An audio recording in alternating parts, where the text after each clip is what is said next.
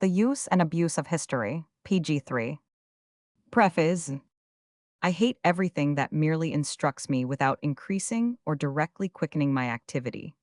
These words of Goethe, like a sincere ceterum censeo, may well stand at the head of my thoughts on the worth and the worthlessness of history. I will show in them why instruction that does not quicken, knowledge that slackens the reign of activity, why in fact history, in Goethe's phrase, must be seriously hated, as a costly and superfluous luxury of the understanding. For we are still in want of the necessaries of life, and the superfluous is an enemy to the necessary. We do need history, but quite differently from the jaded idlers in the garden of knowledge, however grandly they may look down on our rude and unpicturesque requirements. In other words, we need it for life and action, not as a convenient way to avoid life and action, or to excuse a selfish life and a cowardly or base action. We would serve history only so far as it serves life, but to value its study beyond a certain point mutilates and degrades life.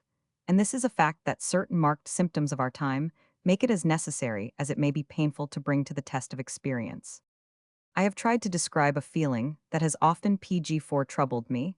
I revenge myself on it by giving it publicity. This may lead someone to explain to me that he has also had the feeling, but that I do not feel it purely and elementally enough, and cannot express it with the ripe certainty of experience.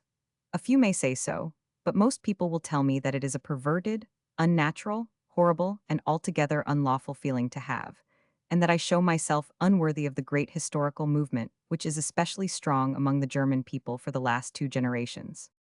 I am at all costs going to venture on a description of my feelings, which will be decidedly in the interests of propriety, as I shall give plenty of opportunity for paying compliments to such a movement. And I gain an advantage for myself that is more valuable to me than propriety, the attainment of a correct point of view, through my critics, with regard to our age.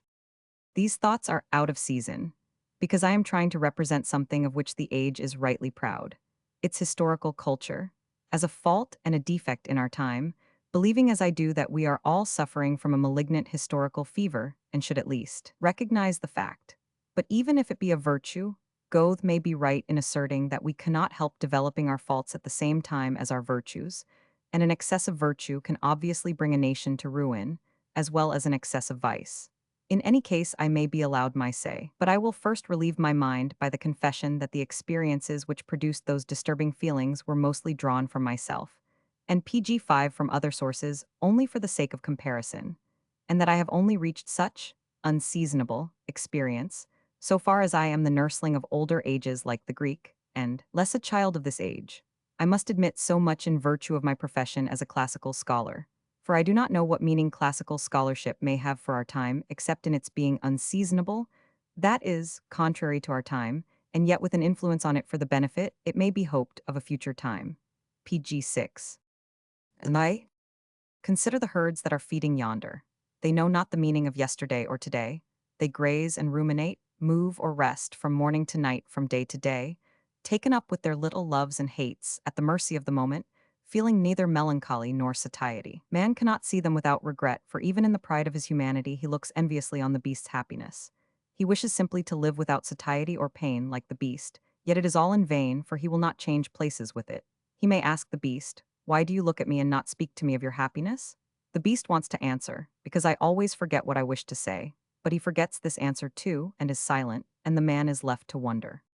He wonders also about himself that he cannot learn to forget but hangs on the past. However far or fast he run, that chain runs with him.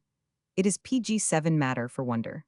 The moment that is here and gone, that was nothing before and nothing after, returns like a specter to trouble the quiet of a later moment. A leaf is continually dropping out of the volume of time and fluttering away, and suddenly it flutters back into the man's lap.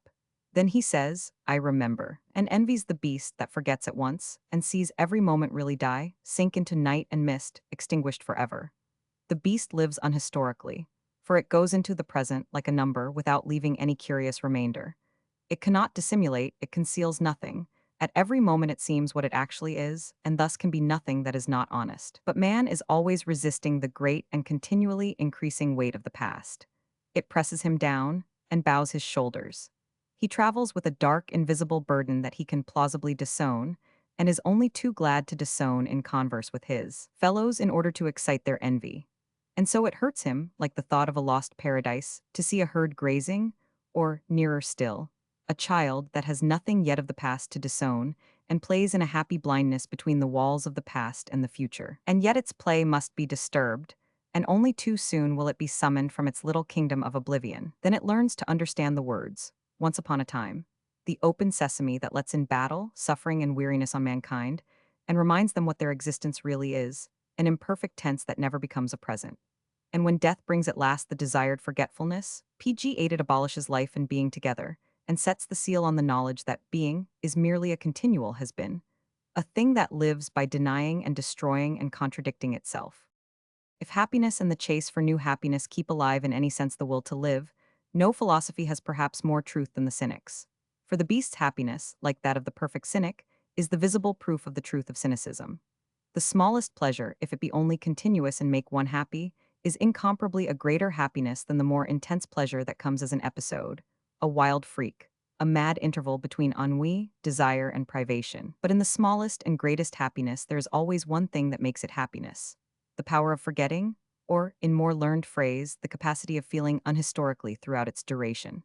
One who cannot leave himself behind on the threshold of the moment and forget the past, who cannot stand on a single point like a goddess of victory without fear or giddiness, will never know what happiness is, and, worse still, will never do anything to make others happy. The extreme case would be the man without any power to forget, who is condemned to see, becoming, everywhere. Such a man believes no more in himself or his own existence. He sees everything fly past in an eternal succession, and loses himself in the stream of becoming. At last, like the logical disciple of Heraclitus, he will hardly dare to raise his finger.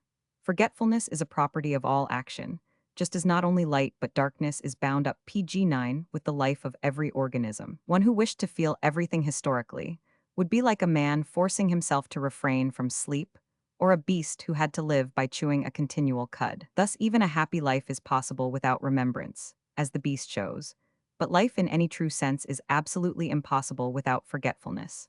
Or, to put my conclusion better, there is a degree of sleeplessness, of rumination, of historical sense, that injures and finally destroys the living thing, be it a man or a people or a system of culture. To fix this degree and the limits to the memory of the past, if it is not to become the gravedigger of the present, we must see clearly how great is the plastic power of a man or a community or a culture. I mean the power of specifically growing out of one's self, of making the past and the strange one body with the near and the present, of healing wounds, replacing what is lost, repairing broken molds. There are men who have this power so slightly that a single sharp experience, a single pain, often a little injustice, will lacerate their souls like the scratch of a poisoned knife. There are others who are so little injured by the worst misfortunes, and even by their own spiteful actions, as to feel tolerably comfortable, with a fairly quiet conscience, in the midst of them, or at any rate shortly afterwards. The deeper the roots of a man's inner nature, the better will he take the past into himself, and the greatest and most powerful nature would be known by the absence of limits for the historical sense to overgrow and work harm. It would assimilate and digest the PG-10 past, however foreign, and turn it to sap. Such a nature can forget what it cannot subdue. There is no break in the horizon, and nothing to remind it that there are still men, passions, theories, and aims on the other side. This is a universal law. A living thing can only be healthy, strong, and productive within a certain horizon. If it be incapable of drawing one round itself, or too selfish to lose its own view in another's, it will come to an untimely end. Cheerfulness, a good conscience, belief in the future, the joyful deed, all depend, in the individual as well as the nation, on there being a line that divides the visible and clear from the vague and shadowy. We must know the right time to forget as well as the right time to remember, and instinctively see when it is necessary to feel historically and when unhistorically. This is the point that the reader is asked to consider, that the unhistorical and the historical are equally necessary to the health of an individual, a community, and a system of culture. Everyone has noticed that a man's historical knowledge and range of feeling may be very limited, his horizon as narrow as that of an alpine valley, his judgments incorrect and his experience falsely supposed original. And yet, in spite of all the incorrectness and falsity, he may stand forth in unconquerable health and vigor to the joy of all who see him, whereas another man with far more judgment and learning will fail in comparison, because the lines of his horizon are continually changing and shifting, and he cannot shake himself free from the delicate network of his truth and PG-11 righteousness for a downright act of will or desire. We saw that the beast, absolutely unhistorical, with the narrowest of horizons, has yet a certain happiness, and lives at least without hypocrisy or ennui. And so we may hold the capacity of feeling, to a certain extent unhistorically, to be the more important and elemental, as providing the foundation of every sound and real growth, everything that is truly great and human. The unhistorical is like the surrounding atmosphere that can alone create life, and in whose annihilation life itself disappears. It is true that man can only become man by first suppressing this unhistorical element in his thoughts, comparisons, distinctions, and conclusions, letting a clear sudden light break through these misty clouds by his power of turning the past to the uses of the present. But an excess of history makes him flag again, while without the veil of the unhistorical, he would never have the courage to begin. What deeds could man ever have done if he had not been enveloped in the dust cloud of the unhistorical? Or, to leave metaphors and take a concrete example, imagine a man swayed and driven by a strong passion, whether for a woman or a theory. His world is quite altered. He is blind to everything behind him. New sounds are muffled and meaningless, though his perceptions were never so intimately felt in all their color, light, and music, and he seems to grasp them with his five senses together. All his judgments of value are changed for the worse. There is much he can no longer value, as he can scarcely feel it. He wonders that he has so PG-12 long been the sport of strange words and opinions, that his recollections have run around in one unwearying circle, and are yet too weak and weary to make a single step away from it. His whole case is most indefensible. It is narrow, ungrateful to the past, blind to danger, deaf to warnings, a small living eddy in a dead sea of night and forgetfulness. And yet this condition, unhistorical and anti-historical throughout, is the cradle not only of unjust action, but of every just and justifiable action in the world. No artist will paint his picture, no general win his victory, no nation gain its freedom, without having striven and yearned for it under those very unhistorical conditions. If the man of action, in Goethe's phrase, is without conscience, he is also without knowledge. He forgets most things in order to do one, he is unjust to what is behind him, and only recognizes one law, the law of that which is to be. So he loves his work infinitely more than it deserves to be loved, and the best works are produced in such an ecstasy of love that they must always be unworthy of it, however great their worth otherwise. Should anyone be able to dissolve the unhistorical atmosphere in which every great event happens, and breathe afterwards, he might be capable of rising to the superhistorical standpoint of consciousness that Niebuhr has described as the possible result of historical research. History, he says, is useful for one purpose if studied in detail, that men may know, as the greatest and best spirits of our generation PG-13 do not know, the accidental nature of the forms in which they see and insist on others seeing. Insist, I say, because their consciousness of them is exceptionally intense. Anyone who has not grasped this idea in its different applications will fall under the spell of a more powerful spirit who reads a deeper emotion into the given form. Such a standpoint might be called superhistorical, as one who took it could feel no impulse from history to any further life or work, for he would have recognized the blindness and injustice in the soul of the doer as a condition of every deed. He would be cured henceforth of taking history too seriously, and have learnt to answer the question how and why life should be lived, for all men and all circumstances, Greeks or Turks, the 1st century or the 19th. Whoever asks his friends whether they would live the last 10 or 20 years over again will easily see which of them is born for the superhistorical standpoint. They will all answer no, but will give different reasons for their answer. Some will say they have the consolation that the next 20 will be better. They are the men referred to satirically by David Hume. And from the dregs of life hope to receive what the first sprightly running could not give. We will call them the historical men.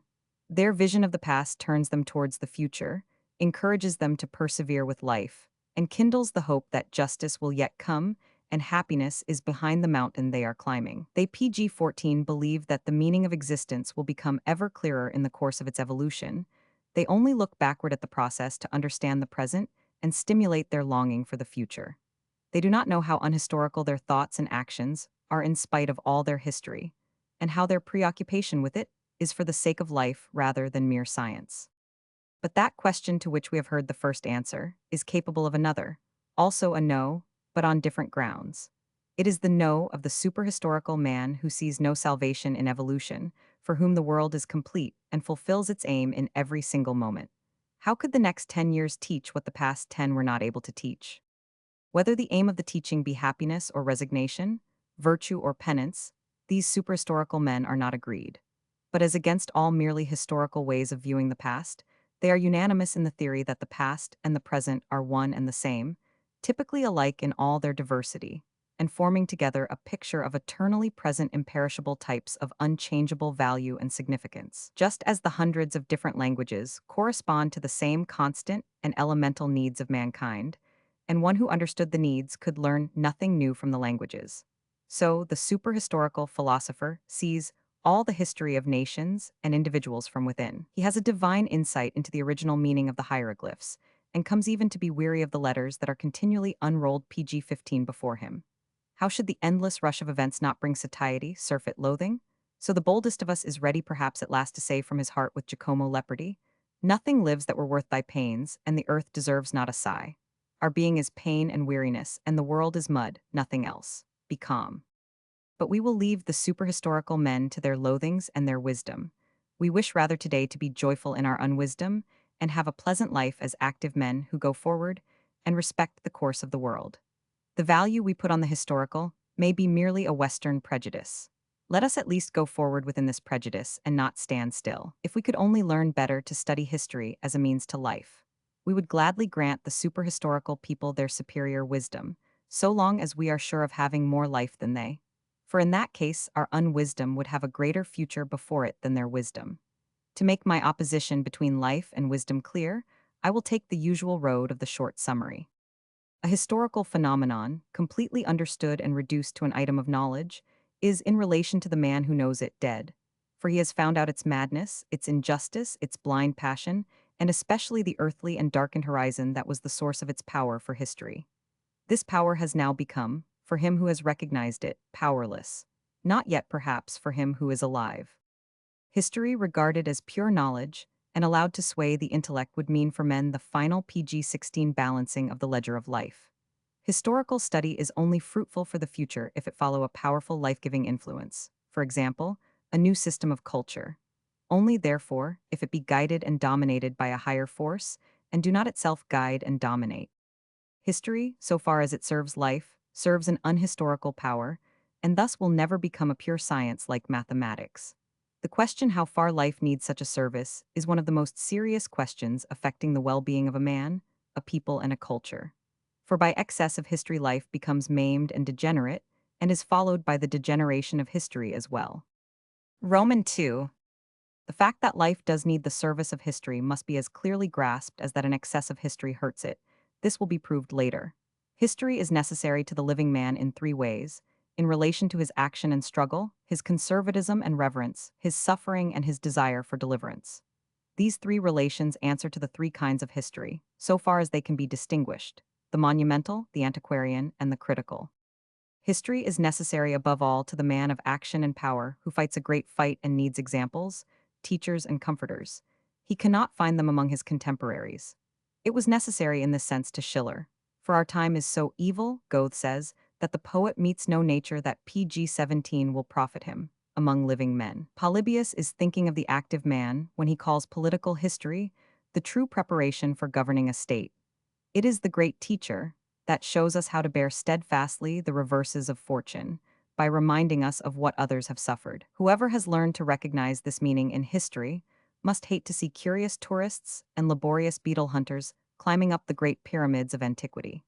He does not wish to meet the idler who is rushing through the picture galleries of the past for a new distraction or sensation, where he himself is looking for example and encouragement. To avoid being troubled by the weak and hopeless idlers, and those whose apparent activity is merely neurotic, he looks behind him and stays his course towards the goal in order to breathe. His goal is happiness, not perhaps his own, but often the nation's or humanity's at large.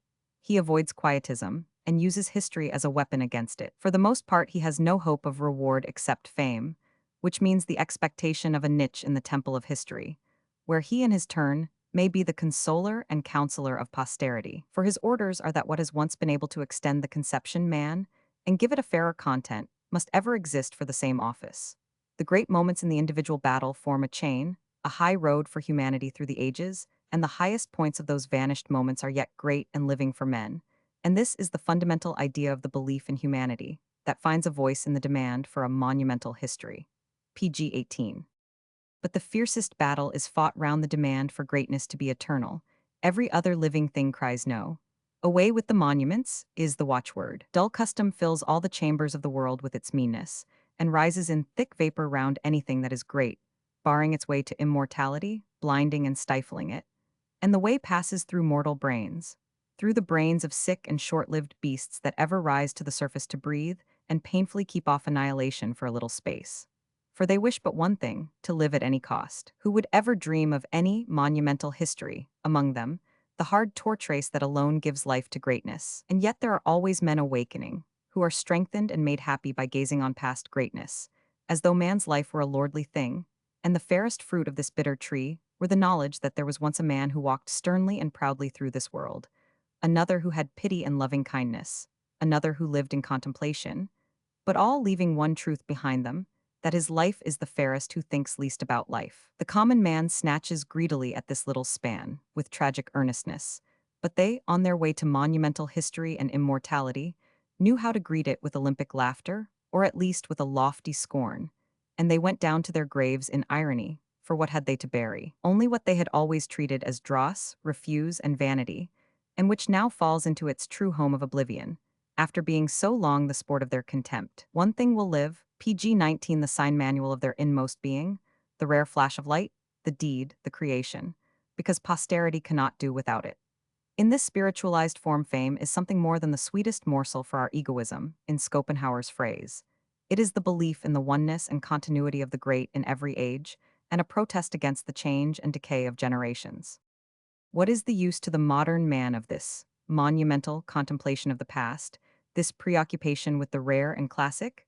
It is the knowledge that the great thing existed and was therefore possible, and so may be possible again. He is heartened on his way, for his doubt in weaker moments, whether his desire be not for the impossible, is struck aside.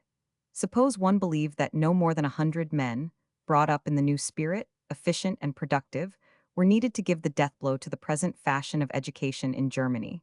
He will gather strength from the remembrance that the culture of the Renaissance was raised on the shoulders of such another band of 100 men.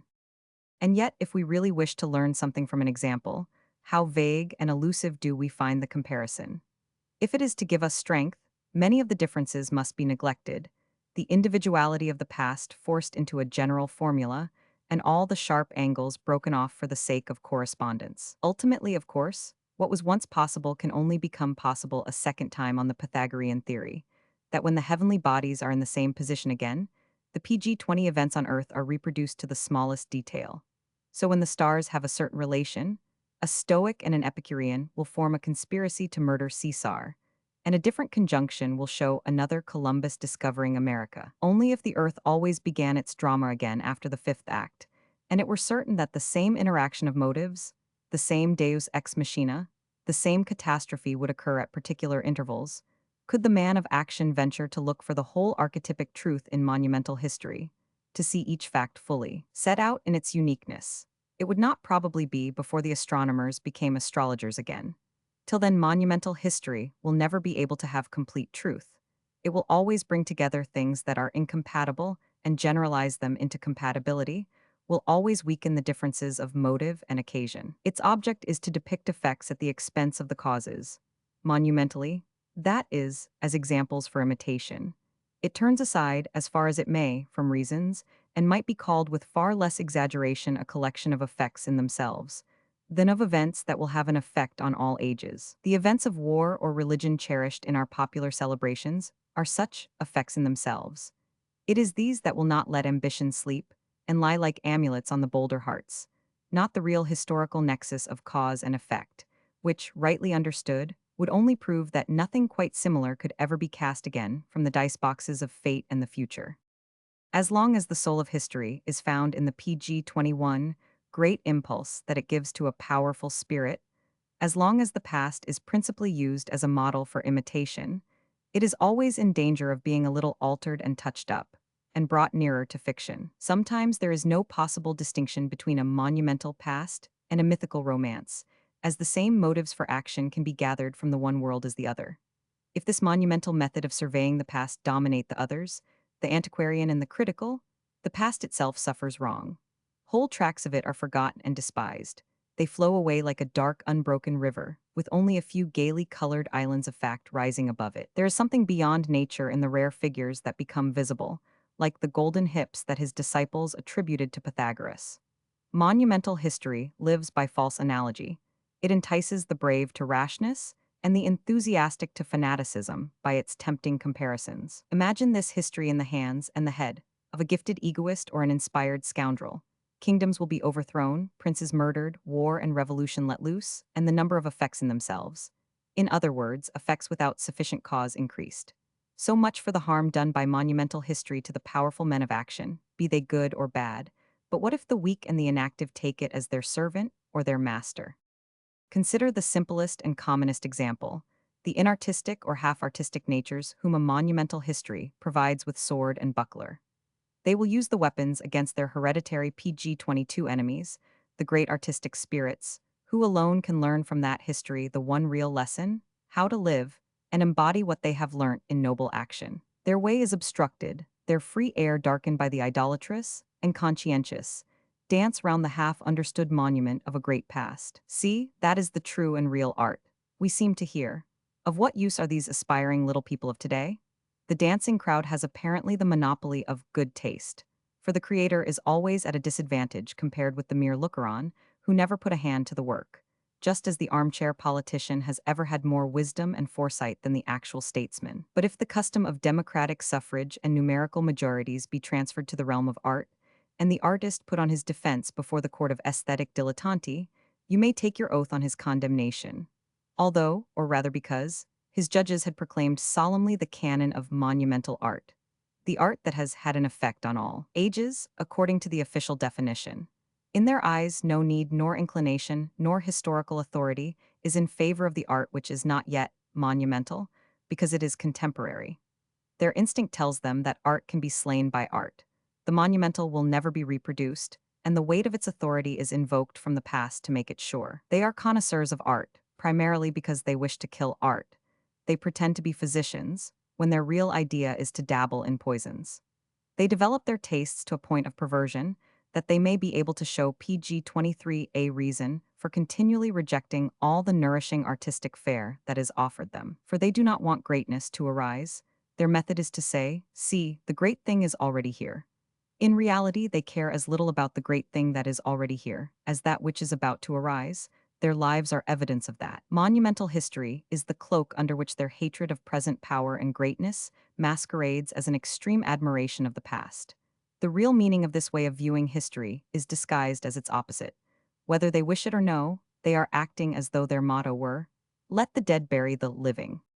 Each of the three kinds of history will only flourish in one ground and climate, otherwise it grows to a noxious weed. If the man who will produce something great have need of the past, he makes himself its master by means of monumental history.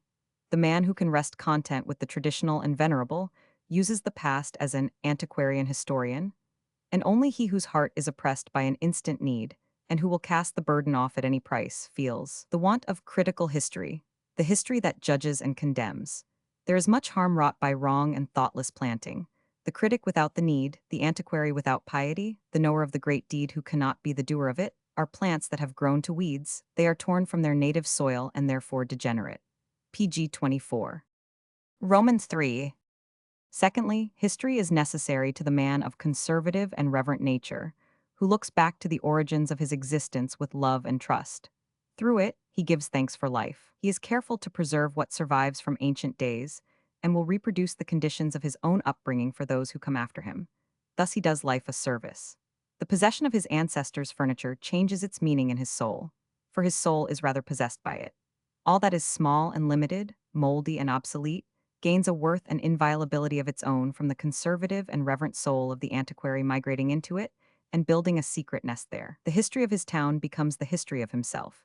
He looks on the walls, the turreted gate, the town council, the fair as an illustrated diary of his youth, and sees himself in it all, his strength, industry, desire, reason, faults, and follies. Here one could live, he says, as one can live here now, and will go on living, for we are tough folk and will not be uprooted in the night. And so, with his we, he surveys the marvelous individual life of the past and identifies himself with the spirit of the house, the family, and the city. He greets the soul of his people from afar as his own, across the dim and troubled centuries. His gifts and his virtues lie in such power of feeling and divination, his scent of a half-vanished trail, his instinctive correctness in reading the scribbled past, and understanding at PG 25 once its palimpsests. Nay, its polypsists. Goethe stood with such thoughts before the monument of Erwin von Steinbach. The storm of his feeling rent the historical cloud veil that hung between them, and he saw the German work for the first time, coming from the stern, rough German soul. This was the road that the Italians of the Renaissance traveled, the spirit that reawakened the ancient Italic genius in their poets to a wondrous echo of the immemorial lyre, as Jacob Burckhardt says. But the greatest value of this antiquarian spirit of reverence lies in the simple emotions of pleasure and content that it lends to the drab, rough, even painful circumstances of a nation's or individual's life. Niebuhr confesses that he could live happily on a moor among free peasants with a history, and would never feel the want of art. How could history serve life better than by anchoring the less gifted races and peoples to the homes and customs of their ancestors, and keeping them from ranging far afield in search of better, to find only struggle and competition? The influence that ties men down to the same companions and circumstances, to the daily round of toil, to their bare mountainside, seems to be selfish and unreasonable. But it is a healthy unreason and of profit to the community, as everyone knows who has clearly realized the terrible consequences of mere desire for migration and adventure, perhaps in whole peoples, or who watches the destiny of a nation that has lost confidence in its earlier days and is given up to a restless cosmopolitanism and an unceasing desire PG 26 for novelty. The feeling of the tree that clings to its roots, the happiness of knowing one's growth to be one not merely arbitrary and fortuitous, but the inheritance, the fruit and blossom of a past that does not merely justify but crown the present. This is what we nowadays prefer to call the real historical sense. These are not the conditions most favorable to reducing the past to pure science, and we see here too, as we saw in the case of monumental history, that the past itself suffers when history serves life and is directed by its end. To vary the metaphor, the tree feels its roots better than it can see them. The greatness of the feeling is measured by the greatness and strength of the visible branches. The tree may be wrong here. How far more wrong will it be in regard to the whole forest, which it only knows and feels so far as it is hindered or helped by it, and not otherwise? The antiquarian sense of a man, a city, or a nation has always a very limited field. Many things are not noticed at all. The others are seen in isolation, as through a microscope. There is no measure. Equal importance is given to everything, and therefore too much to anything.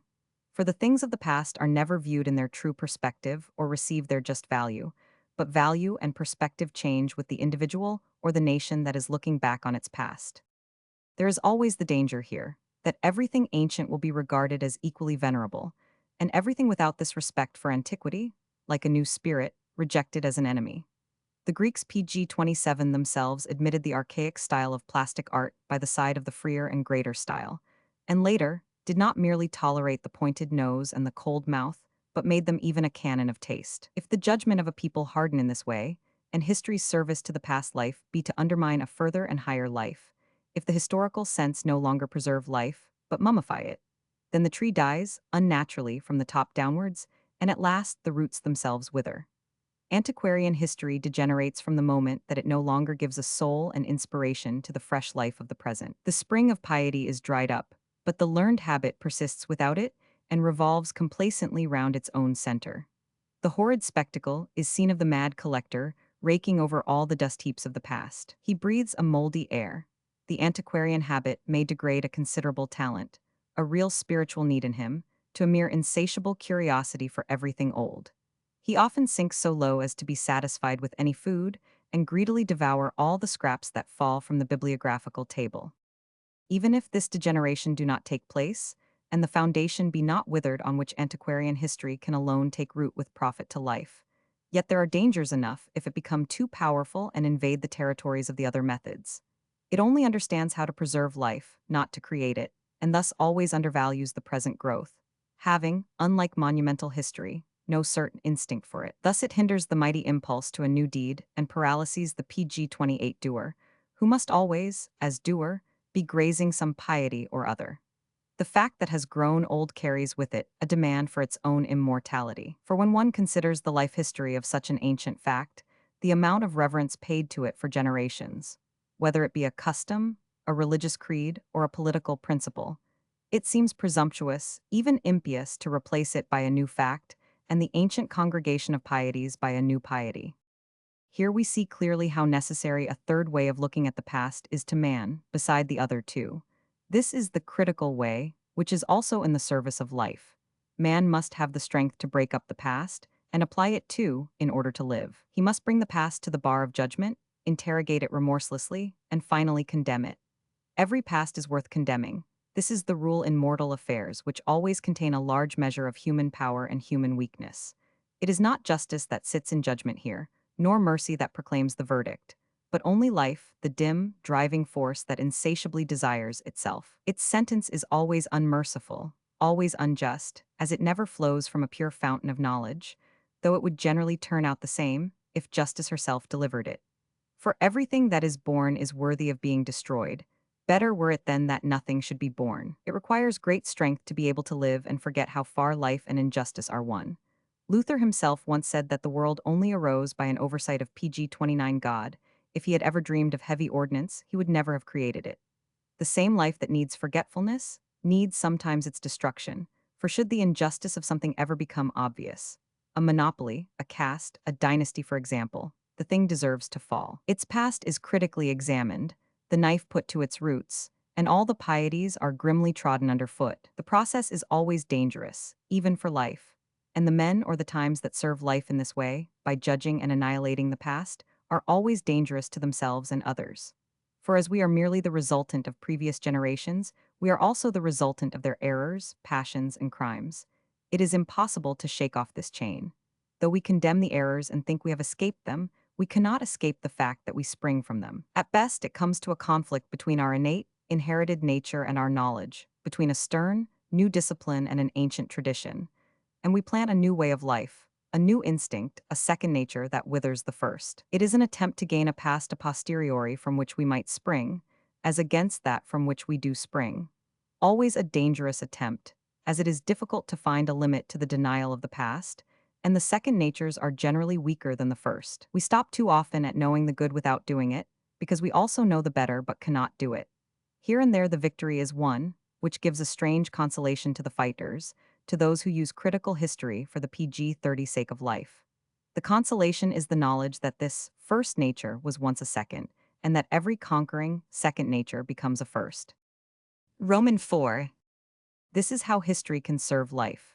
Every man and nation needs a certain knowledge of the past, whether it be through monumental, antiquarian, or critical history, according to his objects, powers, and necessities. The need is not that of the mere thinkers who only look on at life, or the few who desire knowledge and can only be satisfied with knowledge, but it has always a reference to the end of life, and is under its absolute rule and direction. This is the natural relation of an age, a culture, and a people to history. Hunger is its source, necessity its norm, the inner plastic power assigns its limits. The knowledge of the past is only desired for the service of the future and the present, not to weaken the present or undermine a living future. All this is as simple as truth itself, and quite convincing to anyone who is not in the toils of historical deduction. And now to take a quick glance at our time, we fly back in astonishment. The clearness, naturalness, and purity of the connection between life and history has vanished, and in what a maze of exaggeration and contradiction do we now see the problem? Is the guilt ours who see it, or have life and history really altered their conjunction and an inauspicious star risen between them? PG-31 others may prove we have seen falsely. I am merely saying what we believe we see. There is such a star, a bright and lordly star, and the conjunction is really altered by science and the demand for history to be a science. Life is no more dominant, and knowledge of the past no longer its thrall.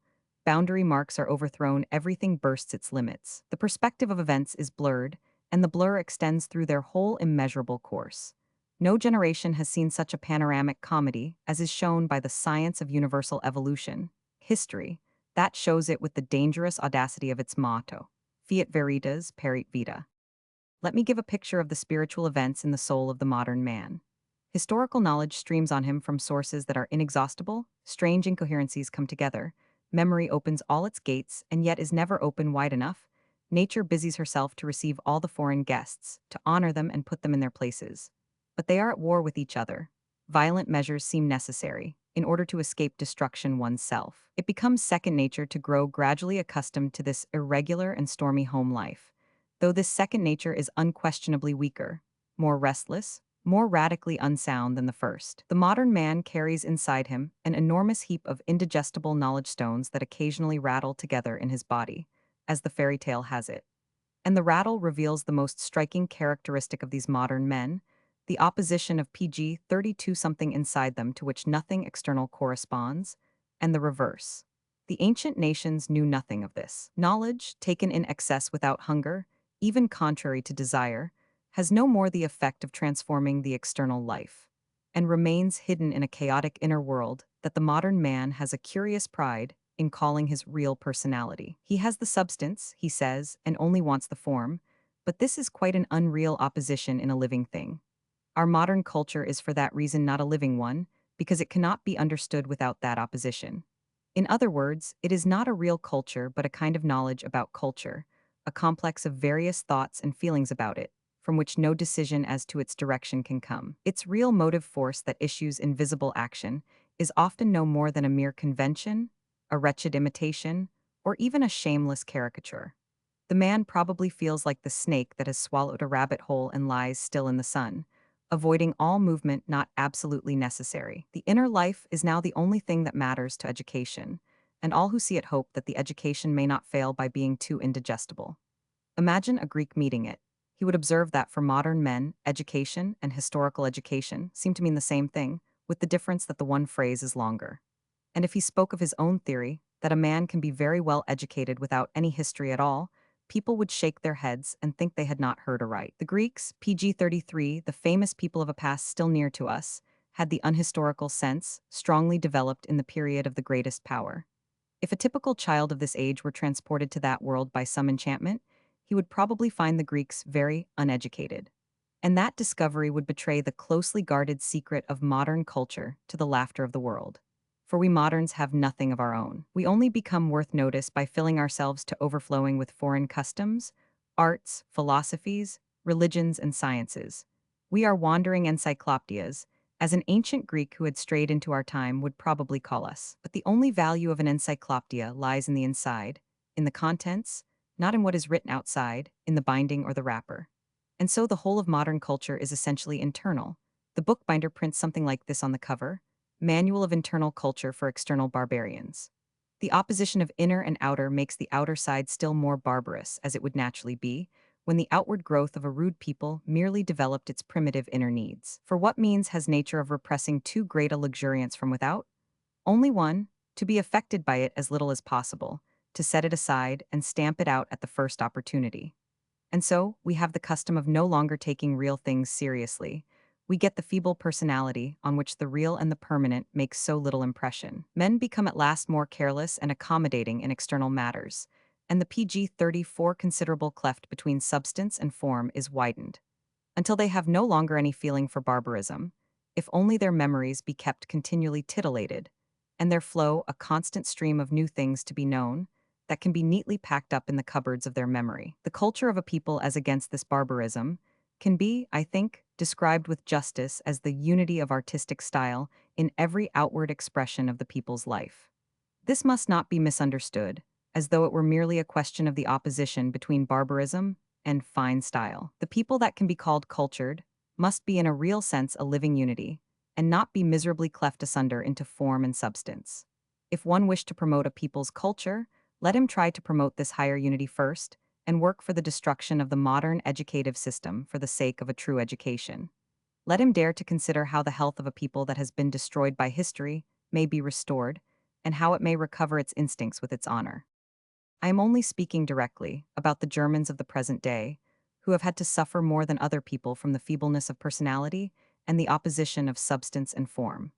Form generally implies for us some convention, disguise, or hypocrisy, and if not hated, is at any rate not loved. We have an extraordinary fear of both the word convention and the thing. This fear drove the German from the French school, for he wished to become more natural, and therefore more German. But he seems to have come to a false conclusion, PG 35 with his therefore. First, he ran away from his school of convention and went by any road he liked. He has come ultimately to imitate voluntarily in a slovenly fashion what he imitated painfully and often successfully before. So now the lazy fellow lives under French conventions that are actually incorrect. His manner of walking shows it, his conversation and dress, his general way of life. In the belief that he was returning to nature, he merely followed caprice and comfort, with the smallest possible amount of self-control. Go through any German town, you will see conventions that are nothing but the negative aspect of the national characteristics of foreign states. Everything is colorless, worn out, shoddy, and ill-copied. Everyone acts at his own sweet will, which is not a strong or serious will, on laws dictated by the universal rush and the general desire for comfort. A dress that made no headache in its inventing and wasted no time in the making, borrowed from foreign models and imperfectly copied, is regarded as an important contribution to German fashion. The sense of form is ironically disclaimed by the people, for they have the sense of substance. They are famous for their cult of inwardness. But there is also a famous danger in their inwardness. The internal substance cannot be seen from the outside, and so may one day take the opportunity of vanishing, and no one notice its absence, any more than its presence before. One may think the German people to be very far from this danger. Yet the foreigner will have some warrant for his reproach that our inward life is too PG-36 weak and ill-organized to provide a form and external expression for itself. It may in rare cases show itself finely receptive, earnest and powerful, richer perhaps than the inward life of other peoples. But taken as a whole, it remains weak, as all its fine threads are not tied together in one strong knot. The visible action is not the self-manifestation of the inward life, but only a weak and crude attempt of a single thread to make a show of representing the whole. And thus the German is not to be judged on any one action, for the individual may be as completely obscure after it as before. He must obviously be measured by his thoughts and feelings, which are now expressed in his books. If only the books did not, more than ever, raise the doubt whether the famous inward life is still really sitting in its inaccessible shrine. It might one day vanish and leave behind it only the external life, with its vulgar pride and vain servility, to mark the German. Fearful thought, as fearful as if the inward life still sat there, painted and rouged and disguised, become a play actress or something worse, as his theatrical experience seems to have taught the quiet observer Grillparzer, standing aside as he did from the main press. We feel by theory, he says. We hardly know any more how our contemporaries give expression to their feelings. We make them use gestures that are impossible nowadays. Shakespeare has spoilt us moderns. This is a single example, its general application perhaps too hastily assumed, but how terrible it would be were that generalization justified before PG-37 our eyes. There would be then a note of despair in the phrase, "We Germans feel by theory, we are all spoilt by history." A phrase that would cut at the roots of any hope for a future national culture. For every hope of that kind grows from the belief in the genuineness and immediacy of German feeling, from the belief in an untarnished inward life. Where is our hope or belief when its spring is mudded, and the inward quality has learned gestures and dances, and the use of cosmetics, has learned to express itself, with due reflection in abstract terms, and gradually lose itself? And how should a great productive spirit exist among a nation that is not sure of its inward unity, and is divided into educated men, whose inner life has been drawn from the true path of education, and uneducated men whose inner life cannot be approached at all? How should it exist, I say, when the people has lost its own unity of feeling, and knows that the feeling of the part calling itself the educated part, and claiming the right of controlling the artistic spirit of the nation, is false and hypocritical? Here and there the judgment and taste of individuals may be higher and finer than the rest, but that is no compensation. It tortures a man to have to speak only to one section and be no longer in sympathy with his people. He would rather bury his treasure now, in disgust at the vulgar patronage of a class, though his heart be filled with tenderness for all.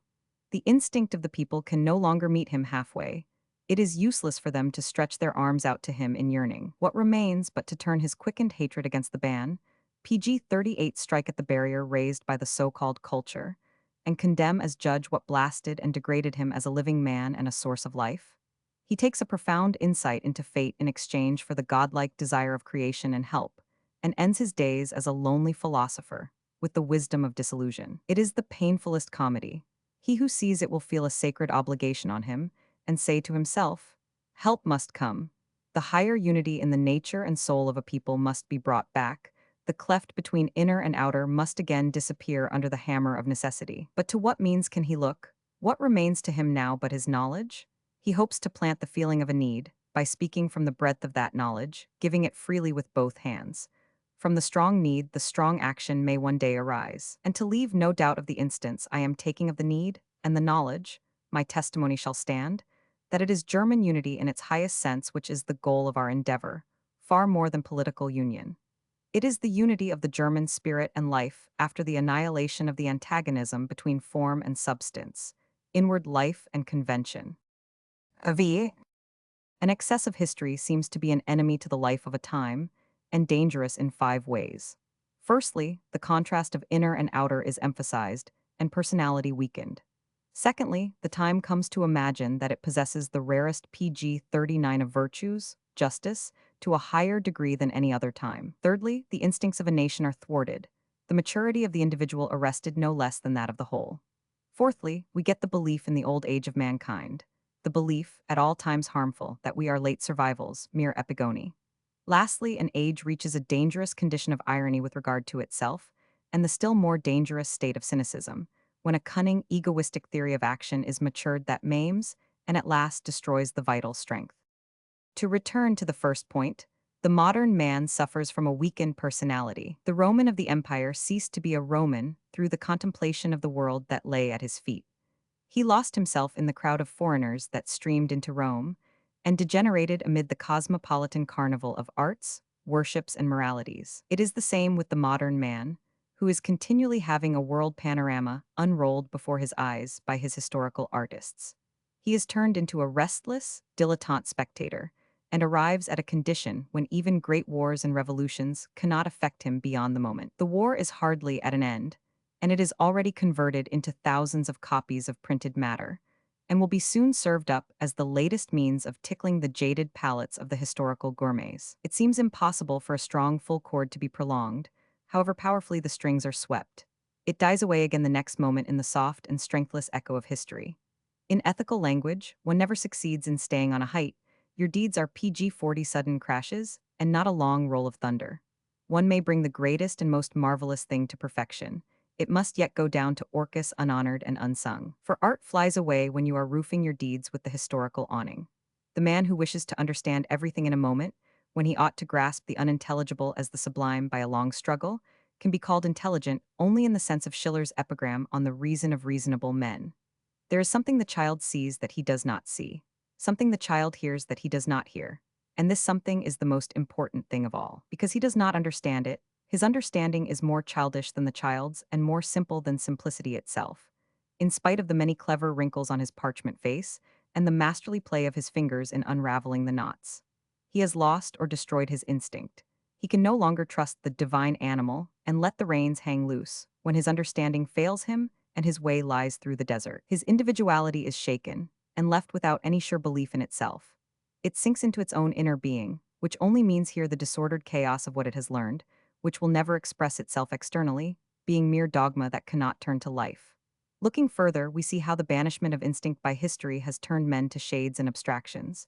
No one ventures to show a personality, but masks himself as a man of culture, a savant, poet, or politician.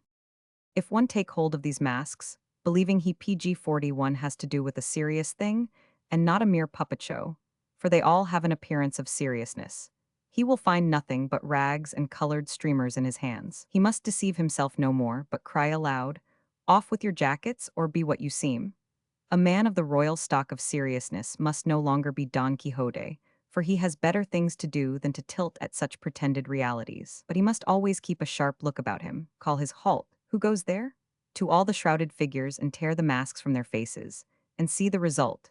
One might have thought that history encouraged men above all to be honest, even if it were only to be honest fools. This used to be its effect, but is so no longer. Historical education and the uniform frock coat of the citizen are both dominant at the same time. While there has never been such a full-throated chatter about free personality, personalities can be seen no more, to say nothing of free ones, but merely men in uniform, with their coats anxiously pulled over their ears. Individuality has withdrawn itself to its recesses. It is seen no more from the outside, which makes one doubt if it be possible to have causes without effects. Or will a race of eunuchs prove to be necessary to guard the historical harem of the world? We can understand the reason for their aloofness very well. Does it not seem as if their task were to watch over history, to see that nothing comes out except other histories, but no deed that might be historical? To prevent personalities becoming free, that is, sincere PG-42 towards themselves and others, both in word and deed. Only through this sincerity will the inner need and misery of the modern man be brought to the light, and art and religion come as true helpers in the place of that sad hypocrisy of convention and masquerade, to plant a common culture which will answer to real necessities, and not teach, as the present liberal education teaches, to tell lies about these needs, and thus become a walking lie oneself. In such an age that suffers from its liberal education, how unnatural, artificial, and unworthy will be the conditions under which the sincerest of all sciences, the wholly naked goddess philosophy, must exist. She remains, in such a world of compulsion and outward conformity, the subject of the deep monologue of the lonely wanderer, or the chance prey of any hunter, the dark secret of the chamber, or the daily talk of the old men and children at the university. No one dare fulfill the law of philosophy in himself. No one lives philosophically, with that single-hearted virile faith that forced one of the olden time to bear himself as a Stoic, wherever he was and whatever he did, if he had once sworn allegiance to the Stoa. All modern philosophizing is political or official, bound down to be a mere phantasmagoria of learning by our modern governments, churches, universities, moralities, and cowardices. It lives by sighing if only, and by knowing that it happened once upon a time. Philosophy has no place in historical education if it will be more than the knowledge that lives indoors and can have no PG-43 expression in action. Were the modern man once courageous and determined, and not merely such an indoor being even in his hatreds, he would banish philosophy. At present he is satisfied with modestly covering her nakedness. Yes, men think, write, print, speak, and teach philosophically, so much is permitted them. It is only otherwise in action, in life. Only one thing is permitted there and everything else quite impossible. Such are the orders of historical education. Are these human beings, one might ask, or only machines for thinking, writing, and speaking? Goethe says of Shakespeare, "No one has more despised correctness of costume than he. He knows too well the inner costume that all men wear alike." You hear that he describes Romans wonderfully.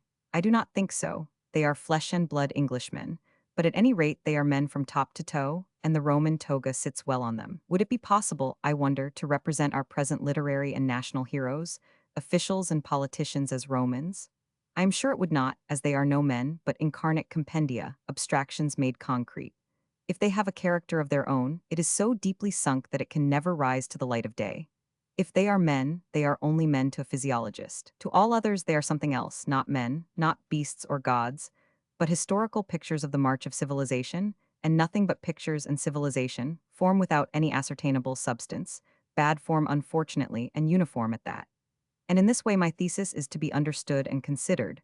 PG-44, only strong personalities can endure history, the weak are extinguished by it. History unsettles the feelings when they are not powerful enough to measure the past by themselves.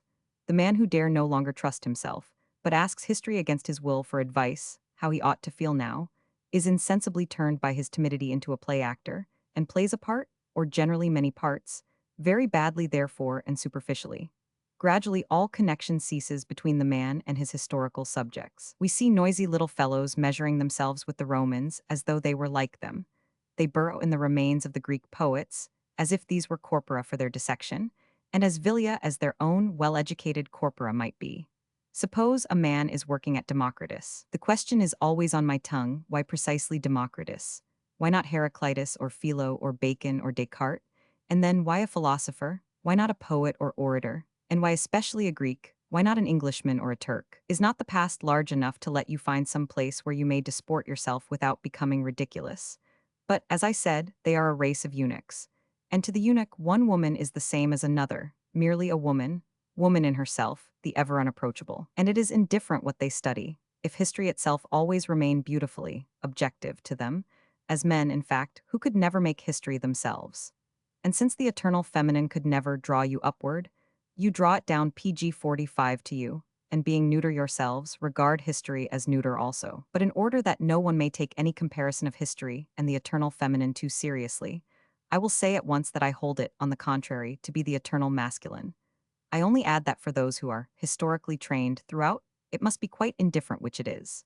For they are themselves neither man nor woman, nor even hermaphrodite, but mere neuters, or, in more philosophically language, the eternal objective. If the personality be once emptied of its subjectivity, and come to what men call an objective condition, nothing can have any more effect on it. Something good and true may be done, in action, poetry, or music. But the hollow culture of the day will look beyond the work and ask the history of the author. If the author have already created something, our historian will set out clearly the past and the probable future course of his development. He will put him with others and compare them, and separate by analysis the choice of his material and his treatment. He will wisely sum the author up and give him general advice for his future path. The most astonishing works may be created. The swarm of historical neuters will always be in their place, ready to consider the authors through their long telescopes. The echo is heard at once, but always in the form of criticism, though the critic never dreamed of the work's possibility a moment before. It never comes to have an influence, but only a criticism, and the criticism itself has no influence, but only breeds another criticism. And so we come to consider pg 46 the fact of many critics as a mark of influence, that of few or none as a mark of failure. Actually, everything remains in the old condition, even in the presence of such influence. Men talk a little while of a new thing, and then of some other new thing, and in the meantime, they do what they have always done. The historical training of our critics prevents their having an influence in the true sense, an influence on life and action. They put their blotting paper on the blackest writing, and their thick brushes over the gracefulest designs. These they call corrections, and that is all. Their critical pens never cease to fly, for they have lost power over them. They are driven by their pens instead of driving them.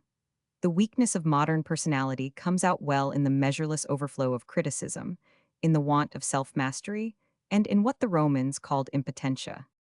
Romans 6.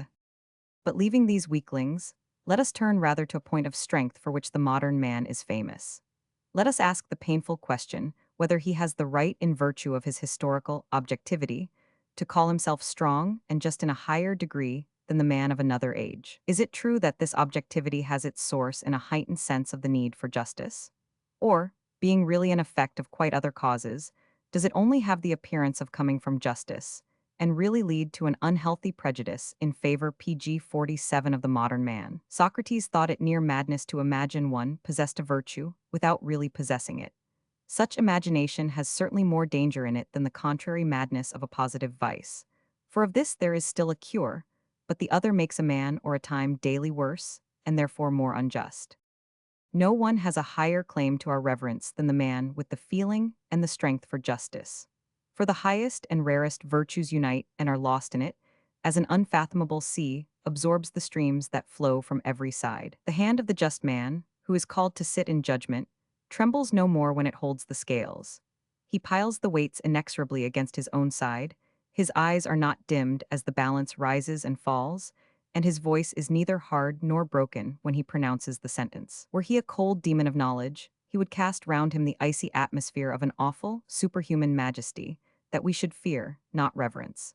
But he is a man, and has tried to rise from a careless doubt to a strong certainty, from gentle tolerance to the imperative, thou must, from the rare virtue of magnanimity to the rarest of justice. He has come to be like that demon, without being more than a poor mortal at the outset. Above all, he has to atone to himself for his humanity, and tragically shatter his own nature on the rock of an impossible virtue.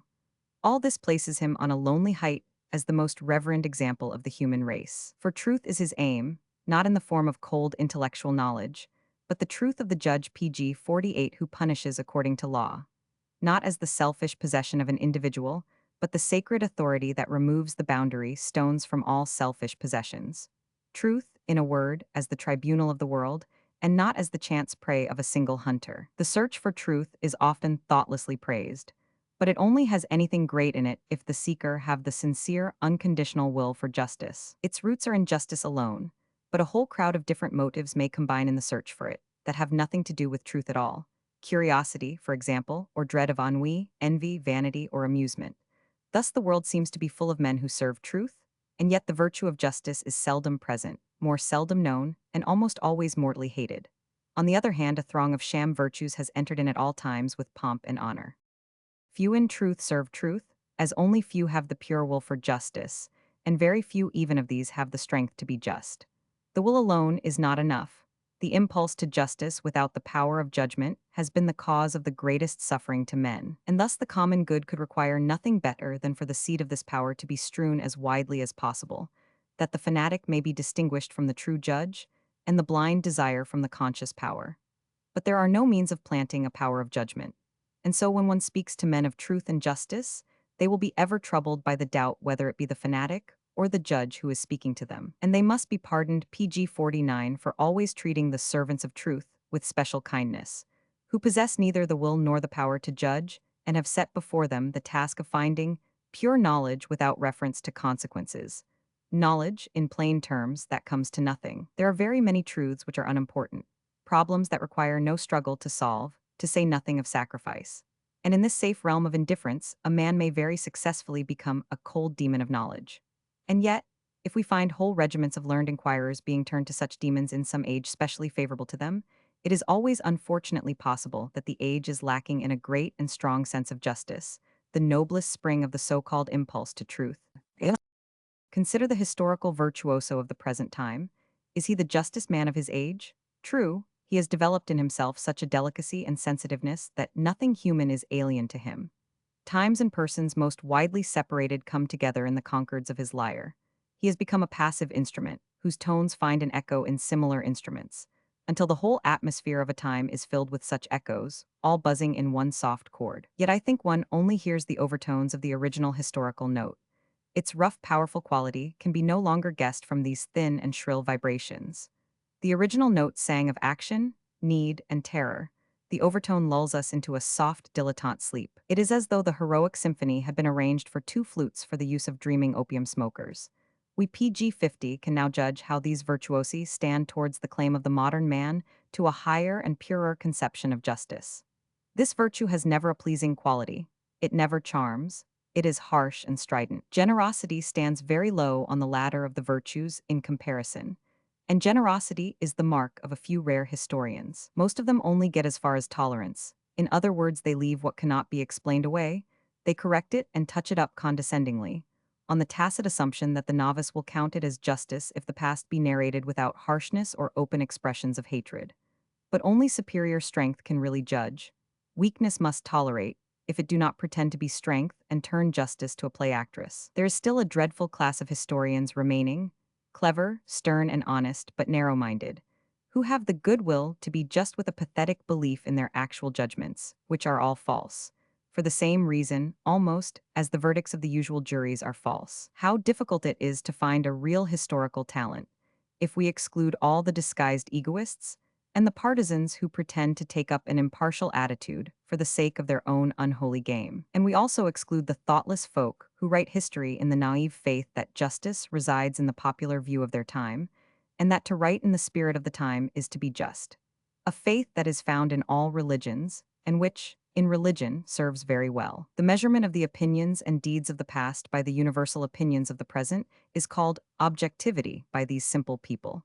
They PG 51 find the canon of all truth here. Their work is to adapt the past to the present triviality. And they call all historical writing subjective, that does not regard these popular opinions as canonical. Might not an allusion lurk in the highest interpretation of the word objectivity? We understand by it a certain standpoint in the historian, who sees the procession of motive and consequence too clearly for it to have an effect on his own personality. We think of the aesthetic phenomenon of the detachment from all personal concern with which the painter sees the picture and forgets himself, in a stormy landscape, amid thunder and lightning, or on a rough sea, and we require the same artistic vision and absorption in his object from the historian. But it is only a superstition to say that the picture given to such a man by the object really shows the truth of things, unless it be that objects are expected in such moments to paint or photograph themselves by their own activity on a purely passive medium. But this would be a myth, and a bad one at that.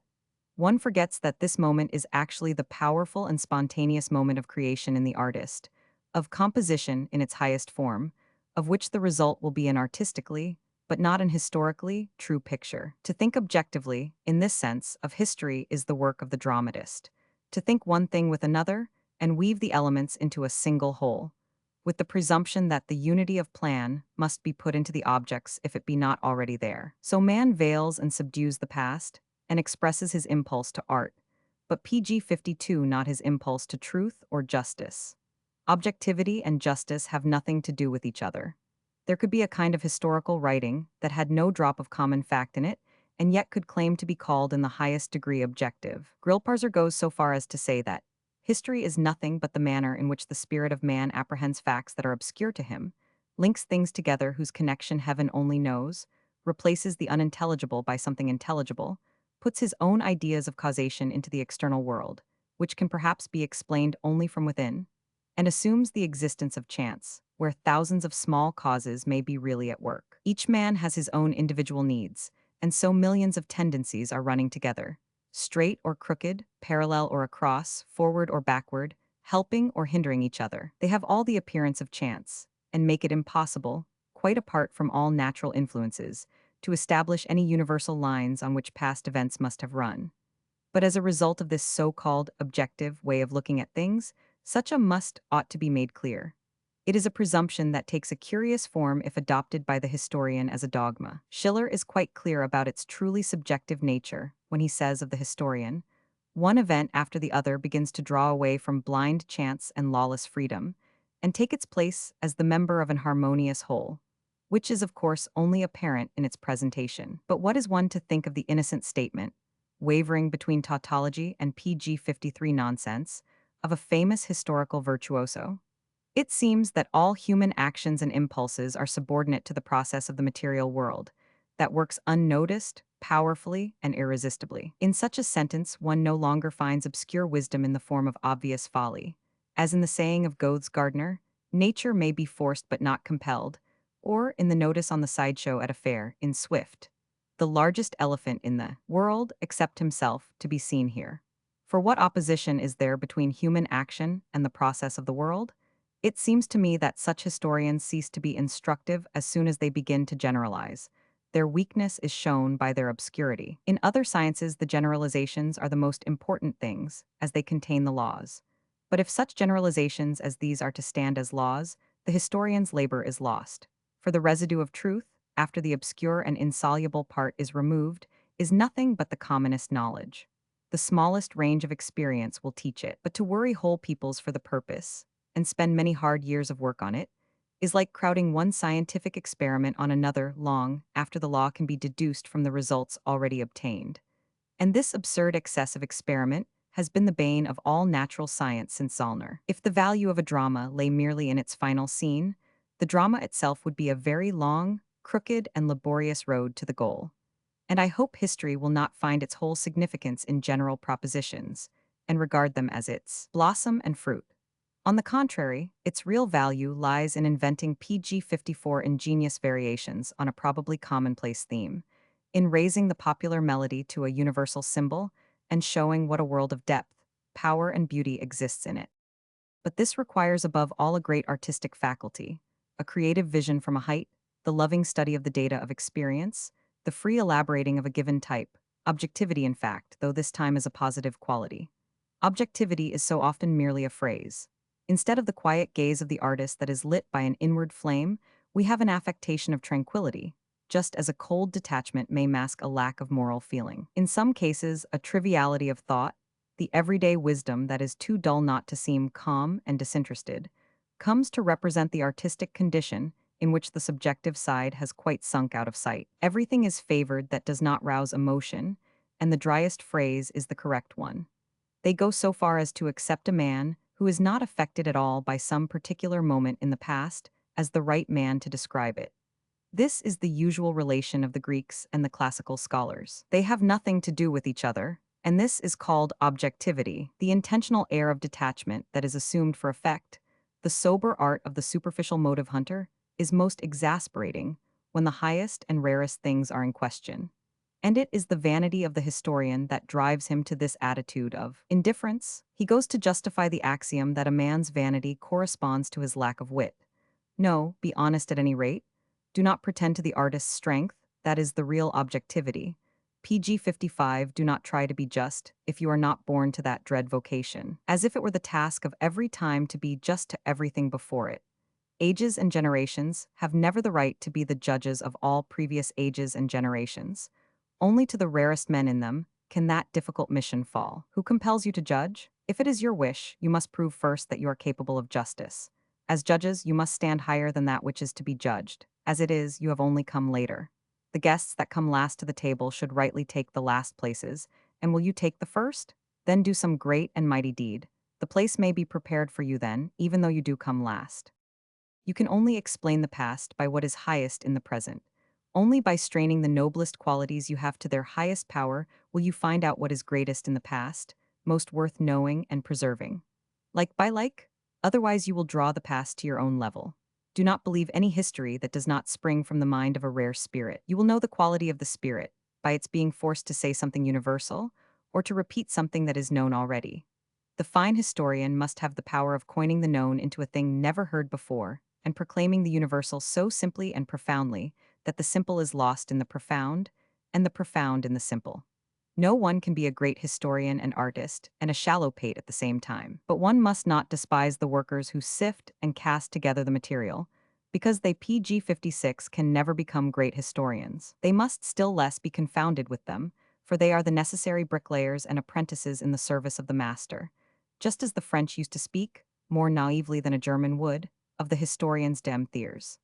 These workmen should gradually become extremely learned, but never, for that reason, turn to be masters.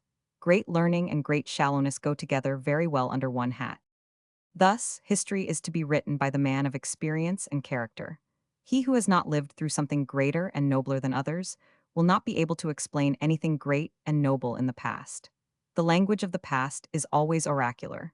You will only understand it as builders of the future who know the present. We can only explain the extraordinarily wide influence of Delphi by the fact that the Delphic priests had an exact knowledge of the past. And similarly, only he who is building up the future has a right to judge the past. If you set a great aim before your eyes, you control at the same time the itch for analysis that makes the present into a desert for you, and all rest, all peaceful growth and ripening, impossible. Hedge yourselves with a great, all-embracing hope and strive on. Make of yourselves a mirror where the future may see itself, and forget the superstition that you are epigoni. You have enough to ponder and find out, in pondering the life of the future. But do not ask history to show you the means and the instrument to it. If you live yourselves back into the history of great men, you will find in it the high command to come PG 57 to maturity and leave that blighting system of cultivation offered by your time, which sees its own profit in not allowing you to become ripe, that it may use and dominate you while you are yet unripe. And if you want biographies, do not look for those with the legend Mr. So-and-so and his times, but for one whose title page might be inscribed, a fighter against his time. Feast your souls on Plutarch, and dare to believe in yourselves when you believe in his heroes. 100 such men, educated against the fashion of today, made familiar with the heroic, and come to maturity, are enough to give an eternal quietus to the noisy sham education of this time. Romans 7. The unrestrained historical sense, pushed to its logical extreme, uproots the future, because it destroys illusions and robs existing things of the only atmosphere in which they can live. Historical justice, even if practiced conscientiously with a pure heart, is therefore a dreadful virtue, because it always undermines and ruins the living thing. Its judgment always means annihilation. If there be no constructive impulse behind the historical one, if the clearance of rubbish be not merely to leave the ground free for the hopeful living future to build its house, if justice alone be supreme, the creative instinct is sapped and discouraged. A religion, for example, that has to be turned into a matter of historical knowledge by the power of PG 58 pure justice, and to be scientifically studied throughout, is destroyed at the end of it all. For the historical audit brings so much to light which is false and absurd, violent and inhuman, that the condition of pious illusion falls to pieces. And a thing can only live through a pious illusion. For man is creative only through love, and in the shadow of love's illusions, only through the unconditional belief in perfection and righteousness. Everything that forces a man to be no longer unconditioned in his love cuts at the root of his strength. He must wither and be dishonored. Art has the opposite effect to history, and only perhaps if history suffer transformation into a pure work of art can it preserve instincts or arouse them. Such history would be quite against the analytical and inartistic tendencies of our time, and even be considered false. But the history that merely destroys without any impulse to construct will in the long run make its instruments tired of life. For such men destroy illusions, and he who destroys illusions in himself and others is punished by the ultimate tyrant, nature. For a time, a man can take up history like any other study, and it will be perfectly harmless. Recent theology seems to have entered quite innocently into partnership with history, and scarcely sees even now that it has unwittingly bound itself to the Voltairean écrit says. No one need expect from that any new and powerful constructive impulse. They might as well have let the so-called Protestant Union serve as the cradle of a new religion, and the jurist Holzendorf, the editor of the far more dubiously named Protestant PG 59 Bible, be its John the Baptist. This state of innocence may be continued for some time by the Hegelian philosophy, still seething in some of the older heads, by which men can distinguish the idea of Christianity from its various imperfect manifestations, and persuade themselves that it is the self-movement of the idea that is ever particularizing itself in purer and purer forms, and at last becomes the purest, most transparent, in fact scarcely visible form in the brain of the present theologus liberalis vulgaris. But to listen to this pure Christianity speaking its mind about the earlier impure Christianity, the uninitiated hearer would often get the impression that the talk was not of Christianity at all, but of what are we to think if we find Christianity described by the greatest theologians of the century as the religion that claims to find itself in all real religions and some other barely possible religions, and if the true church is to be a thing, which may become a liquid mass with no fixed outline, with no fixed place for its different parts, but everything to be peacefully welded together. What, I ask again, are we to think? Christianity has been denaturalized by historical treatment, which in its most complete form means just treatment, until it has been resolved into pure knowledge and destroyed in the process. This can be studied in everything that has life, for it ceases to have life if it be perfectly dissected, and lives in pain and anguish as soon as the historical dissection begins. There are some who believe in the saving power of German music to PG 60, revolutionize the German nature. They angrily exclaim against the special injustice done to our culture, when such men as Mozart and Beethoven are beginning to be spattered with the learned mud of the biographers and forced to answer 1,000 searching questions on the rack of historical criticism. Is it not premature death, or at least mutilation, for anything whose living influence is not yet exhausted, when men turn their curious eyes to the little minuity of life and art, and look for problems of knowledge where one ought to learn to live and forget problems? Set a couple of these modern biographers to consider the origins of Christianity or the Lutheran Reformation. Their sober, practical investigations would be quite sufficient to make all spiritual action at a distance impossible. Just as the smallest animal can prevent the growth of the mightiest oak by simply eating up the acorn, all living things need an atmosphere, a mysterious mist around them. If that veil be taken away, and a religion, an art, or a genius condemned to revolve like a star without an atmosphere, we must not be surprised if it becomes hard and unfruitful, and soon withers. It is so with all great things that never prosper without some illusion, as Hans Sachs says in the Meistersinger. Every people, every man even, who would become ripe, needs such a veil of illusion, such a protecting cloud. But now men hate to become ripe, for they honor history above life. They cry in triumph that science is now beginning to rule life. Possibly it might, but a life thus ruled is PG 61 not of much value. It is not such true life, and promises much less for the future than the life that used to be guided not by science, but by instincts and powerful illusions. But this is not to be the age of ripe, alert, and harmonious personalities, but of work that may be of most use to the commonwealth. Men are to be fashioned to the needs of the time, that they may soon take their place in the machine. They must work in the factory of the common good before they are ripe, or rather to prevent them becoming ripe. For this would be a luxury that would draw away a deal of power from the labor market. Some birds are blinded that they may sing better. I do not think men sing today better than their grandfathers, though I am sure they are blinded early. But light, too clear, too sudden and dazzling, is the infamous means used to blind them. The young man is kicked through all the centuries. Boys who know nothing of war, diplomacy, or commerce are considered fit to be introduced to political history. We moderns also run through art galleries and hear concerts in the same way as the young man runs through history. We can feel that one thing sounds differently from another, and pronounce on the different effects. And the power of gradually losing all feelings of strangeness or astonishment, and finally being pleased at anything, is called the historical sense or historical culture. The crowd of influences streaming on the young soul is so great, the clods of barbarism and violence flung at him so strange and overwhelming, that an assumed stupidity is his only refuge. Where there is a PG 62 subtler and stronger self-consciousness, we find another emotion too discussed. The young man has become homeless. He doubts all ideas, all moralities. He knows it was different in every age, and what you are does not matter. In a heavy apathy, he lets opinion on opinion pass by him, and understands the meaning of Holderlin's words when he read the work of Diogenes Laertius on the lives and doctrines of the Greek philosophers. I have seen here too what has often occurred to me, that the change and waste in men's thoughts and systems is far more tragic than the fates that overtake what men are accustomed to call the only realities. No, such study of history bewilders and overwhelms. It is not necessary for youth, as the ancients show, but even in the highest degree dangerous, as the moderns show. Consider the historical student, the air of ennui that appears even in his boyhood. He has the methods for original work, the correct ideas, and the airs of the master at his fingers' ends. A little isolated period of the past is marked out for sacrifice. He cleverly applies his method and produces something, or rather, in prouder phrase, creates something. He becomes a servant of truth and a ruler in the great domain of history. If he was what they call ripe as a boy, he is now overripe.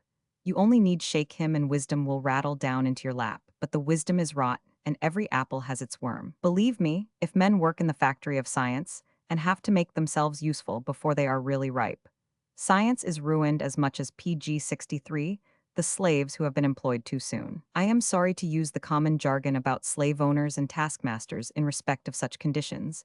That might be thought free from any economic taint. But the words factory, labor market, auction sale, practical use, and all the auxiliaries of egoism come involuntarily to the lips in describing the younger generation of savants. Successful mediocrity tends to become still more mediocre, science still more useful. Our modern savants are only wise on one subject, in all the rest they are, to say the least, different from those of the old stamp. In spite of that, they demand honor and profit for themselves, as if the state and public opinion were bound to take the new coinage for the same value as the old. The carters have made a trade compact among themselves and settled that genius is superfluous, for every carrier is being restamped as one. And probably a later age will see that their edifices are only carted together and not built. To those who have ever on their lips the modern cry of battle and sacrifice, division of labor, fall into line, we may say roundly, if you try to further the progress of science as quickly as possible, you will end by destroying it as quickly as possible, just as the hen is worn out which you force to lay too many eggs. The progress of science has been amazingly rapid in the last decade, but consider the savants, those exhausted hens. They are certainly not harmonious natures. They can merely cackle more than before because they lay eggs oftener. But the eggs are always smaller, PG 64 though their books are bigger. The natural result of it all is the favorite popularizing of science, or rather its feminizing and infantizing, the villainous habit of cutting the cloth of science to fit the figure of the general public. Goethe saw the abuse in this, and demanded that science should only influence the outer world by way of a nobler ideal of action. The older generation of savants had good reason for thinking this abuse an oppressive burden.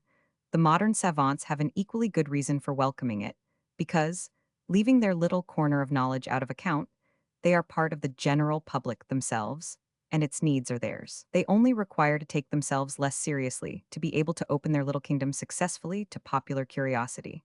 This easygoing behavior is called the modest condescension of the savant to the people, whereas in reality he has only descended to himself, so far as he is not a savant but a plebeian. Rise to the conception of a people, you learned men, you can never have one noble or high enough. If you thought much of the people, you would have compassion towards them, and shrink from offering your historical aquafortis as a refreshing drink. But you really think very little of them, for you dare not take any reasonable pains for their future, and you act like practical pessimists, men who feel the coming catastrophe and become indifferent and careless of their own and others' existence. If only the earth last for us, and if it do not last, it is no matter. Thus they come to live an ironical existence. PG 65. Roman 8. It may seem a paradox, though it is none, that I should attribute a kind of ironical self-consciousness to an age that is generally so honestly and clamorously vain of its historical training, and should see a suspicion hovering near it that there is really nothing to be proud of, and a fear lest the time for rejoicing at historical knowledge may soon have gone by. Goethe has shown a similar riddle in man's nature, in his remarkable study of Newton. He finds a troubled feeling of his own error at the base, or rather on the height, of his being, just as if he was conscious at times of having a deeper insight into things that vanished the moment after. This gave him a certain ironical view of his own nature, and one finds that the greater and more developed historical men are conscious of all the superstition and absurdity in the belief that a people's education need be so extremely historical as it is. The mightiest nations, mightiest in action and influence, have lived otherwise, and their youth has been trained otherwise. The knowledge gives a skeptical turn to their minds. The absurdity and superstition, these skeptics say, suit men like ourselves, who come as the latest withered shoots of a gladder and mightier stock, and fulfill Hesiod's prophecy, that men will one day be born gray-headed, and that Zeus will destroy that generation as soon as the sign be visible. Historical culture is really a kind of inherited grayness, and those who have borne PG 66 its mark from childhood must believe instinctively in the old age of mankind. To old age belongs the old man's business of looking back and casting up his accounts, of seeking consolation in the memories of the past, in historical culture. But the human race is tough and persistent, and will not admit that the lapse of 1,000 years or 100,000 entitles anyone to sum up its progress from the past to the future. That is, it will not be observed as a whole at all by that infinitesimal atom, the individual man. What is there in a couple of thousand years? The period of 34 consecutive human lives of 60 years each, to make us speak of youth at the beginning, and the old age of mankind at the end of them. Does not this paralyzing belief in a fast-fading humanity cover the misunderstanding of a theological idea, inherited from the Middle Ages, that the end of the world is approaching, and we are waiting anxiously for the judgment? Does not the increasing demand for historical judgment give us that idea in a new dress, as if our time were the latest possible time, and commanded to hold that universal judgment of the past, which the Christian never expected from a man, but from the Son of Man? The memento mori, spoken to humanity as well as the individual, was a sting that never ceased to pain, the crown of medieval knowledge and consciousness. The opposite message of a later time, memento viver, is spoken rather timidly, without the full power of the lungs, and there is something almost dishonest about it. For mankind still keeps to PG 67 its memento mori, and shows it by the universal need for history. Science may flap its wings as it will, it has never been able to gain the free air. A deep feeling of hopelessness has remained and taken the historical coloring that has now darkened and depressed all higher education. A religion that, of all the hours of man's life, thinks the last the most important, that has prophesied the end of earthly life and condemned all creatures to live in the fifth act of a tragedy, may call forth the subtlest and noblest powers of man, but it is an enemy to all new planting, to all bold attempts or free aspirations. It opposes all flight into the unknown, because it has no life or hope there itself. It only lets the new bud press forth on sufferance, to blight it in its own good time. It might lead life astray and give it a false value. What the Florentines did under the influence of Savonarola's exhortations, when they made the famous Holocaust of pictures, manuscripts, masks, and mirrors, Christianity would like to do with every culture that allured to further effort and bore that memento viver on its standard. And if it cannot take the direct way, the way of main force, it gains its end all the same by allying itself with historical culture, though generally without its connivance, and speaking through its mouth, turns away every fresh birth with a shrug of its shoulders, and makes us feel all the more that we are late comers and epigoni, that we are, in a word, born with gray hair. The deep and serious contemplation of the unworthiness of all past action, of the world ripe for judgment, has PG 68 been whittled down to the skeptical consciousness that it is anyhow a good thing to know all that has happened, as it is too late to do anything better. The historical sense makes its servants passive and retrospective. Only in moments of forgetfulness, when that sense is dormant, does the man who is sick of the historical fever ever act, though he only analyzes his deed again after it is over, which prevents it from having any further consequences, and finally puts it on the dissecting table for the purposes of history. In this sense, we are still living in the Middle Ages, and history is still a disguised theology, just as the reverence with which the unlearned layman looks on the learned class is inherited through the clergy. What men gave formerly to the church they give now, though in smaller measure, to science. But the fact of giving it all is the work of the church, not of the modern spirit, which among its other good qualities has something of the miser in it, and is a bad hand at the excellent virtue of liberality. These words may not be very acceptable, any more than my derivation of the excess of history from the medieval memento mori, and the hopelessness that Christianity bears in its heart towards all future ages of earthly existence. But you should always try to replace my hesitating explanations by a better one. For the origin of historical culture, and of its absolutely radical antagonism to the spirit of a new time and a modern consciousness, must itself be known by a historical process. History must solve the PG 69 problem of history. Science must turn its sting against itself. This threefold must is the imperative of the new spirit, If it is really to contain something new, powerful, vital, and original? Or is it true that we Germans, to leave the Romance nations out of account, must always be mere followers in all the higher reaches of culture, because that is all we can be? The words of Wilhelm Wackernagel are well worth pondering. We Germans are a nation of followers, and with all our higher science and even our faith, are merely the successors of the ancient world. Even those who are opposed to it are continually breathing the immortal spirit of classical culture with that of Christianity. And if anyone could separate these two elements from the living air surrounding the soul of man, there would not be much remaining for a spiritual life to exist on, even if we would rest content with our vocation to follow antiquity, even if we decided to take it in an earnest and strenuous spirit, and to show our high prerogative in our earnestness, we should yet be compelled to ask whether it were our eternal destiny to be pupils of a fading antiquity. We might be allowed at some time to put our aim higher and further above us. And after congratulating ourselves on having brought that secondary spirit of Alexandrian culture in us to such marvelous productiveness, through our universal history, we might go on to place before us, as our noblest prize, the still higher task of striving beyond and above this Alexandrian world, and bravely find our prototypes in the PG-70 ancient Greek world where all was great, natural, and human. But it is just there that we find the reality of a true unhistorical culture, and in spite of that, or perhaps because of it, an unspeakably rich and vital culture. Were we Germans nothing but followers, we could not be anything greater or prouder than the lineal inheritors and followers of such a culture. This, however, must be added. The thought of being epigone, that is often a torture, can yet create a spring of hope for the future, to the individual as well as the people. So far, that is, as we can regard ourselves as the heirs and followers of the marvelous classical power, and see therein both our honor and our spur, but not as the late and bitter fruit of a powerful stock, giving that stock a further spell of cold life, as antiquaries and grave diggers. Such latecomers live truly an ironical existence.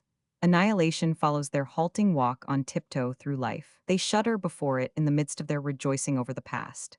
They are living memories, and their own memories have no meaning, for there are none to inherit them. And thus they are wrapped in the melancholy thought that their life is an injustice, which no future life can set right again. Suppose that these antiquaries, these late arrivals, were to change their painful ironic modesty for a certain shamelessness. Suppose we heard them saying, aloud, "The race is at its zenith, for it has manifested itself consciously for the first time." We should have a comedy, in which the dark meaning of a certain very celebrated PG-71 philosophy would unroll itself for the benefit of German culture. I believe there has been no dangerous turning point in the progress of German culture in this century that has not been made more dangerous by the enormous and still living influence of this Hegelian philosophy. The belief that one is a latecomer in the world is, anyhow, harmful and degrading, but it must appear frightful and devastating when it raises our latecomer to Godhead, by a neat turn of the wheel, as the true meaning and object of all past creation, and his conscious misery is set up as the perfection of the world's history. Such a point of view has accustomed the Germans to talk of a world process, and justify their own time as its necessary result. And it has put history in the place of the other spiritual powers, art and religion, as the one sovereign, inasmuch as it is the idea realizing itself, the dialectic of the spirit of the nations, and the tribunal of the world. History, understood in this Hegelian way, has been contemptuously called God's sojourn upon earth. Though the God was first created by the history, he, at any rate, became transparent and intelligible inside Hegelian skulls, and has risen through all the dialectically possible steps in his being up to the manifestation of the self. So that for Hegel, the highest and final stage of the world process came together in his own Berlin existence. He ought to have said that everything after him was merely to be regarded as the musical coda of the great historical rondo, or rather, as simply superfluous. He has not said it, and thus he has PG-72 implanted in a generation leavened throughout by him the worship of the power of history, that practically turns every moment into a sheer gaping at success, into an idolatry of the actual, for which we have now discovered the characteristic phrase, to adapt ourselves to circumstances. But the man who has once learnt to crook the knee and bow the head before the power of history, nods, yes, at last, like a Chinese doll, to every power, whether it be a government or a public opinion or a numerical majority, and his limbs move correctly as the power pulls the string. If each success have come by a rational necessity, and every event show the victory of logic or the idea, then, down on your knees quickly, and let every step in the ladder of success have its reverence. There are no more living mythologies, you say? Religions are at their last gasp? Look at the religion of the power of history, and the priests of the mythology of ideas with their scarred knees. Do not all the virtues follow in the train of the new faith? And shall we not call it unselfishness, when the historical man lets himself be turned into an objective mirror of all that is? Is it not magnanimity to renounce all power in heaven and earth in order to adore the mere fact of power? Is it not justice, always to hold the balance of forces in your hands and observe which is the stronger and heavier? And what a school of politeness is such a contemplation of the past, to take everything objectively, to be angry at nothing, to love nothing, to understand everything, makes one gentle and pliable. Even if a man brought up in PG 73 this school will show himself openly offended, one is just as pleased, knowing it is only meant in the artistic sense of ira et studium, though it is really sign ira et studio. What old-fashioned thoughts I have on such a combination of virtue and mythology, but they must out, however one may laugh at them. I would even say that history always teaches, it was once, and morality, it ought not to be or have been. So history becomes a compendium of actual immorality. But how wrong would one be to regard history as the judge of this actual immorality? Morality is offended by the fact that a Raphael had to die at 36. Such a being ought not to die. If you came to the help of history, as the apologists of the actual, you would say, he had spoken everything that was in him to speak. A longer life would only have enabled him to create a similar beauty, and not a new beauty, and so on. Thus you become an advocatus diaboli by setting up the success, the fact, as your idol, whereas the fact is always dull, at all times more like calf than a god. Your apologies for history are helped by ignorance. For it is only because you do not know what a natura naturans like Raphael is, that you are not on fire when you think it existed once and can never exist again. Someone has lately tried to tell us that Goethe had outlived himself with his 82 years. And yet I would gladly take 2 of Goethe's outlived years in exchange for whole cartloads of fresh modern lifetimes, to have another set of such conversations as those with Eckermann, and PG 74 be preserved from all the modern talk of these esquires of the moment. How few living men have a right to live, as against those mighty dead. That the many live and those few live no longer is simply a brutal truth. That is, a piece of unalterable folly, a blank wall of it was once so, against the moral judgment. It ought not to have been. Yes, against the moral judgment, for you may speak of what virtue you will, of justice, courage, magnanimity, of wisdom and human compassion. You will find the virtuous man will always rise against the blind force of facts, the tyranny of the actual, and submit himself to laws that are not the fickle laws of history.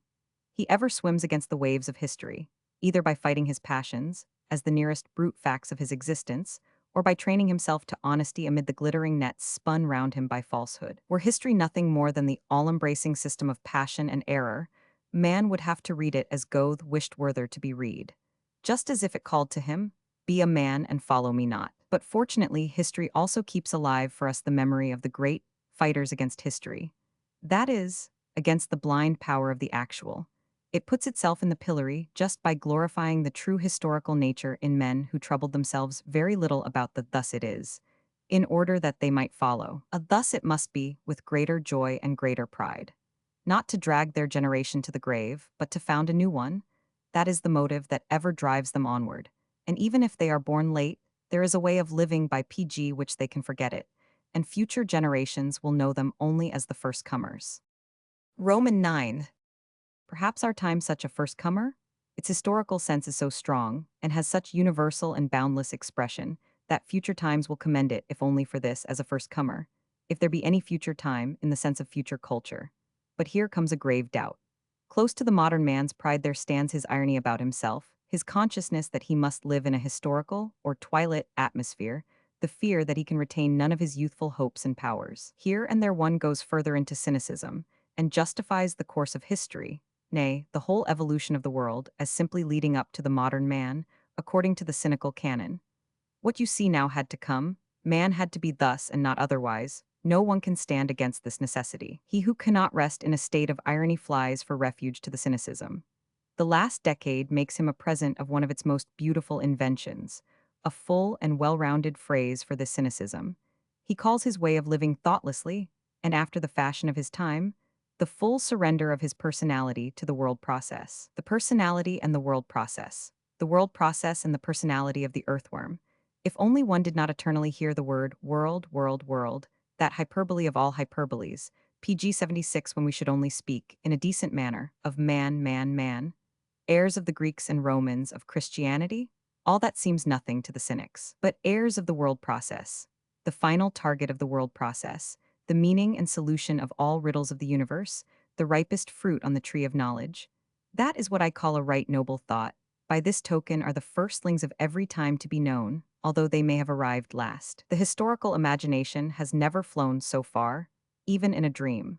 For now, the history of man is merely the continuation of that of animals and plants. The universal historian finds traces of himself even in the utter depths of the sea, in the living slime. He stands astounded in face of the enormous way that man has run, and his gaze quivers before the mightier wonder, the modern man who can see all this way. He stands proudly on the pyramid of the world process, and while he lays the final stone of his knowledge, he seems to cry aloud to listening nature. We are at the top, we are the top, we are the completion of nature. O thou too proud European of the 19th century, art thou not mad? Thy knowledge does not complete nature, it only kills thine own nature.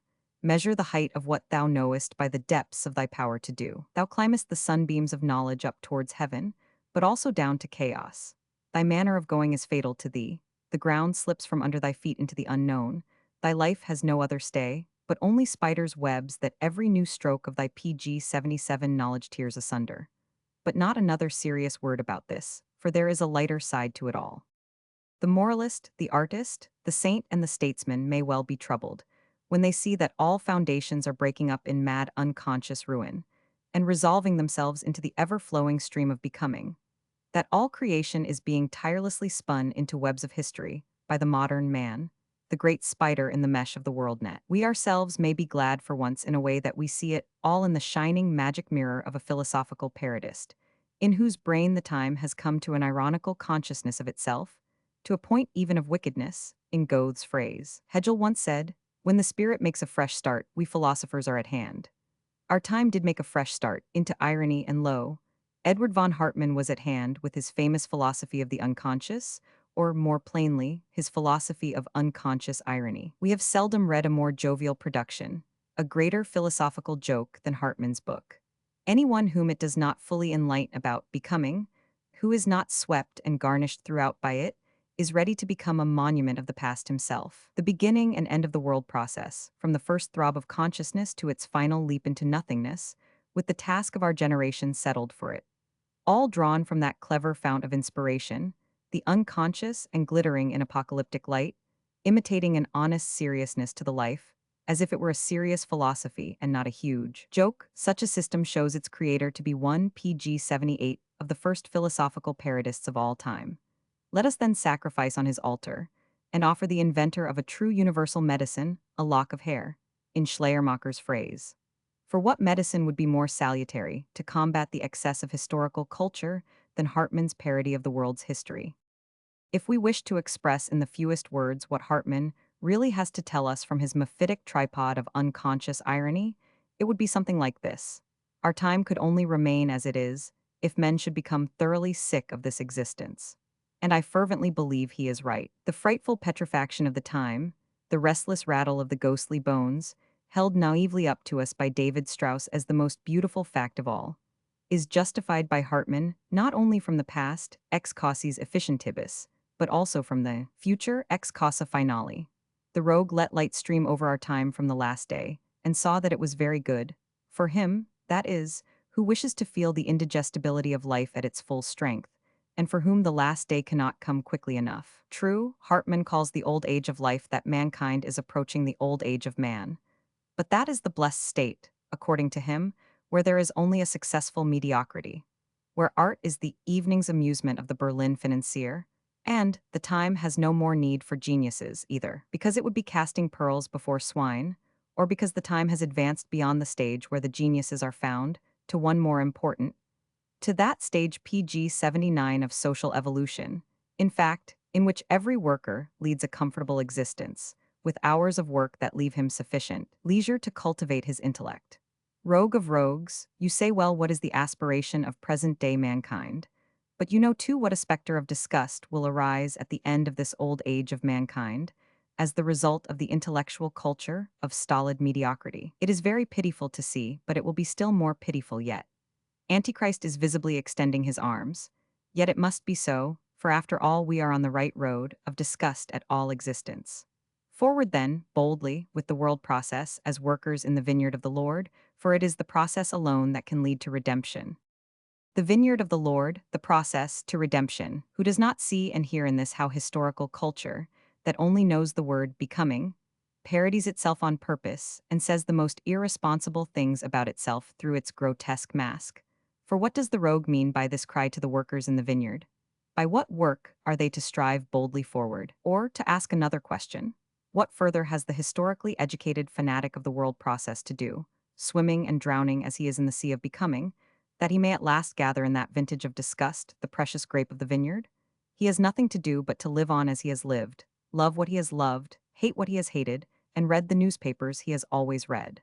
The only sin is for him to live otherwise than he has lived. We are told how he has PG 80 lived, with monumental clearness, by that famous page with its large typed sentences, on which the whole rabble of our modern cultured folk have thrown themselves in blind ecstasy, because they believe they read their own justification there, haloed with an apocalyptic light. For the unconscious parodist has demanded of every one of them the full surrender of his personality to the world process, for the sake of his end, the redemption of the world. Or still more clearly, the assertion of the will to live is proclaimed to be the first step on the right road. For it is only in the full surrender to life and its sorrow, and not in the cowardice of personal renunciation and retreat, that anything can be done for the world process. The striving for the denial of the individual will is as foolish as it is useless, more foolish even than suicide. The thoughtful reader will understand without further explanation how a practical philosophy can be erected on these principles, and that such a philosophy cannot endure any disunion, but only the fullest reconciliation with life. The thoughtful reader will understand. Then one really could misunderstand Hartmann. And what a splendid joke it is that he should be misunderstood. Why should the Germans of today be particularly subtle? A valiant Englishman looks in vain for delicacy of perception and dares to say that, in the German mind, there does seem to be something splay, something blunt-edged, unhandy, and infelicitous. Could the great German parodist contradict this? According to him, we are approaching that ideal condition in which the PG 81 human race makes its history with full consciousness. But we are obviously far from the perhaps more ideal condition in which mankind can read Hartmann's book with full consciousness. If we once reach it, the word world process will never pass any man's lips again without a smile, for he will remember the time when people listened to the mock gospel of Hartmann, sucked it in, attacked it, reverenced it, extended it, and canonized it with all the honesty of that German mind, with the uncanny seriousness of an owl, as Goethe has it. But the world must go forward. The ideal condition cannot be won by dreaming. It must be fought and wrestled for, and the way to redemption lies only through joyousness, the way to redemption from that dull, owlish seriousness. The time will come when we shall wisely keep away from all constructions of the world process, or even of the history of man. A time when we shall no more look at masses, but at individuals, who form a sort of bridge over the wan stream of becoming. They may not perhaps continue a process, but they live out of time, as contemporaries. And thanks to history that permits such a company, they live as the republic of geniuses of which Schopenhauer speaks. One giant calls to the other across the waste spaces of time, and the high spirit talk goes on, undisturbed by the wanton noisy dwarfs who creep among them. The task of history is to be the mediator between these, and even to give the motive and power to produce the great man. The aim of mankind can lie ultimately only in its highest examples. Our low comedian has his word on this too, with PG 82 his wonderful dialectic, which is just as genuine as its admirers are admirable. The idea of evolution cannot stand with our giving the world process an endless duration in the past, for thus every conceivable evolution must have taken place, which is not the case, O rogue. And so, we cannot allow the process an endless duration in the future. Both would raise the conception of evolution to a mere ideal, and again rogue, and would make the world process like the sieve of the Danaids. The complete victory of the logical over the illogical, O thou complete rogue, must coincide with the last day, the end in time of the world process. No, thou clear, scornful spirit, so long as the illogical rules as it does today, so long, for example, as the world process can be spoken of as thou speakest of it, amid such deep-throated assent, the last day is yet far off, for it is still too joyful on this earth. Many an illusion still blooms here, like the illusion of thy contemporaries about thee. We are not yet ripe to be hurled into thy nothingness.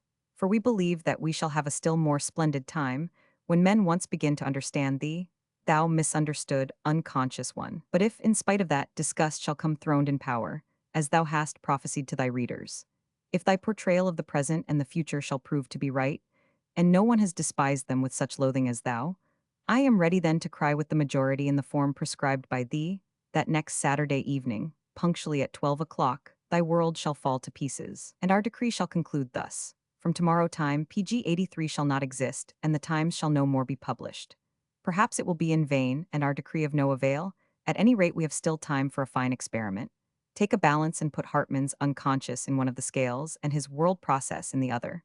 There are some who believe they weigh equally, for in each scale there is an evil word and a good joke. When they are once understood, no one will take Hartmann's words on the world process as anything but a joke. It is, as a fact, high time to move forward with the whole battalion of satire and malice against the excesses of the historical sense, the wanton love of the world process at the expense of life and existence, the blind confusion of all perspective.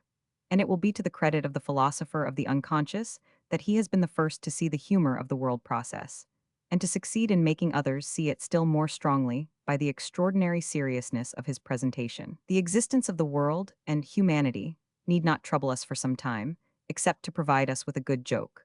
For the presumption of the small earthworm is the most uproariously comic thing on the face of the earth. Ask thyself to what end thou art here, as an individual, and if no one can tell thee, try then to justify the meaning of thy existence a posteriori, by putting before thyself a high and noble end. Perish on that rock. I know no better aim for life than to be broken on something great and impossible, anim man prodigus. But if we have the doctrines of the finality of becoming, PG 84 of the flux of all ideas, types, and species, of the lack of all radical difference between man and beast, a true but fatal idea as I think. If we have these thrust on the people in the usual mad way for another generation, no one need be surprised if that people drown on its little miserable shoals of egoism and petrify in its self-seeking. At first it will fall asunder and cease to be a people. In its place, perhaps individualist systems, secret societies for the extermination of non-members, and similar utilitarian creations will appear on the theater of the future. Are we to continue to work for these creations and write history from the standpoint of the masses? To look for laws in it to be deduced from the needs of the masses, the laws of motion of the lowest loam and clay strata of society? The masses seem to be worth notice in three aspects only. First as the copies of great men, printed on bad paper from worn-out plates, next as a contrast to the great men, and lastly as their tools. For the rest, let the devil and statistics fly away with them. How could statistics prove that there are laws in history? Laws, yes, they may prove how common and abominably uniform the masses are. And should we call the effects of leaden folly, imitation, love, and hunger laws, we may admit it, but we are sure of this too, that so far as there are laws in history, the laws are of no value and the history of no value either. And least valuable of all is that kind of history which takes the great popular movements as the most important events of the past, and regards the great men only as their clearest expression, the visible bubbles on the stream. PG 85 thus the masses have to produce the great man, chaos to bring forth order, and finally all the hymns are naturally sung to the teeming chaos.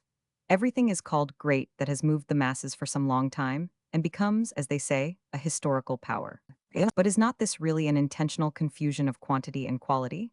When the brutish mob have found some idea, a religious idea, for example, which satisfies them, when they have defended it through thick and thin for centuries then, and then only, will they discover its inventor to have been a great man. The highest and noblest does not affect the masses at all. The historical consequences of Christianity, its historical power, toughness and persistence prove nothing. Fortunately, as to its founder's greatness, they would have been a witness against him. For between him and the historical success of Christianity lies a dark heavy weight of passion and error, lust of power and honor, and the crushing force of the Roman Empire. From this, Christianity had its earthly taste, and its earthly foundations too, that made its continuance in this world possible. Greatness should not depend on success. Demosthenes is great without it. The purest and noblest adherents of Christianity have always doubted and hindered, rather than helped, its effect in the world, its so-called historical power, for they were accustomed to stand outside the world, and cared little for the process of the Christian idea. Hence they have generally remained unknown to history, and their very names are lost. In Christian terms the devil is the prince of the world, and the lord of PG 86 progress in consequence. He is the power behind all historical power, and so will it remain, however ill it may sound today in ears that are accustomed to canonize such power and consequence. The world has become skilled at giving new names to things and even baptizing the devil.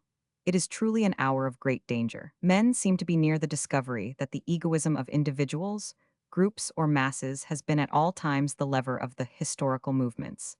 And yet they are in no way disturbed by the discovery, but proclaim that egoism shall be our God. With this new faith in their hearts, they begin quite intentionally to build future history on egoism, though it must be a clever egoism, one that allows of some limitation, that it may stand firmer, one that studies history for the purpose of recognizing the foolish kind of egoism. Their study has taught them that the state has a special mission in all future egoistic systems.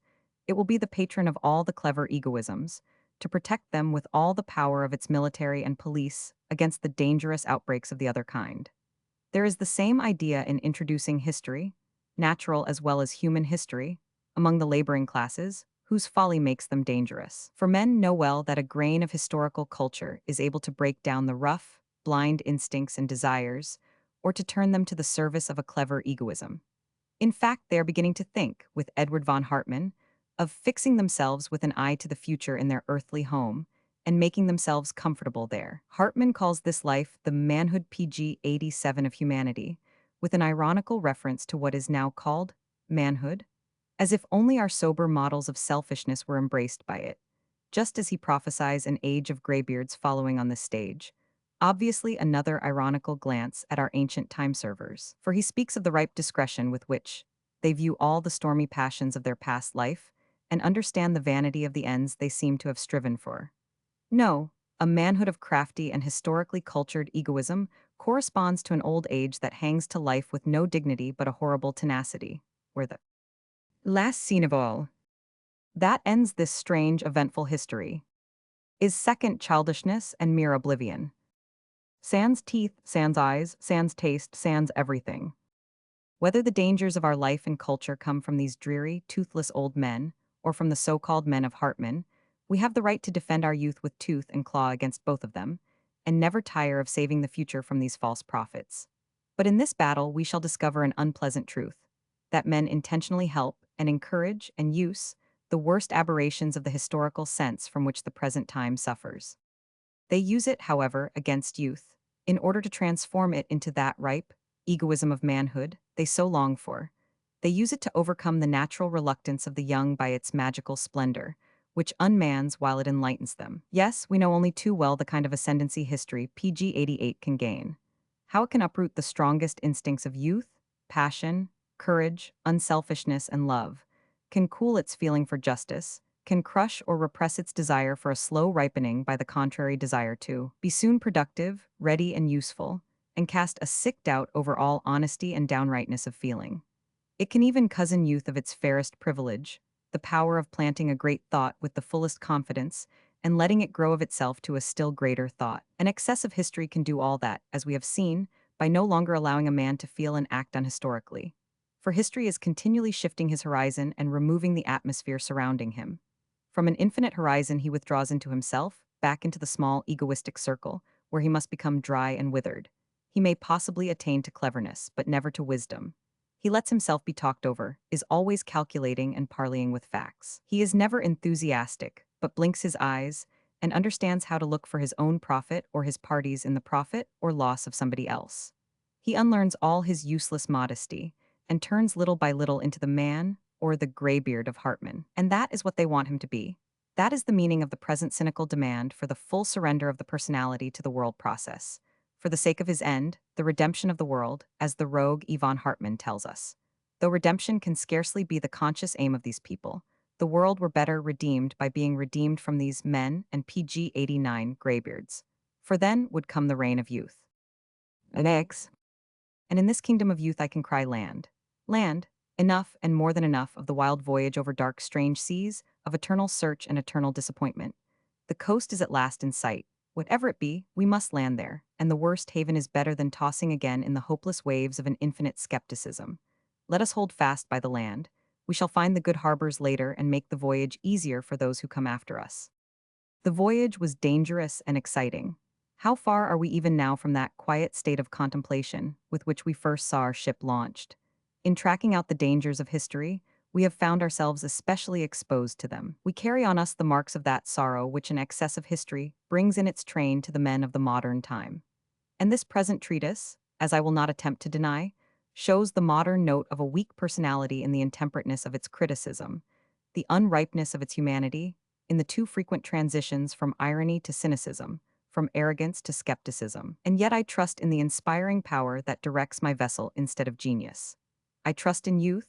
That has brought me on the right road, enforcing from me a protest against the modern historical education, and a demand that the man must learn to live, above all, and only PG-90 use history in the service of the life that he has. Learn to live. He must be young to understand this protest, and considering the premature grayness of our present youth, he can scarcely be young enough if he would understand its reason as well. An example will help me. In Germany, not more than a century ago, a natural instinct for what is called poetry was awakened in some young men. Are we to think that the generations who had lived before that time had not spoken of the art, however really strange and unnatural it may have been to them? We know the contrary, that they had thought, written, and quarreled about it with all their might. In words, words, words. Giving life to such words did not prove the death of the word makers. In a certain sense, they are living still. For if, as Gibbon says, nothing but time, though a long time, is needed for a world to perish, so nothing but time, though still more time, is needed for a false idea to be destroyed in Germany, the land of little by little. In any event, there are perhaps 100 men more now than there were a century ago who know what poetry is. Perhaps in another century, there will be 100 more who have learned in the meantime what culture is, and that the Germans have had as yet no culture, however proudly they may talk about it. The general satisfaction of the Germans at their culture will seem as foolish and incredible to such men as the once lauded classicism of Goethe or the reputation of Ramler as the German Pindar seemed to us. They will perhaps think this culture to be merely a kind of knowledge PG-91 about culture, and a false and superficial knowledge at that. False and superficial, because the Germans endured the contradiction between life and knowledge, and did not see what was characteristic in the culture of really educated peoples, that it can only rise and bloom from life.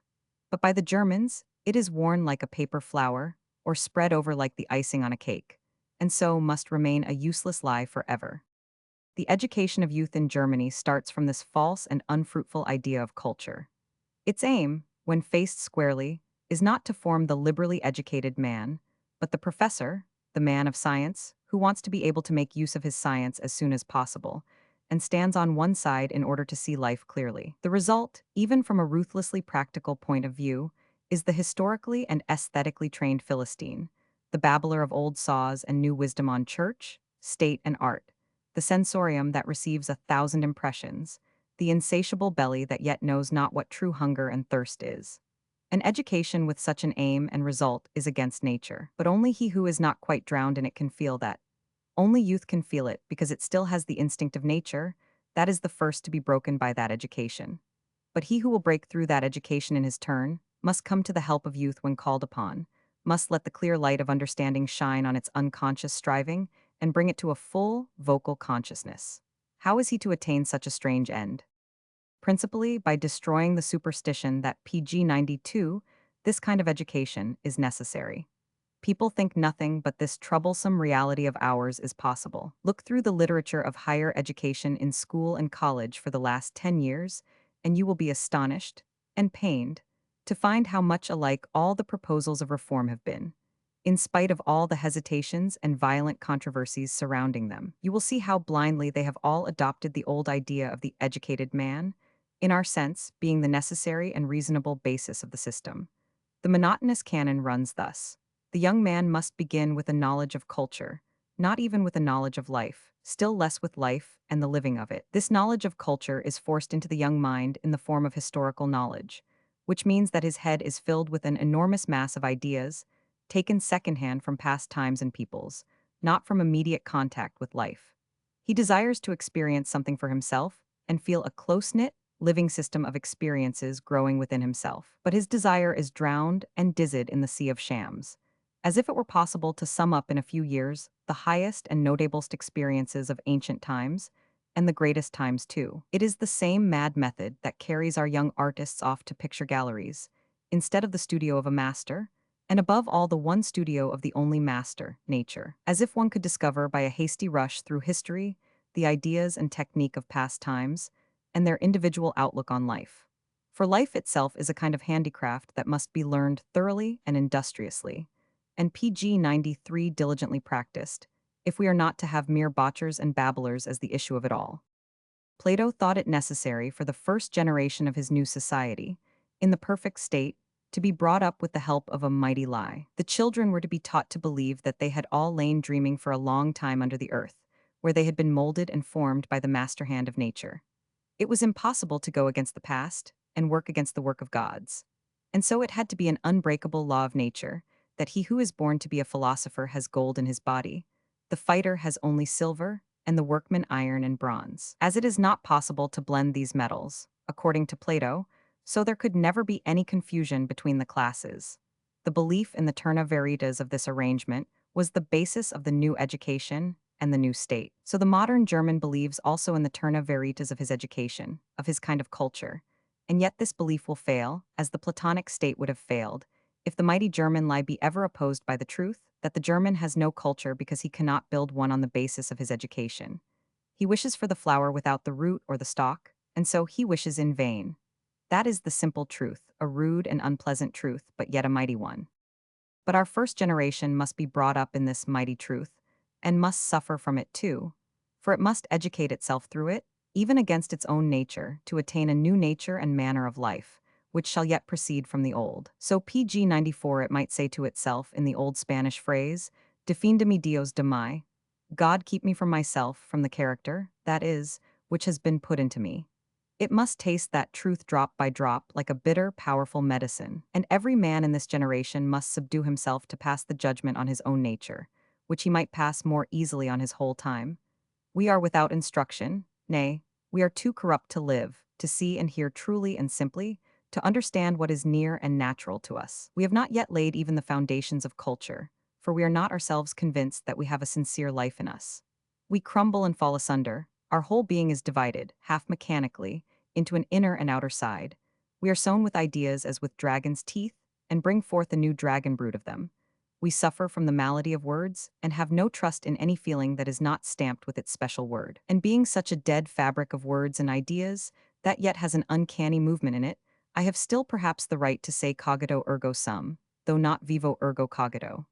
I am permitted the empty esse, not the full green viver. A primary feeling tells me that I am a thinking being but not a living one, that I am no animal, but at most a cogital. Give me life, and I will soon make you a culture out of it, will be the cry of every man in this new generation, and they will all know each other by this cry. But who will give them this life? No God and no man will give it, only their own youth. Set this free, and you will set life free as PG 95 well. For it only lay concealed in a prison, it is not yet withered or dead, ask your own selves. But it is sick, this life that is set free, and must be healed. It suffers from many diseases, and not only from the memory of its chains. It suffers from the malady which I have spoken of, the malady of history.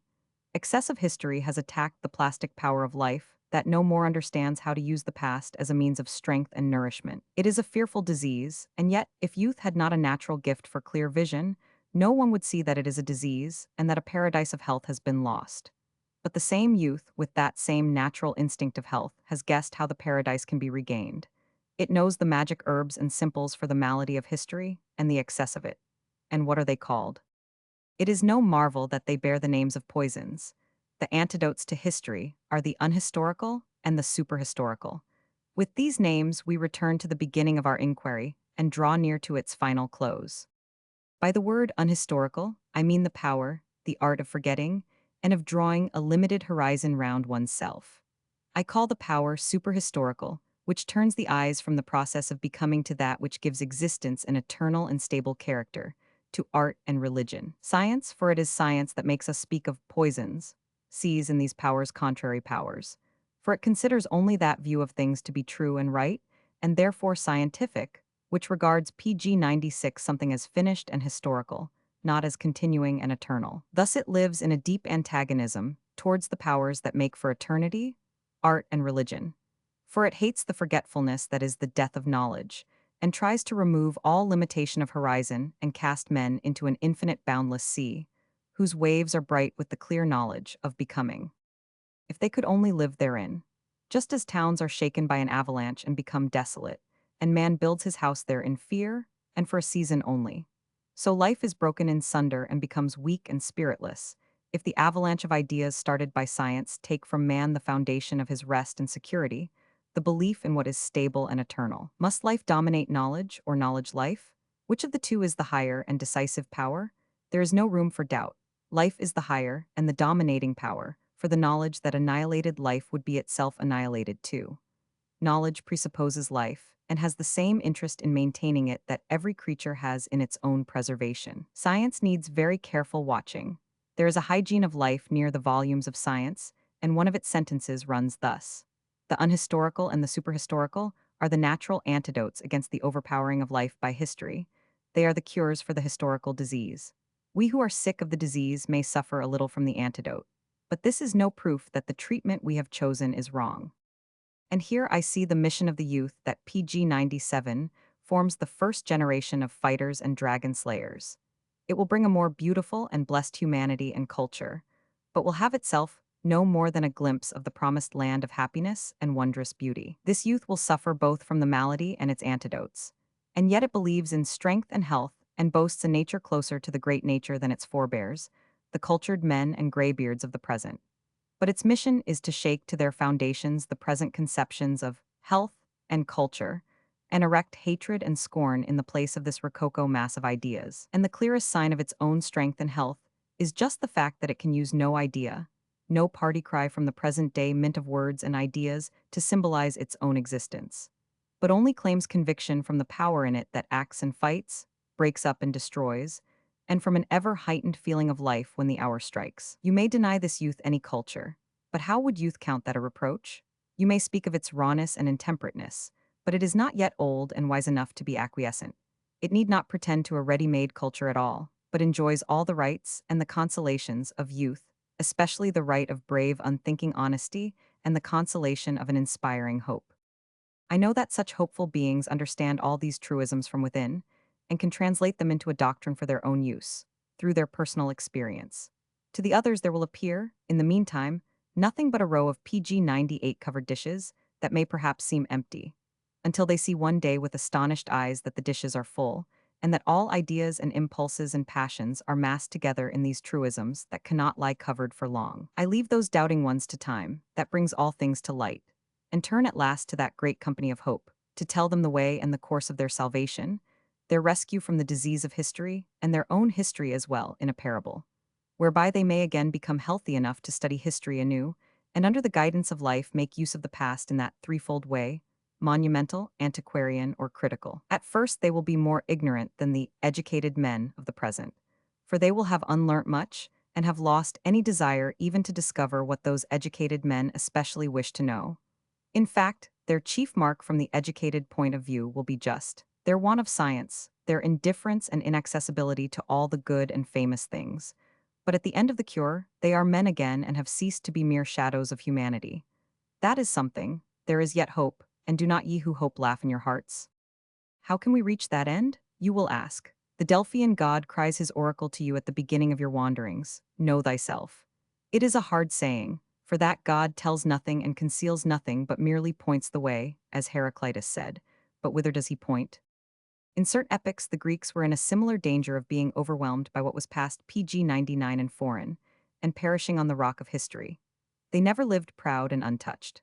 Their culture was for a long time a chaos of foreign forms and ideas: Semitic, Babylonian, Lydian, and Egyptian, and their religion a battle of all the gods of the East, just as German culture and religion is at present a death struggle of all foreign nations and bygone times. And yet, Hellenic culture was no mere mechanical unity, thanks to that Delphic oracle. The Greeks gradually learned to organize the chaos, by taking Apollo's advice and thinking back to themselves, to their own true necessities, and letting all the sham necessities go. Thus they again came into possession of themselves, and did not remain long the epigone of the whole East, burdened with their inheritance. After that hard fight, they increased and enriched the treasure they had inherited by their obedience to the oracle, and they became the ancestors and models for all the cultured nations of the future. This is a parable for each one of us. He must organize the chaos in himself by thinking himself back to his true needs. He will want all his honesty, all the sturdiness and sincerity in his character to help him to revolt against secondhand thought, secondhand learning, secondhand action. And he will begin then to understand that culture can be something more than a decoration of life, a concealment and disfiguring of it, in other words, for all adornment hides what is adorned. And thus the Greek idea, as against the Roman, will be discovered in him, the idea of culture as a new and finer nature, without PG 100 distinction of inner and outer, without convention or disguise, as a unity of thought and will, life and appearance. He will learn, too, from his own experience, that it was by a greater force of moral character that the Greeks were victorious, and that everything which makes for sincerity is a further step towards true culture.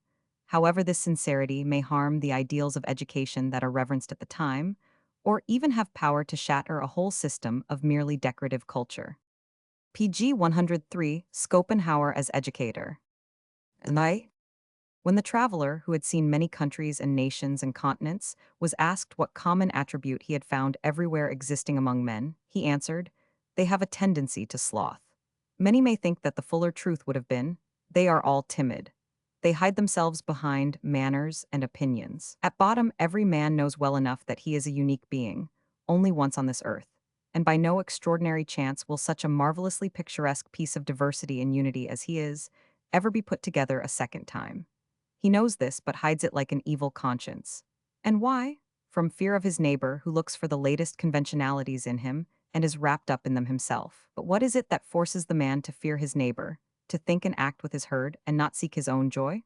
Shyness, perhaps, in a few rare cases, but in the majority it is idleness. PG 100 for the taking things easily. In a word, the tendency to sloth, of which the traveler spoke. He was right. Men are more slothful than timid, and their greatest fear is of the burdens that an uncompromising honesty and nakedness of speech and action would lay on them. It is only the artists who hate this lazy wandering in borrowed manners and ill-fitting opinions, and discover the secret of the evil conscience, the truth that each human being is a unique marvel. They show us how in every little movement of his muscles the man is an individual self, and further, as an analytical deduction from his individuality, a beautiful and interesting object, a new and incredible phenomenon, as is every work of nature, that can never become tedious. If the great thinker despised mankind, it is for their laziness. They seem mere indifferent bits of pottery, not worth any commerce or improvement. The man who will not belong to the general mass has only to stop taking himself easily, to follow his conscience, which cries out to him, "Be thyself. All that thou doest and thinkest and desirest is not thyself." Every youthful soul hears this cry day and night, and quivers to hear it, for she divines the sum of happiness that has been from eternity destined for her, if she think of her true deliverance. And towards this happiness she can in no wise be helped, so long as she lies in the chains of opinion and of fear. And how comfortless and unmeaning may life become without this deliverance. There is no more desolate or Ishmaelitish creature in nature than the man who has broken away from his true PG 105 genius, and does nothing but peer aimlessly about him. There is no reason to attack such a man at all, for he is a mere husk without a kernel, a painted cloth, tattered and sagging, a scarecrow ghost that can rouse no fear and certainly no pity. And though one be right in saying of a sluggard that he is killing time, yet in respect of an age that rests its salvation on public opinion, that is, on private laziness, one must be quite determined that such a time shall be killed, once and for all. I mean that it shall be blotted from life's true history of liberty. Later generations will be greatly disgusted when they come to treat the movements of a period in which no living men ruled, but shadow men on the screen of public opinion.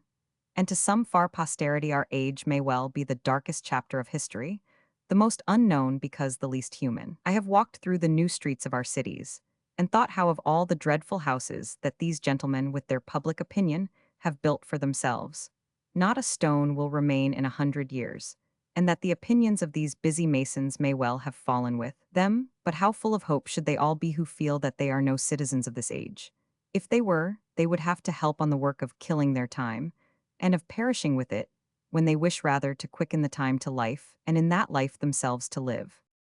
But even if the future leave us nothing to hope for, the wonderful fact of our existing at this present moment of time gives us the greatest encouragement to live after our own rule and measure. PG 106 so inexplicable is it, that we should be living just today, though there have been an infinity of time wherein we might have arisen, that we own nothing but a span's length of it this today, and must show in it wherefore and whereunto we have arisen. We have to answer for our existence to ourselves, and will therefore be our own true pilots, and not admit that our being resembles a blind fortuity. One must take a rather impudent and reckless way with the riddle, especially as the key is apt to be lost, however things turn out. Why cling to your bit of earth, or your little business, or listen to what your neighbor says? It is so provincial to bind oneself to views which are no longer binding a couple of 100 miles away. East and west are signs that somebody chalks up in front of us to fool such cowards as we are. I will make the attempt to gain freedom, says the youthful soul, and will be hindered just because two nations happen to hate each other and go to war, or because there is a sea between two parts of the earth, or a religion is taught in the vicinity, which did not exist 2,000 years ago. And this is not thyself, the soul says. No one can build thee the bridge, over which thou must cross the river of life, save thyself alone. There are paths and bridges and demigods without number, that will gladly carry thee over, but only at the price of thine own self. Thyself wouldst thou have to give in pawn, and then lose it. There is in the world one road whereon none may go, except thou. Ask not whither it lead, but go forward. Who was it that spake that true word? A man has never PG 107 risen higher than when he knoweth not whither his road may yet lead him. But how can we find ourselves again, and how can man know himself? He is a thing obscure and veiled. If the hare have 7 skins, man can cast from him 70 times 7, and yet will not be able to say, Here art thou in very truth. This is outer shell no more. Also, this digging into oneself, this straight, violent descent into the pit of one's being, is a troublesome and dangerous business to start. A man may easily take such hurt that no physician can heal him. And again, what were the use, since everything bears witness to our essence? Our friendships and enmities, our looks and greetings, our memories and forgetfulnesses, our books and our writing. This is the most effective way, to let the youthful soul look back on life with the question, what hast thou up to now truly loved? What has drawn thy soul upward, mastered it and blessed it too? Set up these things that thou hast honored before thee, and maybe they will show thee, in their being and their order, a law which is the fundamental law of thine own self. Compare these objects, consider how one completes and broadens and transcends and explains another, how they form a ladder on which thou hast all the time been climbing to thyself. For thy true being lies not deeply hidden in thee, but an infinite height above thee, or at least above that which thou dost commonly take to be thyself. The true educators and molders reveal to thee the real groundwork and import of thy being, something that in itself PG 108 cannot be molded or educated, but is anyhow difficult of approach, bound and crippled. Thy educators can be nothing but thy deliverers. And that is the secret of all culture. It does not give artificial limbs, wax noses, or spectacles for the eyes. A thing that could buy such gifts is but the base coin of education, but it is rather a liberation, a removal of all the weeds and rubbish and vermin that attack the delicate shoots, the streaming forth of light and warmth, the tender dropping of the night rain. It is the following and the adoring of nature when she is pitifully minded as a mother. Her completion, when it bends before her fierce and ruthless blasts and turns them to good, and draws a veil over all expression of her tragic unreason. For she is a stepmother too, sometimes. There are other means of finding ourselves, of coming to ourselves out of the confusion wherein we all wander as in a dreary cloud, but I know none better than to think on our educators. So I will today take as my theme the hard teacher Arthur Schopenhauer, and speak of others later. Roman 2.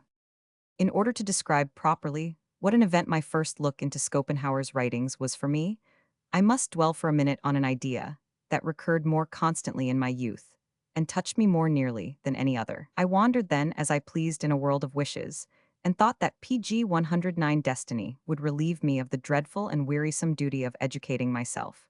Some philosopher would come at the right moment to do it for me, some true philosopher, who could be obeyed without further question, as he would be trusted more than oneself. Then I said within me, what would be the principles on which he might teach thee?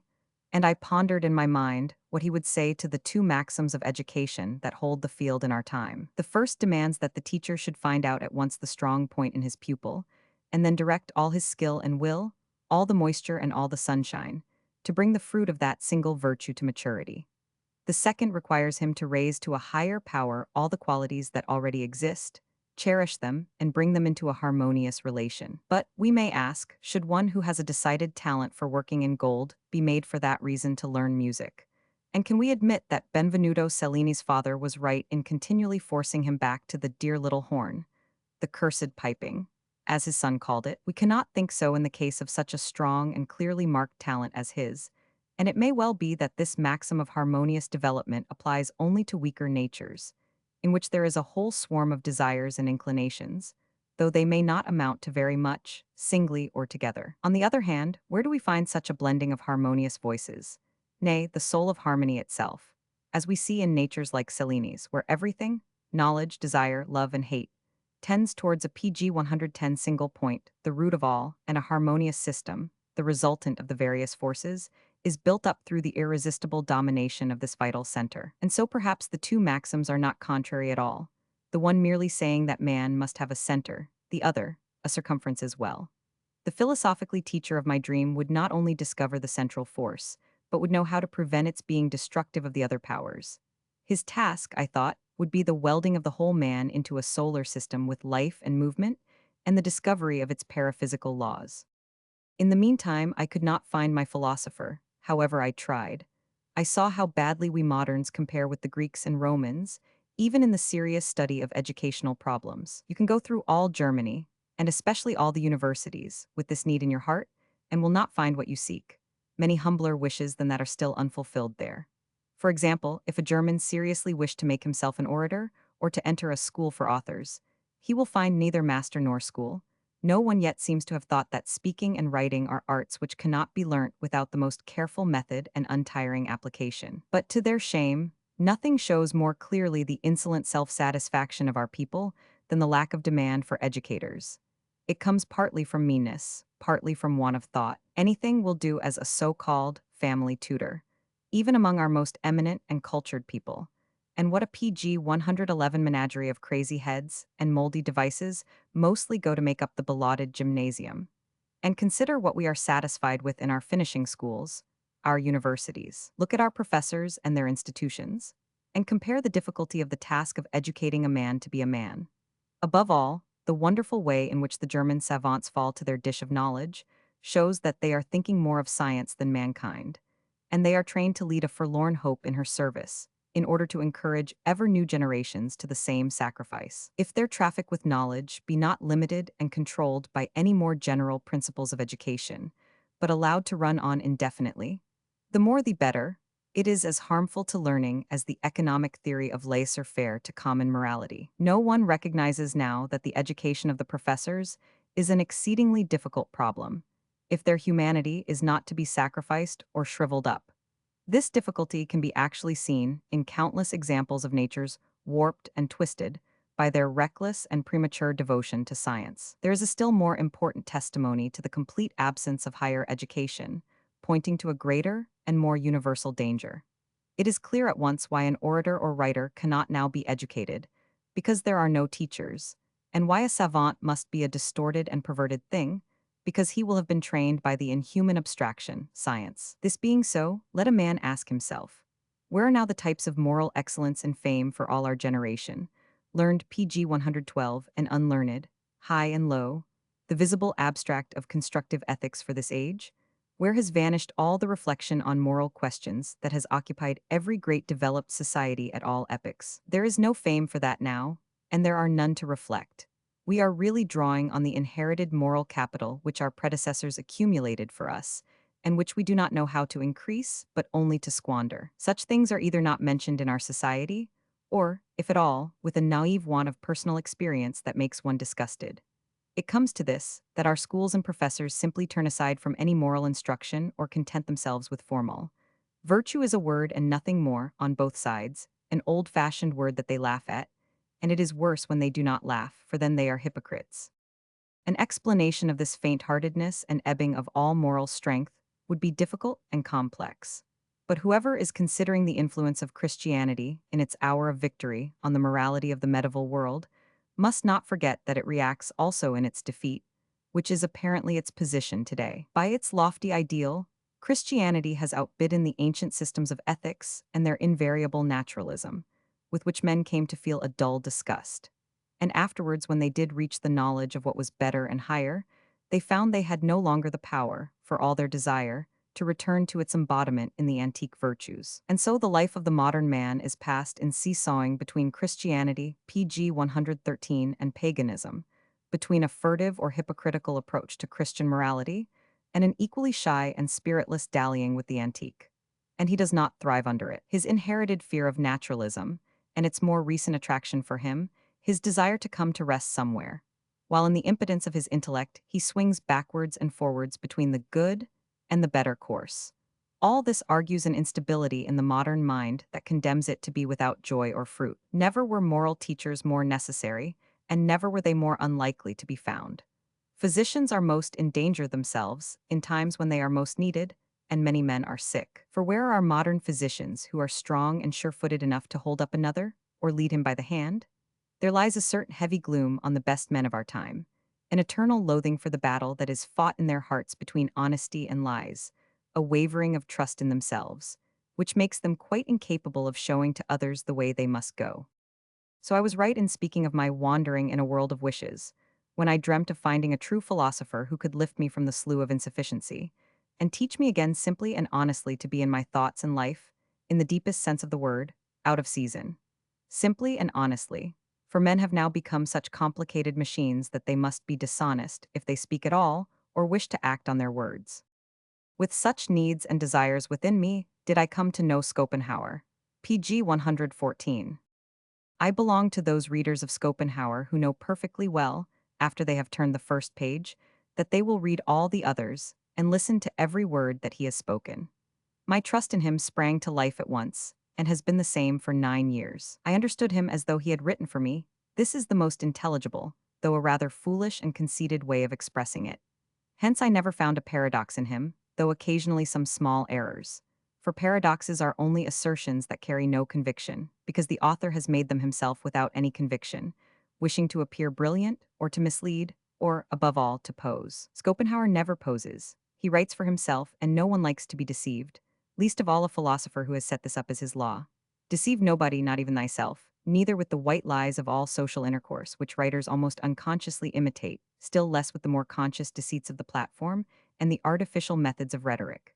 Schopenhauer's speeches are to himself alone, or if you like to imagine an auditor, let it be a son whom the father is instructing. It is a rough, honest, good-humored talk to one who hears and loves. Such writers are rare. His strength and sanity surround us at the first sound of his voice. It is like entering the heights of the forest, where we breathe deep and are well again. We feel a bracing air everywhere, a certain candor and naturalness of his own, that belongs to men who are at home with themselves, and masters of a PG 115, very rich home indeed. He is quite different from the writers who are surprised at themselves if they have said something intelligent, and whose pronouncements for that reason have something nervous and unnatural about them. We are just as little reminded in Schopenhauer of the professor with his stiff joints worse for want of exercise, his narrow chest and scraggy figure, his slinking or strutting gait. And again, his rough and rather grim soul leads us not so much to miss as to despise the suppleness and courtly grace of the excellent Frenchman, and no one will find in him the gilded imitations of pseudo-Gallicism that our German writers prize so highly. His style in places reminds me a little of Goethe, but is not otherwise on any German model. For he knows how to be profound with simplicity, striking without rhetoric, and severely logical without pedantry. And of what German could he have learnt that? He also keeps free from the hair-splitting, jerky, and with all respect, rather un-German manner of Lessing. No small merit in him, for Lessing is the most tempting of all models for prose style. The highest praise I can give his manner of presentation is to apply his own phrase to himself.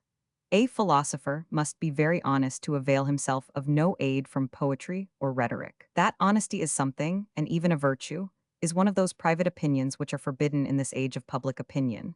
And so I shall not be praising Schopenhauer, but only giving him a distinguishing mark, when I repeat that he is honest, even as a writer.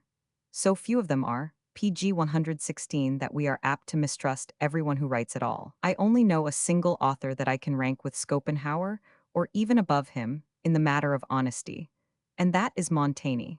The joy of living on this earth is increased by the existence of such a man. The effect on myself, at any rate, since my first acquaintance with that strong and masterful spirit, has been that I can say of him as he of Plutarch. As soon as I open him, I seem to grow a pair of wings. If I had the task of making myself at home on the earth, I would choose him as my companion. Schopenhauer has a second characteristic in common with Montaigne, besides honesty, a joy that really makes others joyful. Aliis eltus sibi sapiens, there are two very different kinds of joyfulness. The true thinker always communicates joy and life, whether he is showing his serious or comic side, his human insight or his godlike forbearance, without surly looks or trembling hands or watery eyes, but simply and truly with fearlessness and strength, a little cavalierly perhaps, and sternly, but always as a conqueror. And it is this that brings the deepest and intensest joy to see the conquering God with all the monsters that he has fought. But the joyfulness one finds here and there in the mediocre writers and limited thinkers makes some of us miserable. I felt this, for example, with the joyfulness of David Strauss. We are generally ashamed of such a quality in our contemporaries, because they show the nakedness of our time and of the men in it to posterity. Such fils de joie do not see the sufferings and PG 117 the monsters, that they pretend, as philosophers, to see and fight, and so their joy deceives us, and we hate it. It tempts to the false belief that they have gained some victory. At bottom, there is only joy where there is victory, and this applies to true philosophy as much as to any work of art. The contents may be forbidding and serious, as the problem of existence always is. The work will only prove tiresome and oppressive if the slipshod thinker and the dilettante have spread the mist of their insufficiency over it. While nothing happier or better can come to man's lot than to be near one of those conquering spirits whose profound thought has made them love what is most vital and whose wisdom has found its goal in beauty. They really speak. They are no stammerers or babblers. They live and move and have no part in the dance macabre of the rest of humanity. And so in their company one feels a natural man again and could cry out with Goethe, "What a wondrous and priceless thing is a living creature! How fitted to his surroundings, how true and real." I have been describing nothing but the first, almost physiological, impression made upon me by Schopenhauer, the magical emanation of inner force from one plan of nature to another, that follows the slightest contact. Analyzing it, I find that this influence of Schopenhauer has three elements: his honesty, his joy, and his consistency. He is honest, as speaking and writing for himself alone, joyful because his thought has conquered the greatest difficulties, consistent because he PG 118 cannot help being so. His strength rises like a flame in the calm air, straight up, without a tremor or deviation. He finds his way, without our noticing that he has been seeking it. So surely and cleverly and inevitably does he run his course, as if by some law of gravitation. If anyone have felt what it means to find, in our present world of centaurs and chimeras, a single-hearted and unaffected child of nature, who moves unconstrained on his own road, he will understand my joy and surprise in discovering Schopenhauer. I knew in him the educator and philosopher I had so long desired. Only, however, in his writings, which was a great loss. All the more did I exert myself to see behind the book the living man whose testament it was, and who promised his inheritance to such as could, and would, be more than his readers, his pupils and his sons. Romans 3. I get profit from a philosopher, just so far as he can be an example to me. There is no doubt that a man can draw whole nations after him by his example, as is shown by Indian history, which is practically the history of Indian philosophy. But this example must exist in his outward life, not merely in his books. It must follow the way of the Grecian philosophers, whose doctrine was in their dress and bearing and general manner of life, rather than in their speech or writing. We have nothing yet of this breathing testimony in German philosophical PG 119 life. The spirit has, apparently, long completed its emancipation, while the flesh has hardly begun. Yet it is foolish to think that the spirit can be really free and independent when this victory over limitation, which is ultimately a formative limiting of oneself, is not embodied anew in every look and movement. Kant held to his university, submitted to its regulations, and belonged, as his colleagues and students thought, to a definite religious faith. And naturally his example has produced, above all, university professors of philosophy. Schopenhauer makes small account of the learned tribe, keeps himself exclusive, and cultivates an independence from state and society as his ideal, to escape the chains of circumstance here. That is his value to us. Many steps in the enfranchisement of the philosopher are unknown in Germany. They cannot always remain so. Our artists live more bravely and honorably than our philosophers. And Richard Wagner, the best example of all, shows how genius need not fear a fight to the death with the established forms and ordinances, if we wish to bring the higher truth and order that lives in him to the light. The truth, however, of which we hear so much from our professors, seems to be a far more modest being, and no kind of disturbance is to be feared from her. She is an easy-going and pleasant creature, who is continually assuring the powers that be that no one need fear any trouble from her quarter, for man is only pure reason. And therefore I will say that philosophy in Germany has more and more to learn not to be pure PG 120 reason, and it may well take as its model Schopenhauer the man. It is no less than a marvel that he should have come to be this human kind of example, for he was beset, within and without, by the most frightful dangers that would have crushed and broken a weaker nature.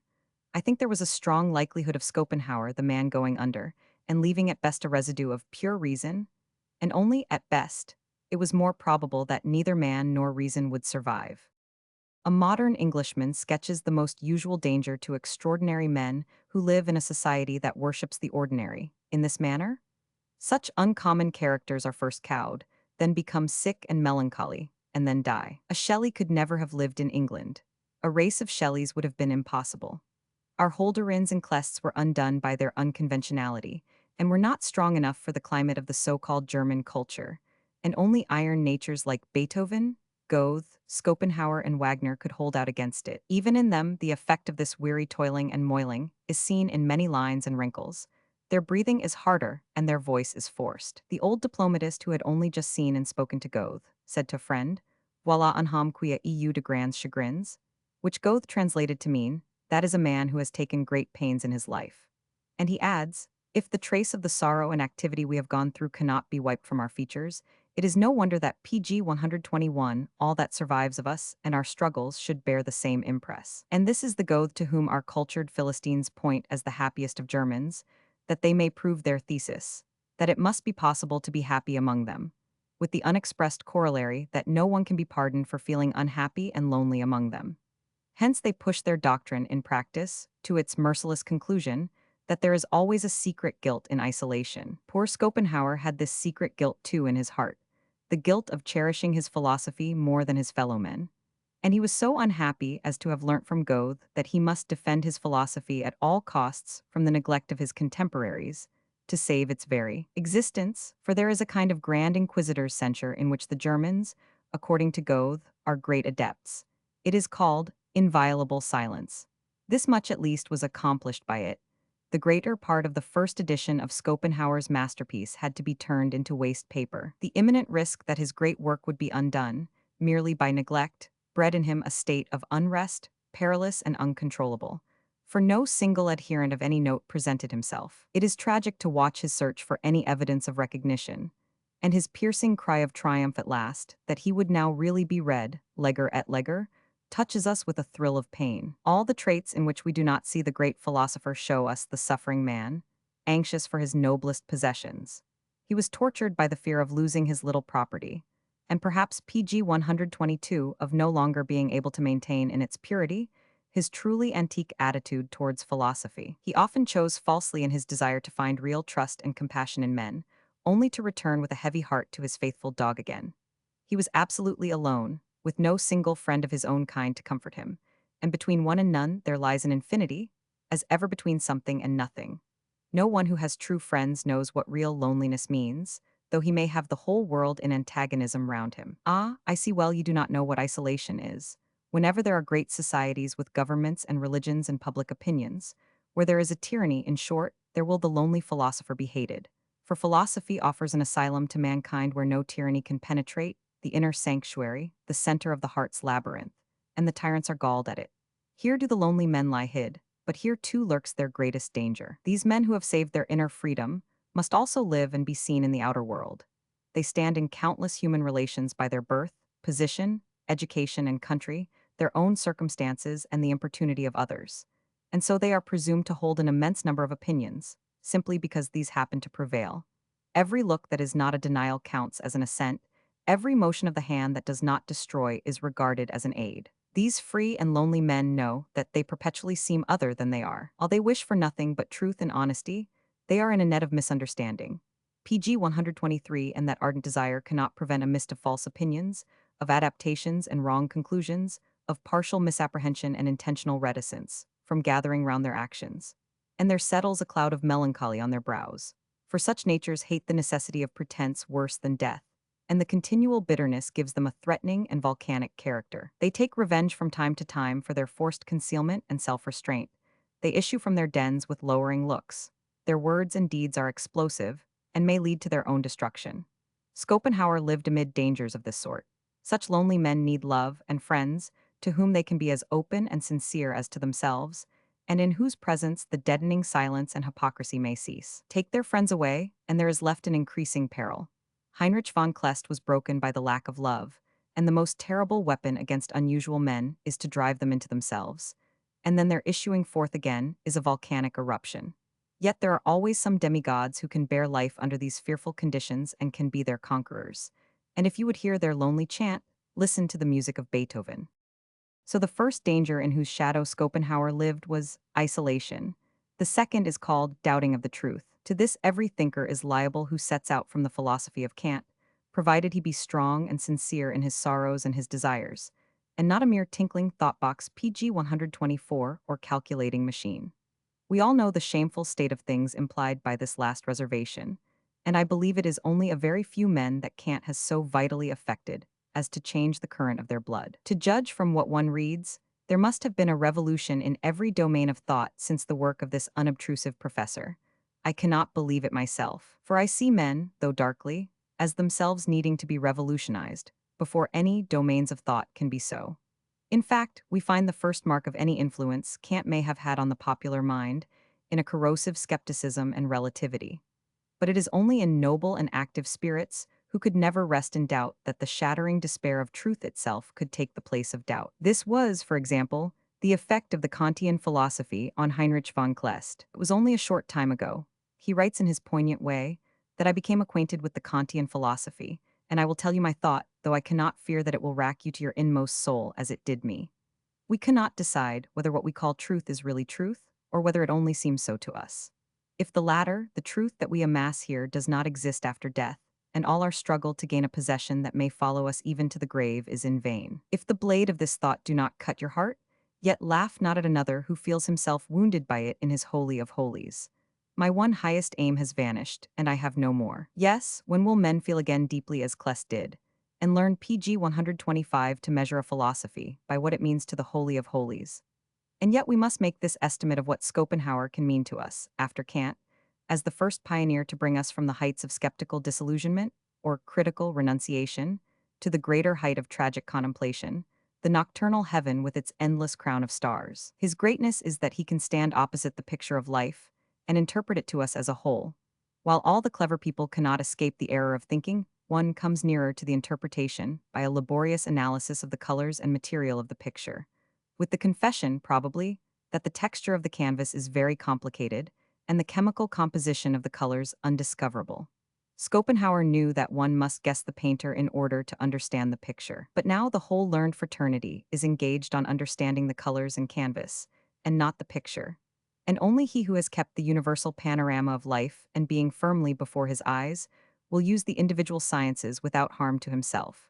For, without this general view as a norm, they are threads that lead nowhere and only confuse still more the maze of our existence.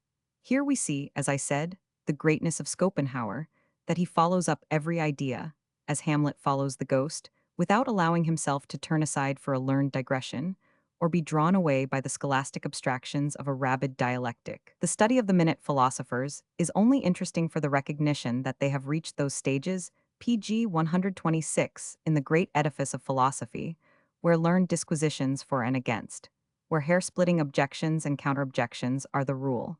And for that reason they evade the demand of every great philosophy to speak sub specie ternitatis. This is the picture of the whole of life. Learn thence the meaning of thine own life.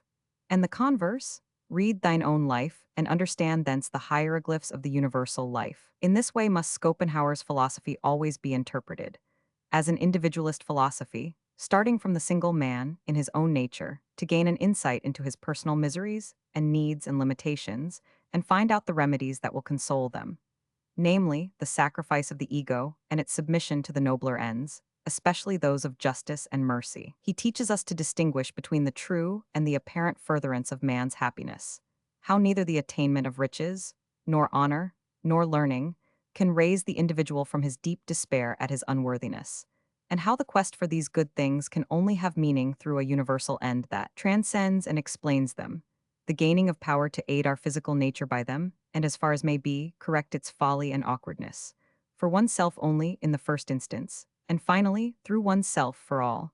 It is a task that leads to skepticism, for there is so much to be made better yet in one and all.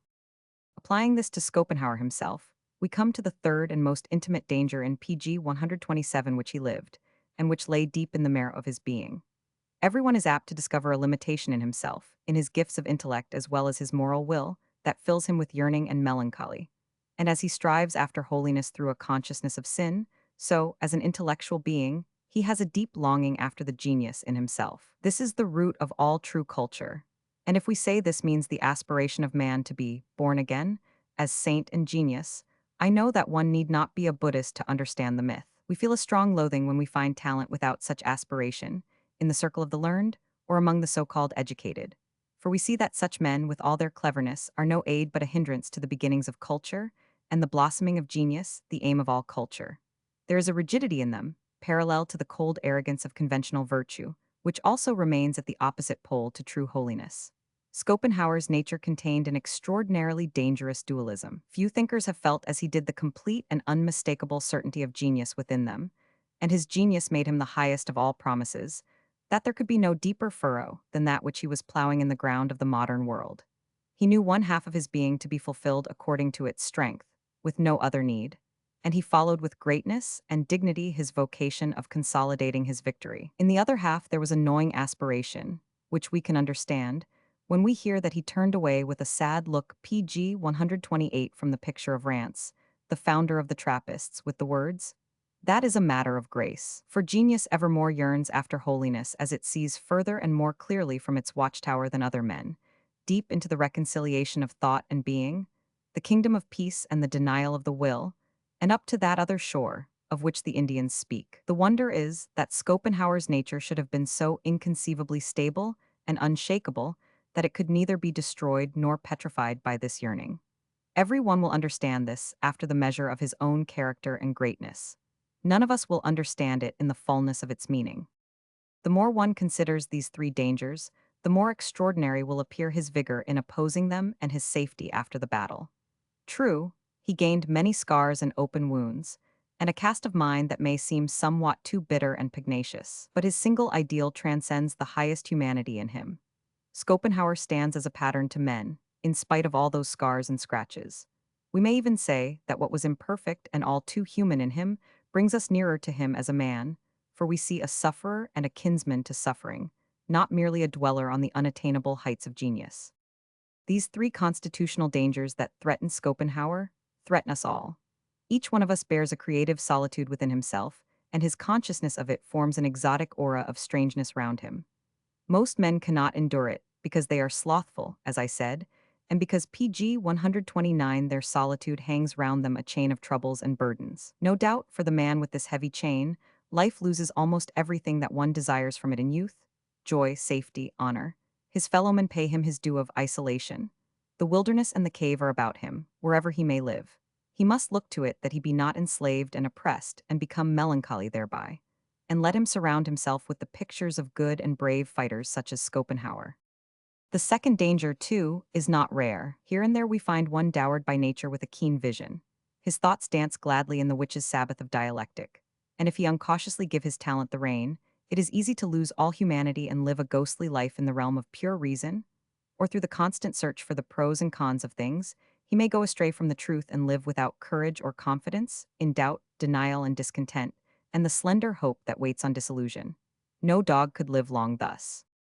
The third danger is a moral or intellectual hardening. Man breaks the bond that united him to his ideal. He ceases to be fruitful and reproduce himself in this or that province, and becomes an enemy or a parasite of culture. The solitude of his being has become an indivisible, unrelated atom, an icy stone. And one can perish of this solitude as well as of the fear of it, of oneself as well as one's self-sacrifice, of both aspiration and petrifaction, and to live is ever to be in danger. PG 130.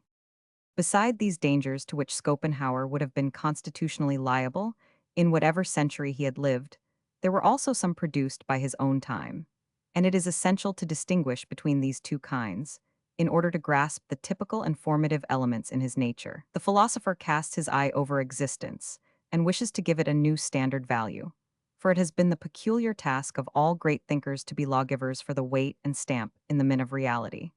and his task will be hindered if the men he sees near him be a weakly and worm-eaten growth. To be correct in his calculation of existence, the unworthiness of the present time must be a very small item in the addition.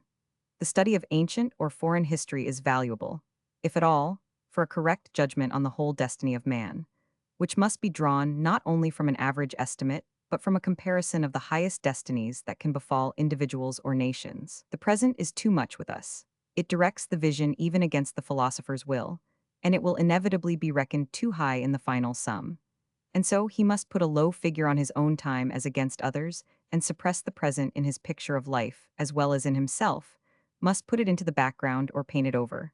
A difficult and almost impossible task. The judgment of the ancient Greek philosophers on the value of existence means so much more than our own, because they had the full bloom of life itself before them, and their vision was untroubled by any felt dualism between their wish pg 131 for freedom and beauty on the grand scale, and their search after truth, with its single question, what is the real worth of life? Empedocles lived when Greek culture was full to overflowing with the joy of life, and all ages may take profit from his words, especially as no other great philosopher of that great time ventured to contradict them.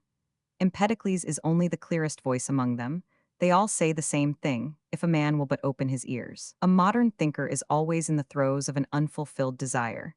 He is looking for life, warm, red life, that he may pass judgment on it. At any rate, he will think it necessary to be a living man himself before he can believe in his power of judging. And this is the title of the modern philosophers to sit among the great aiders of life, or rather of the will to live, and the reason why they can look from their own outwearied time and aspire to truer culture and a clearer explanation. Their yearning is, however, their danger. The reformer in them struggles with the critical philosopher, and whichever way the victory incline, it also implies a defeat. How was Schopenhauer to escape this danger? We like to consider the great man as the noble child of his age, who feels its defects more strongly and intimately than the smaller men, and therefore the struggle of the great man against his age is apparently nothing but a mad fight to the death with himself. Only apparently, however. He only fights the elements in his time that hinder his own greatness, in other words, his own freedom and sincerity. And so, at bottom, he is only an enemy pg 132 to that element which is not truly himself, the irreconcilable antagonism of the temporal and eternal in him. The supposed child of his age proves to be but a stepchild. From boyhood, Schopenhauer strove with his time, a false and unworthy mother to him, and as soon as he had banished her, he could bring back his being to its native health and purity. For this very reason, we can use his writings as mirrors of his time. It is no fault of the mirror if everything contemporary appear in it stricken by a ravaging disease, pale and thin, with tired looks and hollow eyes, the stepchild's sorrow made visible. The yearning for natural strength, for a healthy and simple humanity, was a yearning for himself, and as soon as he had conquered his time within him, he was face to face with his own genius. The secret of nature's being and his own lay open, the stepmother's plot to conceal his genius from him was foiled. And now he could turn a fearless eye towards the question, what is the real worth of life? Without having any more to weigh a bloodless and chaotic age of doubt and hypocrisy. He knew that there was something higher and purer to be won on this earth than the life of his time, and a man does bitter wrong to existence who only knows it and criticizes it in this hateful form. Genius, itself the highest product of life, is now summoned to justify life if it can. The noble creative soul must answer the question, dost thou in thy heart say, yea? Unto this existence, is it enough for thee? Wilt thou be its advocate and its redeemer? One true yea. From thy lips, pg 133, and the sorely accused life shall go free. How shall he answer, in the words of Empedocles? Roman 4. The last hint may well remain obscure for a time.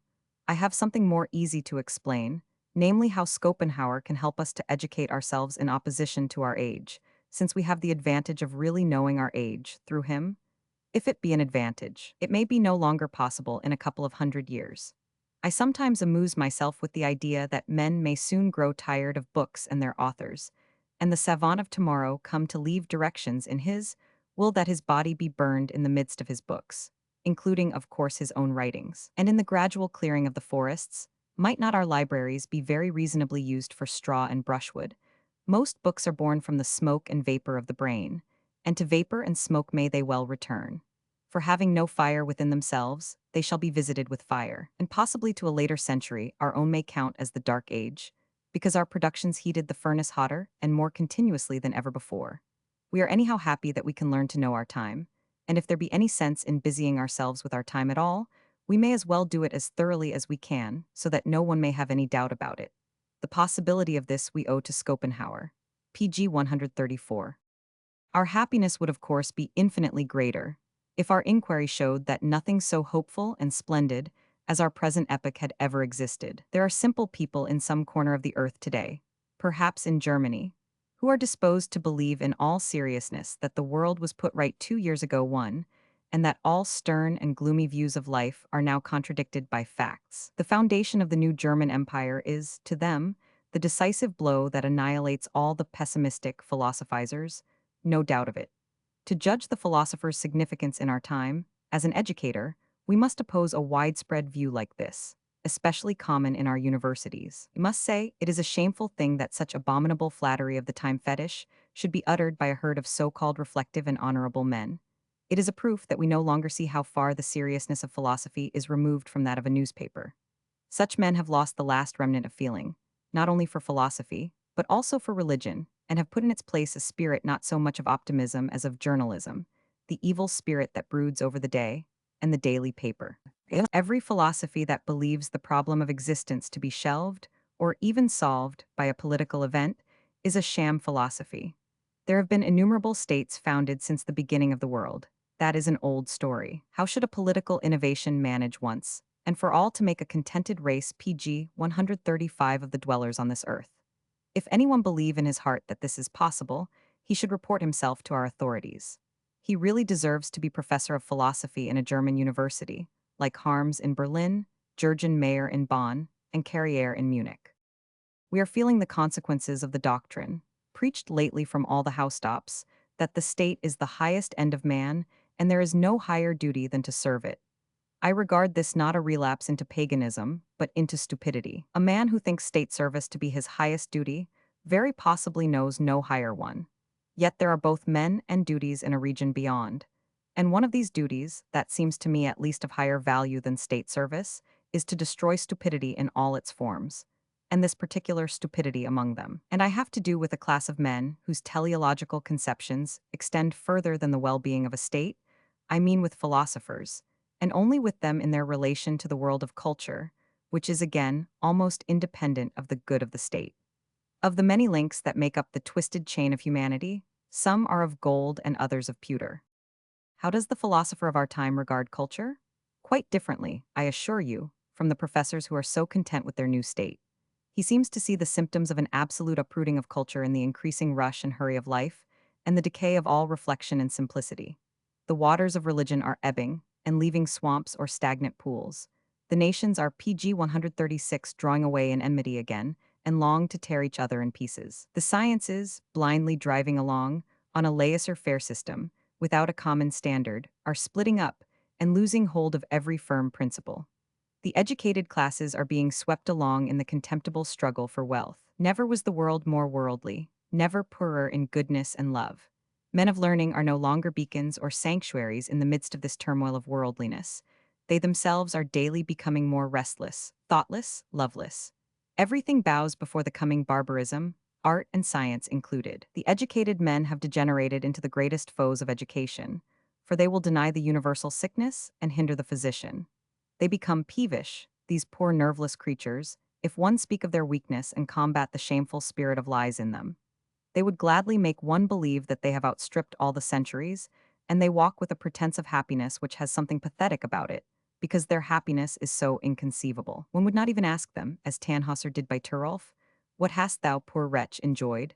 For, alas, we know far better ourselves in another way. There is a wintry sky over us, and we dwell on a high mountain, in danger and in need. Short-lived is all our joy, and the sun's rays strike palely on our white mountains. Music is heard, an old man grinds an organ, and the dancers whirl round, and the heart of the wanderer is shaken within him to see it. Everything is so disordered, so drab, so hopeless. PG 137. Even now there is a sound of joy, of clear thoughtless joy. But soon the mist of evening closes round, the note dies away, and the wanderer's footsteps are heard on the gravel. As far as his eye can reach there is nothing but the grim and desolate face of nature.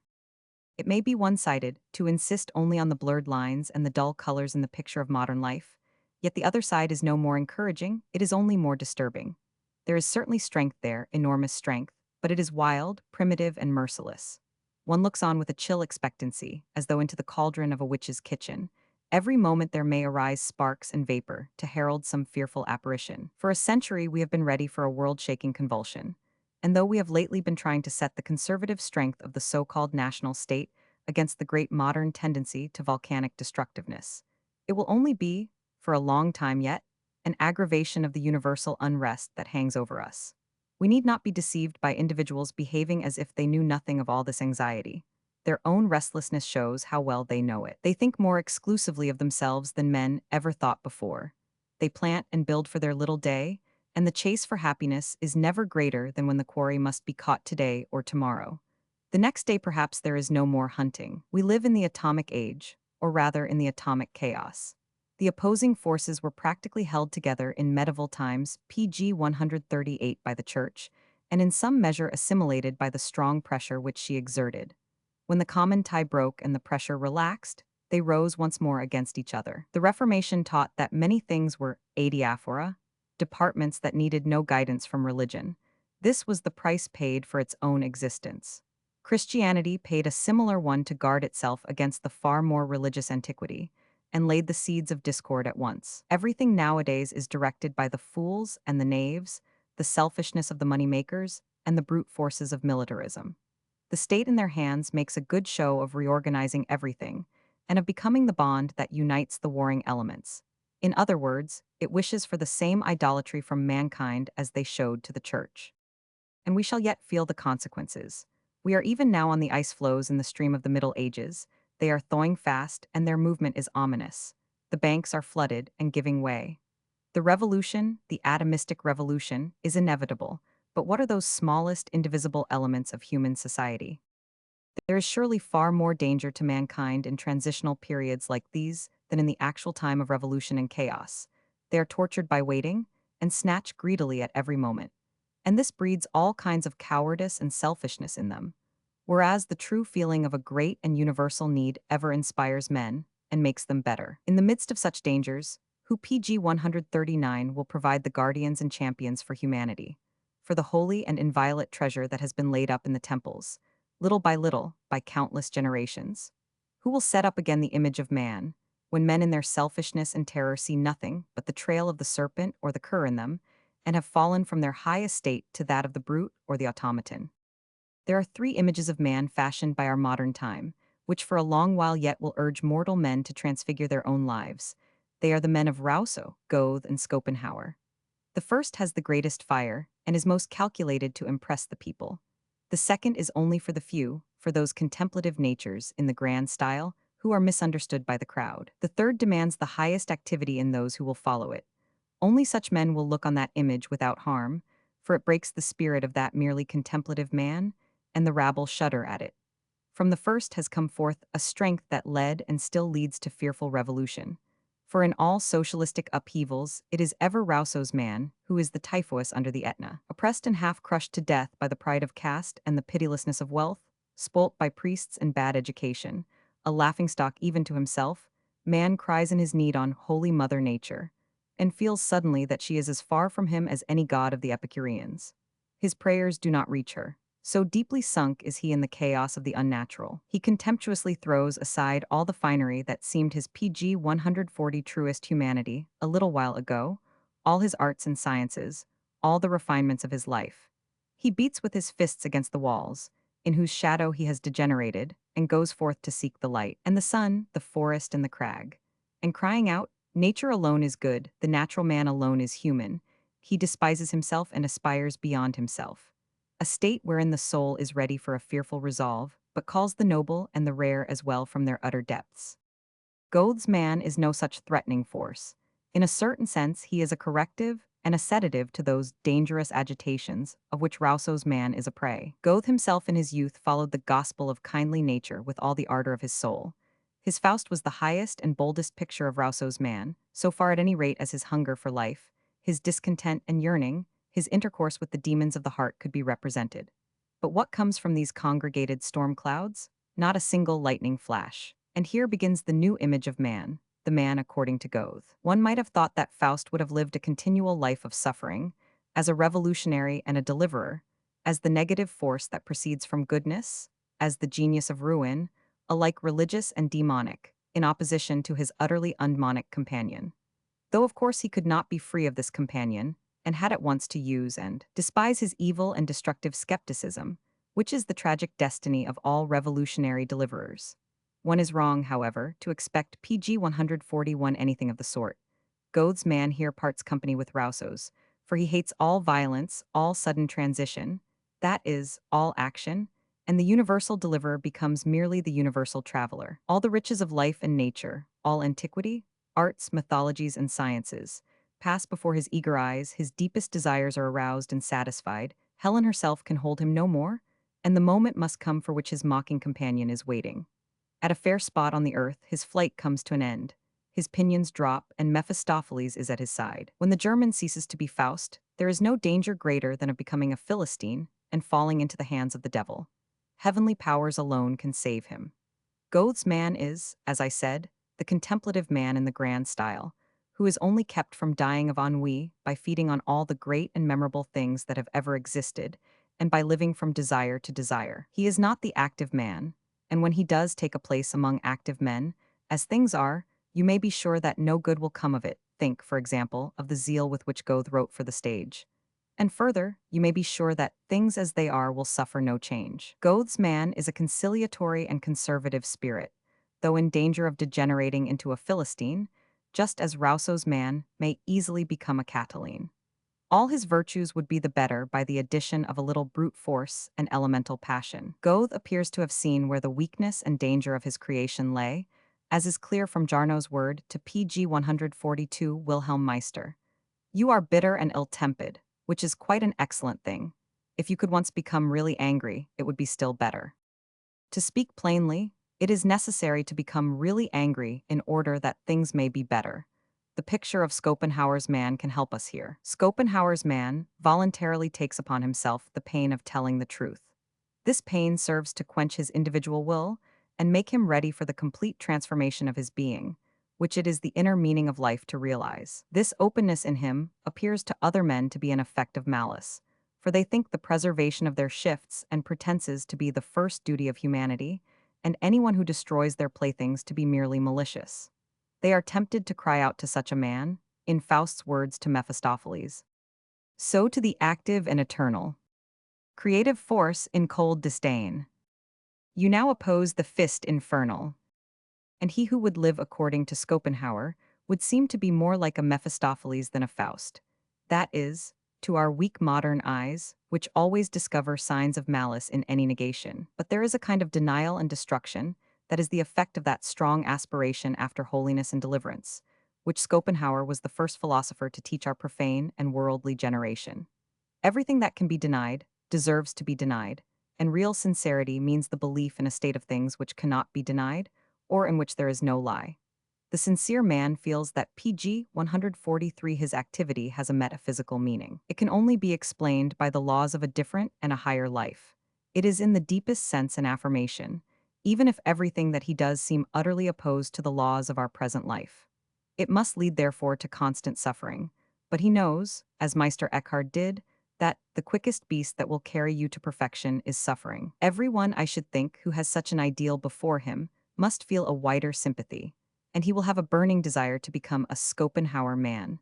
Pure and wonderfully patient, on his intellectual side full of a devouring fire, and far removed from the cold and contemptuous neutrality of the so-called scientific man. So high above any warped and morose outlook on life as to offer himself as the first victim of the truth he has won, with a deep consciousness of the sufferings that must spring from his sincerity. His courage will destroy his happiness on earth.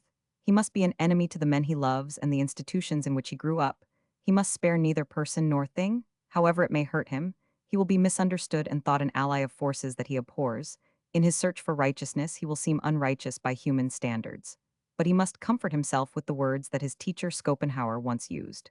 A happy life is impossible. The highest thing that man can aspire to is a heroic life, such as a man lives, who is always fighting against unequal odds for the good of others, and wins in the end without any thanks. After the battle is over, he stands like PG 144 the prince in the Rey Corvo of Ghazi, with dignity and nobility in his eyes, but turned to stone. His memory remains and will be reverenced as a hero's. His will, that has been mortified all his life by toiling and struggling, by evil payment and ingratitude, is absorbed into nirvana. Such a heroic life, with its full mortification, corresponds very little to the paltry ideas of the people who talk most about it, and make festivals in memory of great men, in the belief that a great man is great in the sense that they are small, either through exercise of his gifts to please himself, or by a blind mechanical obedience to this inner force. So that the man who does not possess the gift or feel the compulsion has the same right to be small as the other to be great. But gift and compulsion are contemptible words, mere means of escape from an inner voice, a slander on him who has listened to the voice. The great man, he least of all will allow himself to be given or compelled to anything, for he knows as well as any smaller man how easily life can be taken, and how soft the bed whereon he might lie if he went the pleasant and conventional way with himself and his fellow creatures. All the regulations of mankind are turned to the end that the intense feeling of life may be lost in continual distractions. Now, why will he so strongly choose the opposite and try to feel life, which is the same as to suffer from life? Because he sees that men will tempt him to betray himself, and that there is a kind of agreement to draw him from his den. He will prick up his ears and gather himself together, and say, PG 145, I will remain mine own. He gradually comes to understand what a fearful decision it is, for he must go down into the depths of being, with a string of curious questions on his lips. Why am I alive? What lesson have I to learn from life? How have I become what I am, and why do I suffer in this existence? He is troubled and sees that no one is troubled in the same way, but rather that the hands of his fellow men are passionately stretched out towards the fantastic drama of the political theater, or they themselves are treading the boards under many disguises, youths, men and graybeards, fathers, citizens, priests, merchants, and officials. Busy with the comedy they are all playing, and never thinking of their own selves. To the question, to what end dost thou live?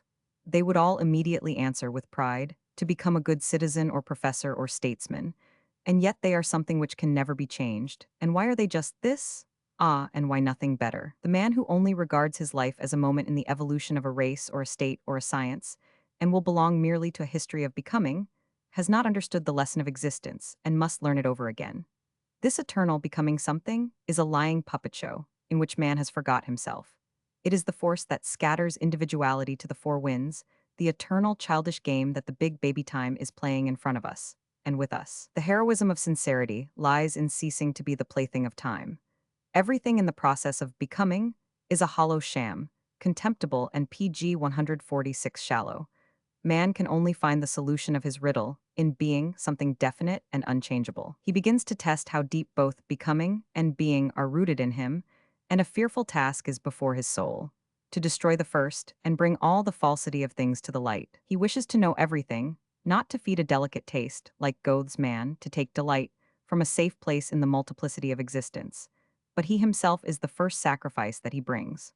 The heroic man does not think of his happiness or misery, his virtues or his vices, or of his being the measure of things. He has no further hopes of himself and will accept the utter consequences of his hopelessness. His strength lies in his self-forgetfulness. If he have a thought for himself, it is only to measure the vast distance between himself and his aim, and to view what he has left behind him as so much dross. The old philosophers sought for happiness and truth with all their strength. And there is an evil principle in nature that not one shall find that which he cannot help seeking. But the man who looks for a lie in everything, and becomes a willing friend to unhappiness, shall have a marvelous disillusioning. There hovers near him something unutterable, of which truth and happiness are but idolatrous images born of the night. The earth loses her dragging weight, the events and powers of earth become as a dream, and a gradual clearness widens round him like a summer evening. It is as though the beholder of these things began to wake, and it had only been the clouds of a passing dream that had been weaving about him. PG 147, they will at some time disappear, and then will it be day. V. But I have promised to speak of Schopenhauer, as far as my experience goes, as an educator, and it is far from being sufficient to paint the ideal humanity, which is the Platonic idea in Schopenhauer. Especially as my representation is an imperfect one, the most difficult task remains to say how a new circle of duties may spring from this ideal, and how one can reconcile such a transcendent aim with ordinary action. To prove, in short, that the ideal is educative. One might otherwise think it to be merely the blissful or intoxicating vision of a few rare moments that leaves us afterwards the prey of a deeper disappointment. It is certain that the ideal begins to affect us in this way when we come suddenly to distinguish light and darkness, bliss and abhorrence. This is an experience that is as old as ideals themselves, but we ought not to stand in the doorway for long. We should soon leave the first stages and ask the question, seriously and definitely, is it possible to bring that incredibly high aim so near us that it should educate us, or lead us out, as well as lead us upward, in order that the great words of Goethe be not fulfilled in our case? Man is born to a state of limitation. He can understand ends that are simple, present, and definite, and is accustomed to make use of means that are near to his hand. But as soon as he comes into the open, PG 148, he knows neither what he wishes nor what he ought to do, and it is all one whether he be confused by the multitude of objects or set beside himself by their greatness and importance. It is always his misfortune to be led to strive after something which he cannot attain by any ordinary activity of his own. The objection can be made with apparent reason against Schopenhauer's man, that his greatness and dignity can only turn our heads and put us beyond all community with the active men of the world. The common round of duties, the noiseless tenor of life has disappeared. One man may possibly get accustomed to living in a reluctant dualism, that is, in a contradiction with himself, becoming unstable, daily weaker and less productive, while another will renounce all action on principle and scarcely endure to see others active. The danger is always great when a man is too heavy laden and cannot really accomplish any duties. Stronger natures may be broken by it. The weaker, which are the majority, sink into a speculative laziness, and at last, from their laziness, lose even the power of speculation.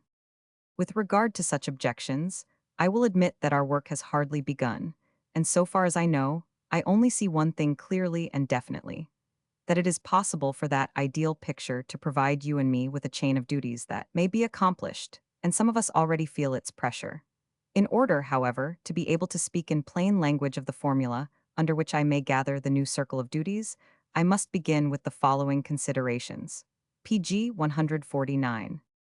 The deeper minds of all ages have had pity for animals, because they suffer from life and have not the power to turn the sting of the suffering against themselves and understand their being metaphysically. The sight of blind suffering is the spring of the deepest emotion, and in many quarters of the earth, men have supposed that the souls of the guilty have entered into beasts, and that the blind suffering which at first sight calls for such pity has a clear meaning and purpose to the divine justice, of punishment and atonement. And a heavy punishment it is, to be condemned to live in hunger and need, in the shape of a beast, and to reach no consciousness of one's self in this life. I can think of no harder lot than the wild beasts. He is driven to the forest by the fierce pang of hunger that seldom leaves him at peace, and peace is itself a torment, the surfeit after horrid food, won, maybe, by a deadly fight with other animals. To cling to life, blindly and madly, with no other aim, to be ignorant of the reason, or even the fact of one's punishment, nay, to thirst after it as if it were a pleasure, with all the perverted desire of a fool.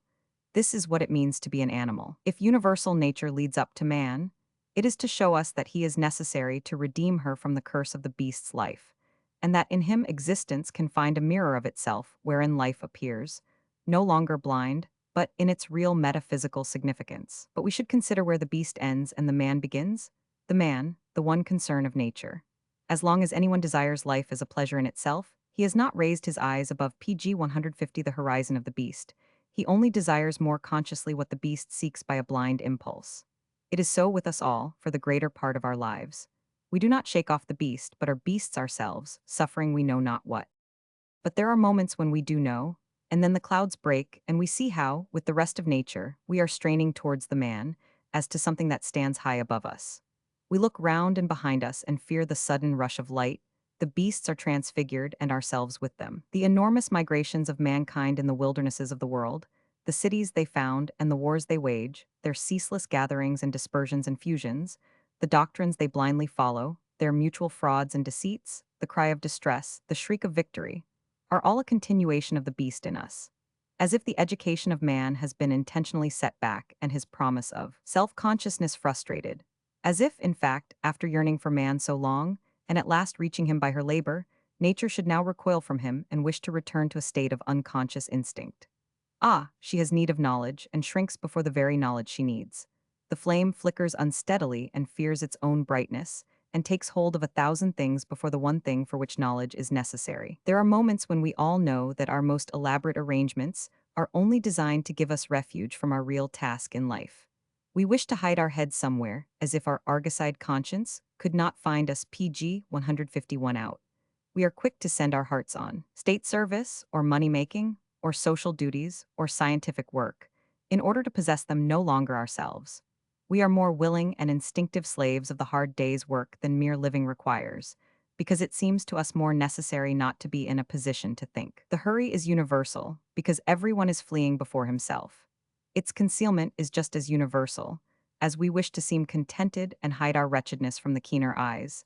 And so, there is a common need for a new carillon of words to hang in the temple of life and peal for its noisy festival. We all know the curious way in which unpleasant memories suddenly throng on us, and how we do our best by loud talk and violent gestures to put them out of our minds. But the gestures and the talk of our ordinary life make one think we are all in this condition, frightened of any memory or any inward gaze. What is it that is always troubling us? What is the gnat that will not let us sleep? There are spirits all about us. Each moment of life has something to say to us, but we will not listen to the spirit voices. When we are quiet and alone, we fear that something will be whispered in our ears, and so we hate the quiet and dull our senses in society. We understand this sometimes, as I say, and stand amazed at the whirl and the rush and the anxiety and all the dream that we call our life.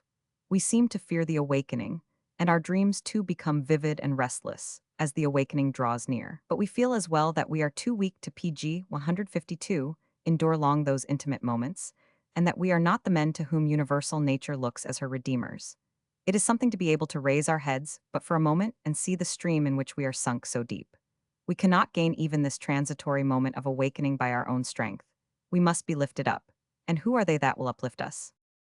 The sincere men who have cast out the beast, the philosophers, artists, and saints. Nature, nunquam facit saltum, has made her one leap in creating them.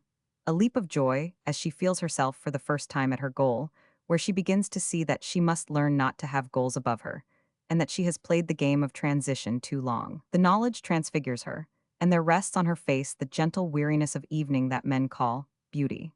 Her words after this transfiguration are as a great light shed over existence, and the highest wish that mortals can reach is to listen continually to her voice with ears that hear. If a man think of all that Schopenhauer, for example, must have heard in his life, he may well say to himself, "The deaf ears, the feeble understanding and shrunken heart, everything that I call mine, how I despise them. Not to be able to fly, but only to flutter one's wings, to look above oneself and have no power to rise, to know the road that leads to the wide vision of the philosopher, and to reel back after a few steps. Were there but one day when the great wish might be fulfilled, how gladly would we pay for it with the rest of life. To rise as high PG 153 as any thinker yet into the pure icy air of the mountain, where there are no mists and veils, and the inner constitution of things is shown in a stark and piercing clarity. Even by thinking of this, the soul becomes infinitely alone. But were its wish fulfilled, did its glance once fall straight as a ray of light on the things below, were shame and anxiety and desire gone forever. One could find no words for its state then, for the mystic and tranquil emotion with which, like the soul of Schopenhauer, it would look down on the monstrous hieroglyphics of existence and the petrified doctrines of becoming, not as the brooding night, but as the red and glowing day that streams over the earth. And what a destiny it is only to know enough of the fixity and happiness of the philosopher to feel the complete unfixity and unhappiness of the false philosopher, who without hope lives in desire. To know one's self to be the fruit of a tree that is too much in the shade ever to ripen, and to see a world of sunshine in front, where one may not go. There were sorrow enough here, if ever, to make such a man envious and spiteful. But he will turn aside, that he may not destroy his soul by a vain aspiration, and will discover a new circle of duties. I can now give an answer to the question whether it be possible to approach the great ideal of Schopenhauer's man by any ordinary activity of our own. In the first place, the new duties are certainly not those of a hermit. They imply rather a vast community, held together not by external forms but by a fundamental idea, namely that of culture. PG 154, though only so far as it can put a single task before each of us, to bring the philosopher, the artist, and the saint, within and without us, to the light, and to strive thereby for the completion of nature. For nature needs the artist, as she needs the philosopher, for a metaphysical end, the explanation of herself, whereby she may have a clear and sharp picture of what she only saw dimly in the troubled period of transition, and so may reach self-consciousness. Goethe, in an arrogant yet profound phrase, showed how all nature's attempts only have value insofar as the artist interprets her stammering words, meets her halfway, and speaks aloud what she really means. I have often said, and will often repeat, he exclaims in one place, the causa finalis of natural and human activity is dramatic poetry. Otherwise, the stuff is of no use at all. Finally, nature needs the saint. In him, the ego has melted away, and the suffering of his life is practically no longer felt as individual, but as the spring of the deepest sympathy and intimacy with all living creatures. He sees the wonderful transformation scene that the comedy of becoming never reaches, the attainment, at length, of the high state of man after which all nature is striving, that she may be delivered from herself. Without doubt, we all stand in close relation to him, as well as to the philosopher and the artist. There are moments, sparks from the clear fire of love, in whose light we understand the word I no longer. There is something beyond our being that comes, for those moments, to the hither side pg 155 of it. And this is why we long in our hearts for a bridge from here to there. In our ordinary state, we can do nothing towards the production of the new Redeemer. And so, we hate ourselves in this state with a hatred that is the root of the pessimism which Schopenhauer had to teach again to our age, though it is as old as the aspiration after culture. Its root, not its flower. The foundation, not the summit. The beginning of the road, not the end. For we have to learn at some time to hate something else, more universal than our own personality with its wretched limitation, its change and its unrest. And this will be when we shall learn to love something else than we can love now. When we are ourselves received into that high order of philosophers, artists, and saints, in this life or a reincarnation of it, a new object for our love and hate will also rise before us. As it is, we have our task and our circle of duties, our hates and our loves. For we know that culture requires us to make ready for the coming of the Schopenhauer man. And this is the use we are to make of him. We must know what obstacles there are and strike them from our path. In fact, wage unceasing war against everything that hindered our fulfillment and prevented us from becoming Schopenhauer's men ourselves. Romans 6. It is sometimes harder to agree to a thing than to understand it. Many will feel this when they consider the proposition. Mankind must toil pg 156 unceasingly to bring forth individual great men. This and nothing else is its task. One would like to apply to society, and its ends a fact that holds universally in the animal and vegetable world, where progress depends only on the higher individual types, which are rarer, yet more persistent, complex, and productive.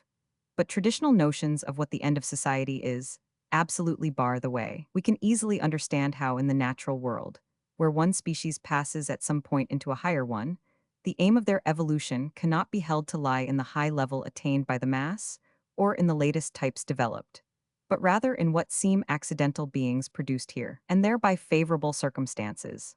It should be just as easy to understand that it is the duty of mankind to provide the circumstances favorable to the birth of the new Redeemer, simply because men can have a consciousness of their object.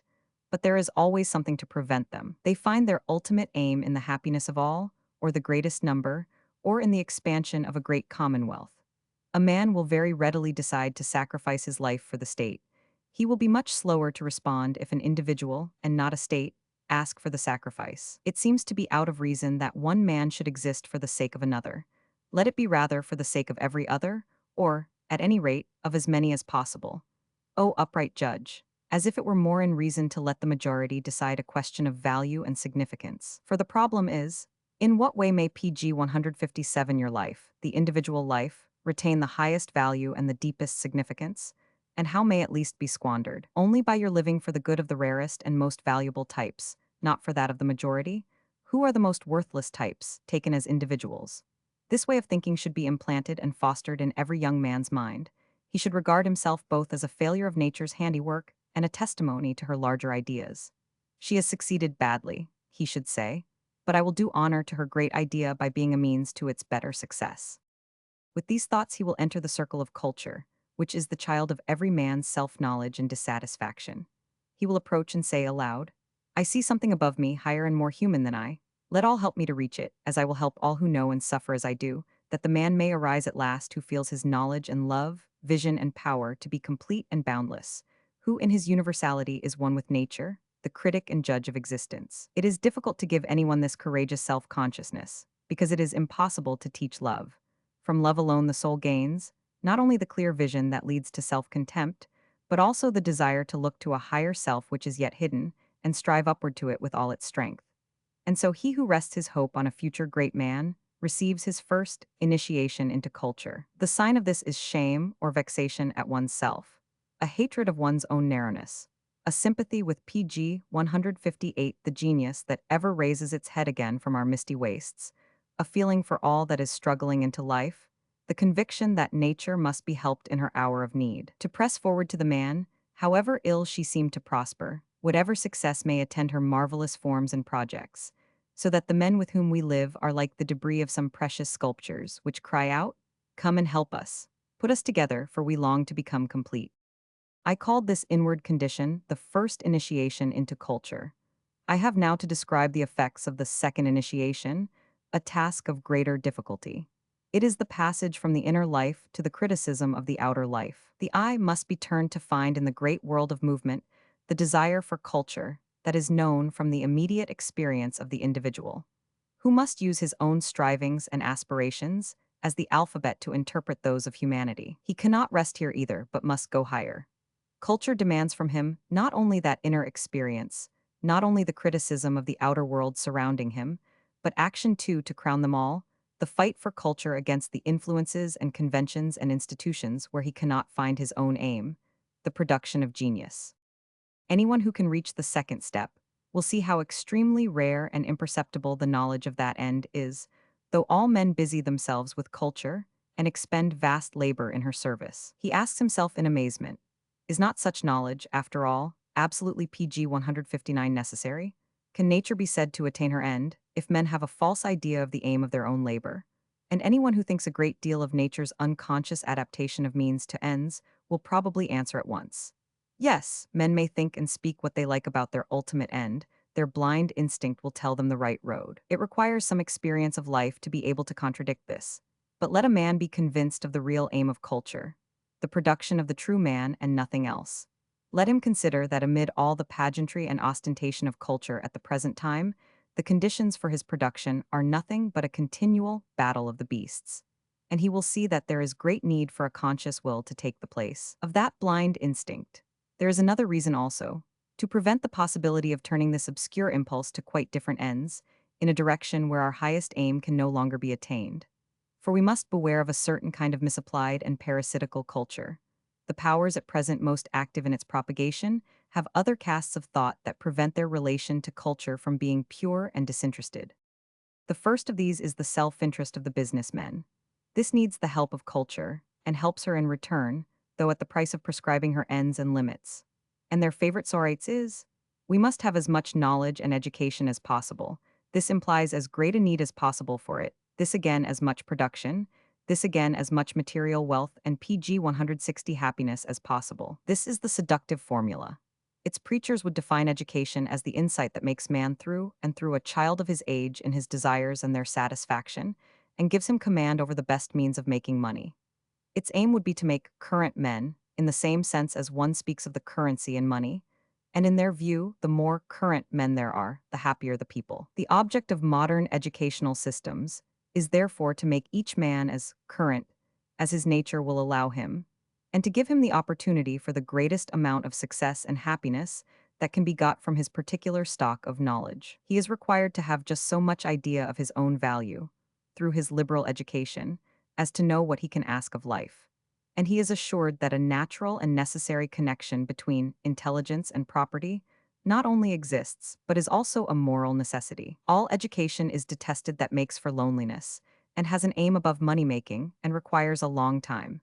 Men look askance on such serious education, as mere, refined egoism, or immoral Epicureanism. The converse of course holds, according to the ordinary morality, that education must be soon over to allow the pursuit of money to be soon begun, and should be just thorough enough to allow of much money being made. The amount of education is determined by commercial interests. In short, man has a necessary claim to worldly happiness. Only for that reason is education necessary. PG 161. There is, secondly, the self-interest of the state, which requires the greatest possible breadth and universality of culture, and has the most effective weapons to carry out its wishes. If it be firmly enough established not only to initiate but control education and bear its whole weight, Such breadth will merely profit the competition of the state with other states. A highly civilized state generally implies, at the present time, the task of setting free the spiritual forces of a generation just so far as they may be of use to the existing institutions, as a mountain stream is split up by embankments and channels, and its diminished power made to drive mill wheels, its full strength being more dangerous than useful to the mills. And thus, setting free comes to mean rather chaining up. Compare, for example, what the self-interest of the state has done for Christianity. Christianity is one of the purest manifestations of the impulse towards culture and the production of the saint. But being used in countless ways to turn the mills of the state authorities, it gradually became sick at heart, hypocritical and degenerate, and in antagonism with its original aim. Its last phase, the German Reformation, would have been nothing but a sudden flickering of its dying flame, had it not taken new strength and light from the clash and conflagration of states. In the third place, culture will be favored by all those people who know their own character to be offensive or tiresome, and wish to draw a veil of so-called good form over them. Words, gestures, dress, etiquette, and such external things, PG 162 are meant to produce a false impression, the inner side to be judged from the outer. I sometimes think that modern men are eternally bored with each other and look to the arts to make them interesting. They let their artists make savory and inviting dishes of them. They steep themselves in the spices of the East and West and have a very interesting aroma after it all. They are ready to suit all palates, and everyone will be served whether he wants something with a good or bad taste, something sublime or coarse, Greek or Chinese, tragedy or gutter drama. The most celebrated chefs among the moderns who wish to interest and be interested at any price are the French. The worst are the Germans.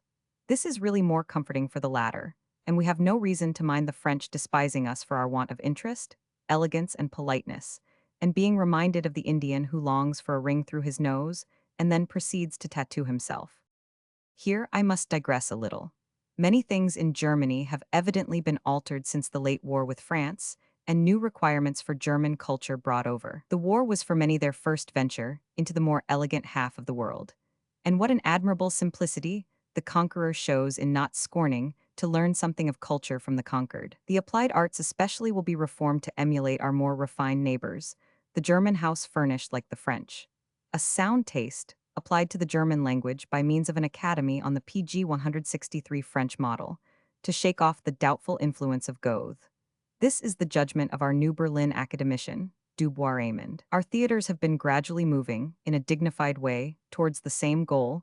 Even the elegant German savant is now discovered, and we must now expect everything that does not conform to this law of elegance, our music, tragedy, and philosophy, to be thrust aside as un-German. But there were no need to raise a finger for German culture. Did German culture, which the Germans have yet to find, mean nothing but the little amenities that make life more decorative, including the arts of the dancing master and the upholsterer? Or were they merely interested in academic rules of language and a general atmosphere of politeness? The late war and the self-comparison with the French do not seem to have aroused any further desires, and I suspect that the German has a strong wish for the moment to be free of the old obligations laid on him by his wonderful gifts of seriousness and profundity. He would much rather play the buffoon and the monkey and learn the arts that make life amusing. But the German spirit cannot be more dishonored than by being treated as wax for any elegant mold. And if, unfortunately, a good many Germans will allow themselves to be thus molded, one must continually say to them, till at last they listen, the old German way is no longer yours. It was hard, rough, and full of resistance, but it is still the most valuable material, one which only the greatest modelers can work with, for they alone, PG 164, are worthy to use it. What you have in you now is a soft, pulpy stuff. Make what you will out of it. Elegant dolls and interesting idols, Richard Wagner's phrase will still hold good. The German is awkward and ungainly when he wishes to be polite. He is high above all others when he begins to take fire. All the elegant people have reason to beware of this German fire. It may one day devour them with all their wax dolls and idols. The prevailing love of good form in Germany may have a deeper cause in the breathless seizing at what the moment can give, the haste that plucks the fruit too green, the race and the struggle that cut the furrows in men's brows and stamp the same mark on all their actions. As if there were a poison in them that would not let them breathe, they rush about in disorder, anxious slaves of the three M's: the moment, the mode, and the mob. They see too well their want of dignity and fitness, and need a false elegance to hide their galloping consumption. The fashionable desire of good form is bound up with a loathing of man's inner nature. The one is to conceal, the other to be concealed. Education means now the concealment of man's misery and wickedness, his wild beast quarrels, his eternal greed, his shamelessness in fruition. In pointing out the absence of a German culture, I have often had the reproach flung at me. This absence is quite natural, for the Germans have been too poor and modest up to now. Once rich and conscious of themselves, our people will have a culture too. Faith may often produce happiness, yet this particular faith makes me unhappy. PG 165, for I feel that the culture whose future raises such hopes, the culture of riches, politeness, and elegant concealments, is the bitterest foe of that German culture in which I believe. Everyone who has to live among Germans suffers from the dreadful grayness and apathy of their lives, their formlessness, torpor, and clumsiness, still more their envy, secretiveness, and impurity. He is troubled by their innate love of the false and the ignoble, their wretched mimicry and translation of a good foreign thing into a bad German one. But now that the feverish unrest, the quest of gain and success, the intense prizing of the moment, is added to it all, it makes one furious to think that all this sickness can never be cured, but only painted over by such a cult of the interesting. And this among a people that has produced a Schopenhauer and a Wagner, and will produce others, unless we are blindly deceiving ourselves. For should not their very existence be a guarantee that such forces are even now potential in the German spirit? Or will they be exceptions, the last inheritors of the qualities that were once called German? I can see nothing to help me here, and return to my main argument again, from which my doubts and anxieties have made me digress. I have not yet enumerated all the forces that help culture without recognizing its end, the production of genius. Three have been named: the self-interest of business, of the state, and of those who draw the cloak of good form over them. There is fourthly the self-interest of science and the peculiar nature of her servants, the learned. PG 166. Science has the same relation to wisdom as current morality to holiness. She is cold and dry, loveless, and ignorant of any deep feeling of dissatisfaction and yearning. She injures her servants in helping herself, for she impresses her own character on them and dries up their humanity. As long as we actually mean by culture the progress of science, she will pass by the great suffering man and harden her heart, for science only sees the problems of knowledge, and suffering is something alien and unintelligible to her world, though no less a problem for that. If one accustom himself to put down every experience in a dialectical form of question and answer, and translate it into the language of pure reason, he will soon wither up and rattle his bones like a skeleton. We all know it, and why is it that the young do not shudder at these skeletons of men, but give themselves blindly to science without motive or measure? It cannot be the so-called impulse to truth. For how could there be an impulse towards a pure, cold, and objectless knowledge? The unprejudiced eye can see the real driving forces only too plainly. The vivisection of the professor has much to recommend it, as he himself is accustomed to finger and analyze all things, even the worthiest. To speak honestly, the savant is a complex of very various impulses and attractive forces. He is a base metal throughout. Take first a strong and increasing desire for intellectual adventure, the attraction of the new and rare as against the old and tedious. Add PG 167 to that a certain joy in nosing the trail of dialectic and beating the cover where the old fox, thought, lies hid. The desire is not so much for truth as the chase of truth, and the chief pleasure is in surrounding and artistically killing it. Add thirdly a love of contradiction whereby the personality is able to assert itself against all others.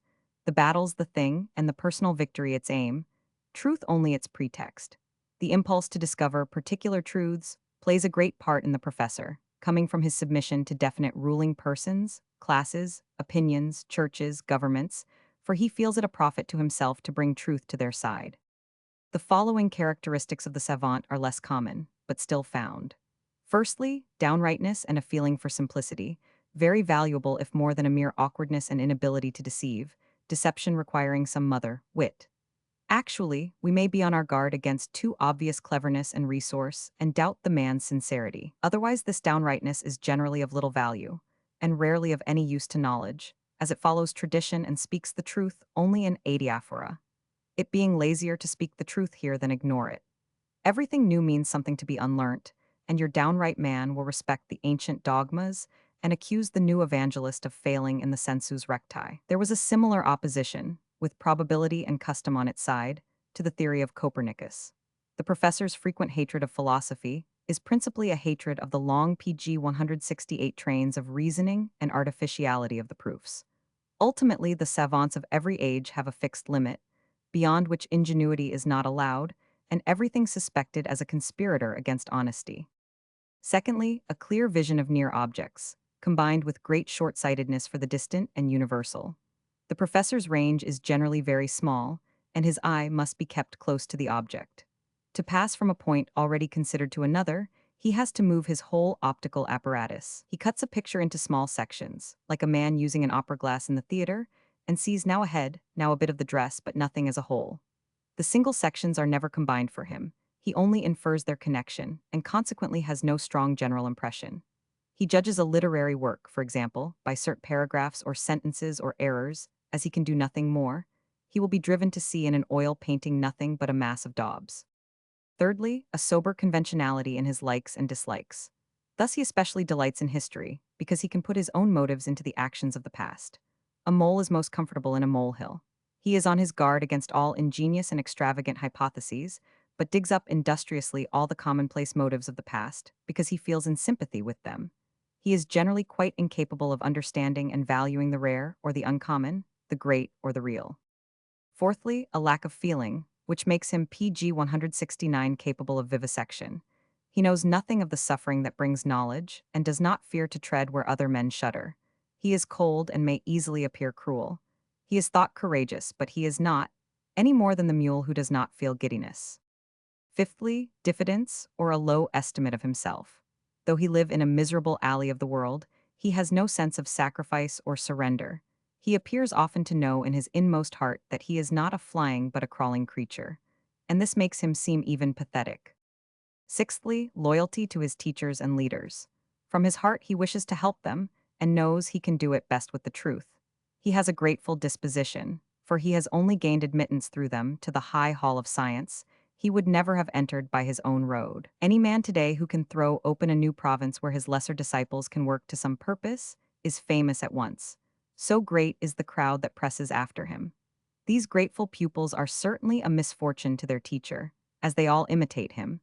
His faults are exaggerated in their small persons, his virtues correspondingly diminished. Seventhly, he will follow the usual road of all the professors, where a feeling for truth springs from a lack of ideas, and the wheel once started goes on. Such natures become compilers, commentators, makers of indices and herbaria. They rummage about one special department because they have never thought there are others. Their industry has something of the monstrous stupidity PG 170 of gravitation, and so they can often bring their labors to an end. Eighthly, a dread of ennui. While the true thinker desires nothing more than leisure, the professor fears it, not knowing how it is to be used. Books are his comfort. He listens to everybody's different thoughts and keeps himself amused all day. He especially chooses books with a personal relation to himself, that make him feel some emotion of like or dislike. Books that have to do with himself or his position, his political, aesthetic, or even grammatical doctrines. If he have mastered even one branch of knowledge, the means to flap away the flies of ennui will not fail him. Ninthly, the motive of the breadwinner, the cry of the empty stomach. In fact, truth is used as a direct means of preferment when she can be attained, or as a way to the good graces of the fountains of honor and bread. Only, however, in the sense of the particular truth, there is a gulf between the profitable truths that many serve and the unprofitable truths to which only those few people devote themselves, whose motto is not ingenii largiter venter. Tenthly, a reverence for their fellow professors and a fear of their displeasure, a higher and rarer motive than the last, though not uncommon. All the members of the guild are jealously on guard, that the truth which means so much bread and honor and position may really be baptized in the name of its discoverer. The one pays the other reverence for the truth he has found, in order to exact the toll again if he should find one himself. PG 171, the untruth, the error is loudly exploded, that the workers may not be too many. Here and there the real truth will be exploded to let a few bold and stiff-necked errors be on show for a time. There is never a lack of moral idiosyncrasies, formerly called rascalities. Eleventhly, the savant for vanity, now rather rare. He will get a department for himself somehow, and investigate curiosities, especially if they demand unusual expenditure, travel, research, or communication with all parts of the world. He is quite satisfied with the honor of being regarded as a curiosity himself, and never dreams of earning a living by his erudite studies. Twelfthly, the savant for amusement. He loves to look for knots in knowledge and to untie them, not too energetically, however, lest he lose the spirit of the game. Thus he does not penetrate the depths, though he often observes something that the microscopic eyes of the bread-and-butter scientist never see. If I speak, lastly, of the impulse towards justice, as a further motive of the savant, I may be answered that this noble impulse, being metaphysical in its nature, is too indistinguishable from the rest, and really incomprehensible to mortal mind. And so I leave the 13th heading with the pious, wish that the impulse may be less rare in the professor than it seems. For a spark in his soul from the fire of justice is sufficient to irradiate and purify it, so that he can rest no more, and is driven forever from the cold, or lukewarm condition in which most of his fellows do their daily work. PG 172. All these elements, or a part of them, must be regarded as fused and pounded together to form the servant of truth. For the sake of an absolutely inhuman thing, mere purposeless, and therefore motiveless knowledge, a mass of very human little motives have been chemically combined, and as the result we have the professor, so transfigured in the light of that pure, unearthly object that the mixing and pounding which went to form him are all forgotten. It is very curious. Yet there are moments when they must be remembered, when we have to think of the professor's significance to culture. Anyone with observation can see that he is in his essence, and by his origin unproductive, and has a natural hatred of the productive, and thus there is an endless feud between the genius and the savant in idea and practice. The latter wishes to kill nature by analyzing and comprehending it, the former to increase it by a new living nature. The happy age does not need or know the savant. The sick and sluggish time ranks him as its highest and worthiest. Who were physician enough to know the health or sickness of our time? It is clear that the professor is valued too highly, with evil consequences for the future genius, for whom he has no compassion, merely a cold, contemptuous criticism, a shrug of the shoulders, as if at something strange and perverted for which he has neither time nor inclination. And so he too knows nothing of the aim of culture. In fact, all these considerations go to prove that the aim of culture is most unknown precisely, where PG 173 the interest in it seems liveliest. The state may trump it as it will its services to culture. It merely helps culture in order to help itself, and does not comprehend an aim that stands higher than its own well-being or even existence. The businessmen in their continual demand for education merely wish for business. When the pioneers of good form pretend to be the real helpers of culture, imagining that all art, for example, is merely to serve their own needs, they are clearly affirming themselves in affirming culture. Of the savant enough has already been said. All four are emulously thinking how they can benefit themselves with the help of culture, but have no thoughts at all when their own interests are not engaged. And so they have done nothing to improve the conditions for the birth of genius in modern times, and the opposition to original men has grown so far that no Socrates could ever live among us, and certainly could never reach the age of 70. I remember saying in the third chapter that our whole modern world was not so stable that one could prophesy an eternal life to its conception of culture. It is likely that the next millennium may reach 2 or 3 new ideas that might well make the hair of our present generation stand on end. The belief in the metaphysical significance of culture would not be such a horrifying thing, but its effects on educational methods might be so. It requires a totally new attitude of mind to be able to look away from the present educational institutions to the strangely different ones that will be necessary for the second or third generation. PG 174. At present, the labors of higher education produce merely the savant or the official or the businessman or the Philistine, or more commonly, a mixture of all four, and the future institutions will have a harder task. Not in itself harder, as it is really more natural and so easier.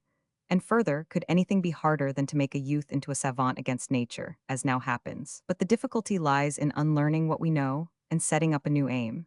It will be an endless trouble to change the fundamental idea of our present educational system that has its roots in the Middle Ages and regards the medieval savant as the ideal type of culture. It is already time to put these objects before us, for some generation must begin the battle, of which a later generation will reap the victory. The solitary man who has understood the new fundamental idea of culture is at the parting of the ways.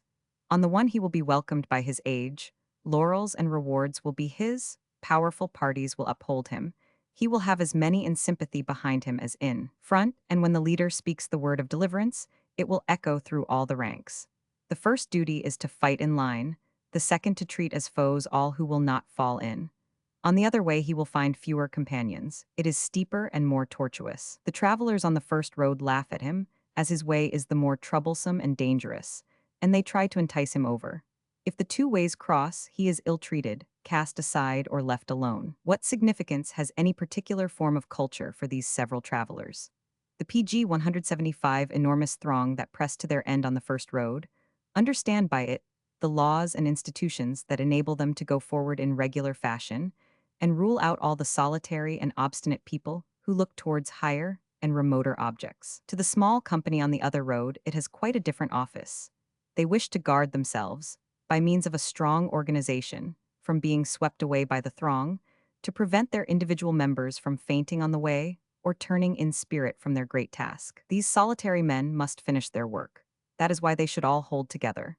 And those who have their part in the scheme will take thought to prepare themselves with ever-increasing purity of aim for the birth of the genius, and ensure that the time be ripe for him.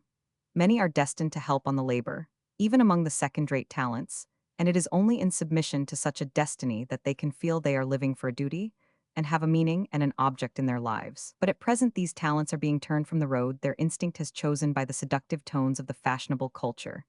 That plays on their selfish side, their vanities and weaknesses, and the time spirit ever whispers in their ears its flattering counsel. Follow me and go not thither. There you are only servants and tools, overshadowed by higher natures with no scope for your own, drawn by threads, hung with fetters, slaves, and automatons. With me you may enjoy your true personality, and be masters. Your talents may shine with their own light. And yourselves, PG 176, stand in the front ranks with an immense following round you. And the acclamation of public opinion will rejoice you more than a wandering breath of approval sent down from the cold ethereal heights of genius. Even the best men are snared by such allurements, and the ultimate difference comes not so much from the rarity and power of their talent, as the influence of a certain heroic disposition at the base of them, and an inner feeling of kinship with genius. For there are men who feel it as their own misery when they see the genius in painful toil and struggle, in danger of self-destruction, or neglected by the short-sighted selfishness of the state, the superficiality of the businessmen, and the cold arrogance of the professors. And I hope there may be some to understand what I mean by my sketch of Schopenhauer's destiny, and to what end Schopenhauer can really educate. Romans 7. But setting aside all thoughts of any educational revolution in the distant future, what provision is required now, that our future philosopher may have the best chance of opening his eyes to a life like Schopenhauer's, hard as it is, yet still livable? What, further, must be discovered that may make his influence on his contemporaries more certain? And what obstacles must be removed before his example can have its full effect and the philosopher train another philosopher? Here we descend to be practical. PG 177. Nature always desires the greatest utility, but does not understand how to find the best and handiest means to her end. That is her great sorrow, and the cause of her melancholy. The impulse towards her own redemption shows clearly her wish to give men a significant existence by the generation of the philosopher and the artist. But how unclear and weak is the effect she generally obtains with her artists and philosophers, and how seldom is there any effect at all. She is especially perplexed in her efforts to make the philosopher useful. Her methods are casual and tentative, her failures innumerable. Most of her philosophers never touch the common good of mankind at all. Her actions seem those of a spendthrift, but the cause lies in no prodigal luxury, but in her inexperience. Were she human, she would probably never cease to be dissatisfied with herself and her bungling. Nature shoots the philosopher at mankind like an arrow. She does not aim, but hopes that the arrow will stick somewhere. She makes countless mistakes that give her pain. She is as extravagant in the sphere of culture as in her planting and sowing. She fulfills her ends in a large and clumsy fashion, using up far too much of her strength. The artist has the same relation to the connoisseurs and lovers of his art as a piece of heavy artillery to a flock of sparrows. It is a fool's part to use a great avalanche to sweep away a little snow, to kill a man in order to strike the fly on his nose. The artist and the philosopher are witnesses against nature's adaptation of her means, however well they may show the wisdom of her ends. They only reach a few, and PG 178 should reach all, and even these few are not struck with the strength they used when they shot. It is sad to have to value art so differently as cause and effect. How huge in its inception, how faint the echo afterwards.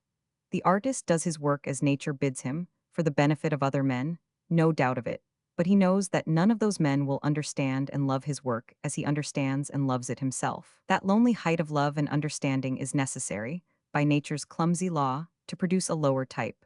The great and noble are used as the means to the small and ignoble.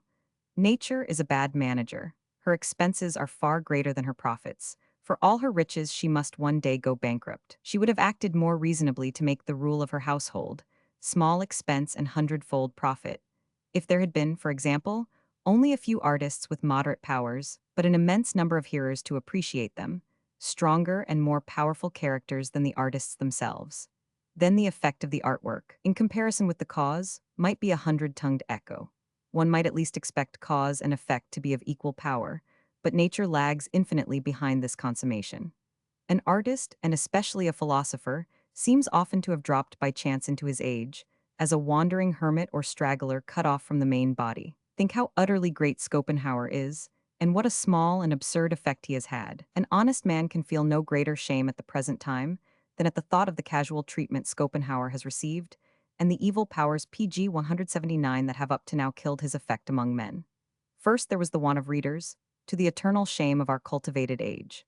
Then the inadequacy of his first public adherents, as soon as he had any.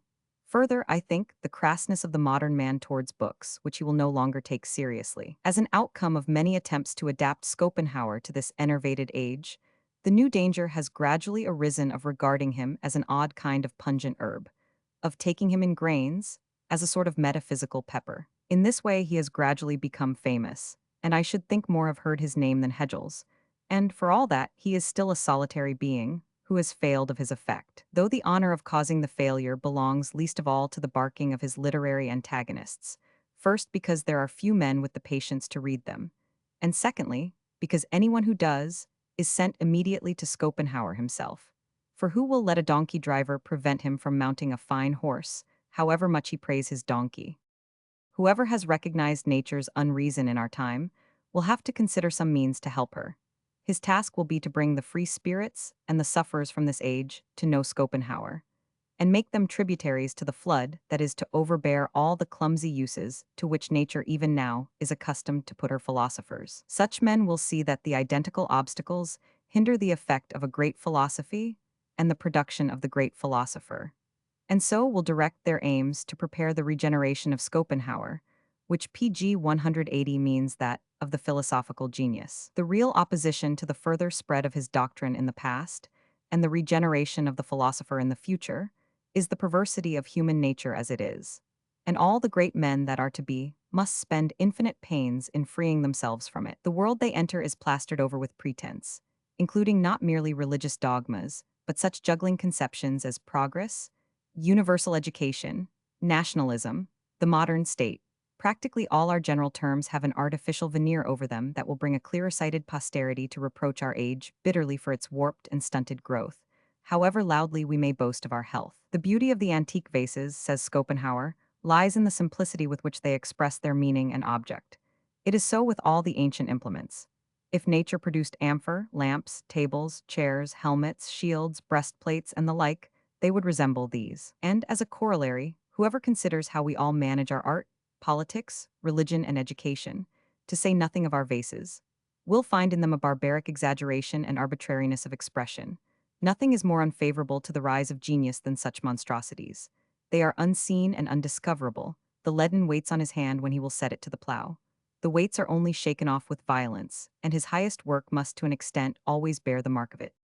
In considering the conditions that, at best, keep the born philosopher from being oppressed by the PG 181 perversity of the age, I am surprised to find they are partly those in which Schopenhauer himself grew up. True, there was no lack of opposing influences. The evil time drew perilously near him in the person of a vain and pretentious mother, but the proud republican character of his father rescued him from her and gave him the first quality of a philosopher, a rude and strong virility. His father was neither an official nor a savant. He traveled much abroad with his son, a great help to one who must know men rather than books and worship truth before the state.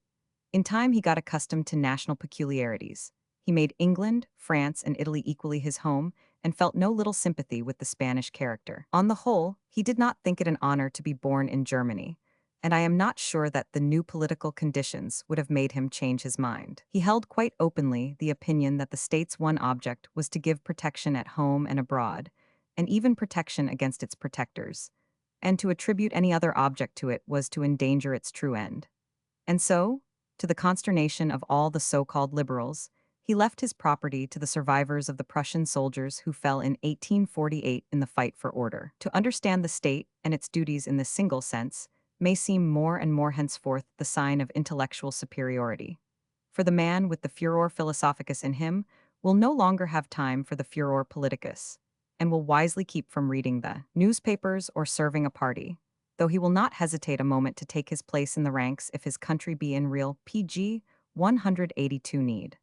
All states are badly managed, when other men than politicians busy themselves with politics, and they deserve to be ruined by their political amateurs. Schopenhauer had another great advantage, that he had never been educated for a professor, but worked for some time, though against his will, as a merchant's clerk, and through all his early years breathed the freer air of a great commercial house. A savant can never become a philosopher. Kant himself could not, but remained in a chrysalis stage to the end, in spite of the innate force of his genius. Anyone who thinks I do Kant wrong in saying this does not know what a philosopher is, not only a great thinker, but also a real man. And how could a real man have sprung from a savant? He who lets conceptions, opinions, events, books come between himself and things, and is born for history, in the widest sense, will never see anything at once and never be himself a thing to be seen at once. Though both these powers should be in the philosopher, as he must take most of his doctrine from himself and be himself the copy and compendium of the whole world. If a man look at himself through a veil of other people's opinions, no wonder he sees nothing but those opinions. And it is thus that the professors see and live. But Schopenhauer had the rare happiness of seeing the genius not only in himself, but also outside himself, in Goethe. And this double reflection taught him everything about the aims and culture of the learned. He knew by this experience how the free strong man, to whom all artistic culture PG 183 was looking, must come to be born. And could he, after this vision, have much desire to busy himself with the so-called art, in the learned, hypocritical manner of the moderns? He had seen something higher than that, an awful unearthly judgment scene in which all life, even the highest and completest, was weighed and found too light. He had beheld the saint as the judge of existence. We cannot tell how early Schopenhauer reached this view of life, and came to hold it with such intensity as to make all his writings an attempt to mirror it. We know that the youth had this great vision, and can well believe it of the child. Everything that he gained later from life and books, from all the realms of knowledge, was only a means of color and expression to him. The Kantian philosophy itself was to him an extraordinary rhetorical instrument for making the utterance of his vision, as he thought, clearer. The Buddhist and Christian mythologies occasionally served the same end. He had one task and 1,000 means to execute it, one meaning and innumerable hieroglyphs to express it. It was one of the high conditions of his existence that he really could live for such a task, according to his motto vitam impendir viro, and none of life's material needs could shake his resolution. And we know the splendid return he made his father for this. The contemplative man in Germany usually pursues his scientific studies to the detriment of his sincerity, as a considerate fool, in search of place and honor, circumspect and obsequious, and fawning on his influential superiors. PG 184 Nothing offended the savants more than Schopenhauer's unlikeness to them. Roman 8. These are a few of the conditions under which the philosophical genius can at least come to light in our time, in spite of all thwarting influences. A virility of character, an early knowledge of mankind, an absence of learned education and narrow patriotism, of compulsion to earn his livelihood or depend on the state, freedom in fact, and again freedom, the same marvelous and dangerous element in which the Greek philosophers grew up. The man who will reproach him, as Niebuhr did Plato, with being a bad citizen, may do so, and be himself a good one, so he and Plato will be right together. Another may call this great freedom presumption. He is also right, as he could not himself use the freedom properly if he desired it, and would certainly presume too far with it. This freedom is really a grave burden of guilt, and can only be expiated by great actions. Every ordinary son of earth has the right of looking askance on such endowments, and may Providence keep him from being so endowed, burdened, that is, with such terrible duties. His freedom and his loneliness would be his ruin, and ennui would turn him into a fool, and a mischievous fool at that. A father may possibly learn something from this that he may use for his son's private education. PG 185, though one must not expect fathers to have only philosophers for their sons. It is possible that they will always oppose their sons becoming philosophers, and call it mere perversity. Socrates was sacrificed to the father's anger, for corrupting the youth, And Plato even thought a new ideal state necessary to prevent the philosopher's growth from being dependent on the father's folly. It looks at present as though Plato had really accomplished something. For the modern state counts the encouragement of philosophy as one of its duties and tries to secure for a number of men at a time the sort of freedom that conditions the philosopher. But historically, Plato has been very unlucky. As soon as a structure has risen corresponding actually to his proposals, it has always turned, on a closer view, into a goblin child, a monstrous changeling. Compare the ecclesiastical state of the Middle Ages with the government of the God-born king of which Plato dreamed. The modern state is furthest removed from the idea of the philosopher king. Thank heaven for that. The Christian will say, but we must think whether it takes that very encouragement of philosophy in a Platonic sense, I mean as seriously and honestly as if its highest object were to produce more Platos. If the philosopher seem, as usual, an accident of his time, does the state make it its conscious business to turn the accidental into the necessary and help nature here also? Experience teaches us a better way, or a worse. It says that nothing so stands in the way of the birth and growth of nature's philosopher as the PG 186 bad philosophers made by order. A poor obstacle, isn't it? And the same that Schopenhauer pointed out in his famous essay on university philosophy. I return to this point, as men must be forced to take it seriously, to be driven to activity by it. And I think all writing is useless that does not contain such a stimulus to activity. And anyhow, it is a good thing to apply Schopenhauer's eternal theories once more to our own contemporaries, as some kindly soul might think that everything has changed for the better in Germany since his fierce diatribes. Unfortunately, his work is incomplete on this side as well, unimportant as the side may be. The freedom that the state, as I said, bestows on certain men for the sake of philosophy is, properly speaking, no freedom at all, but an office that maintains its holder. The encouragement of philosophy means that there are today a number of men whom the state enables to make their living out of philosophy, whereas the old sages of Greece were not paid by the state, but at best were presented, as Zeno was, with a golden crown and a monument in the Ceramicus. I cannot say generally whether truth is served by showing the way to live by her, since everything depends on the character of the individual who shows the way. I can imagine a degree of pride in a man saying to his fellow men, "Take care of me, as I have something better to do, namely to take care of you." We should not be angry at such a heightened mode of expression in Plato and Schopenhauer, and so they might properly PG 187 have been university philosophers.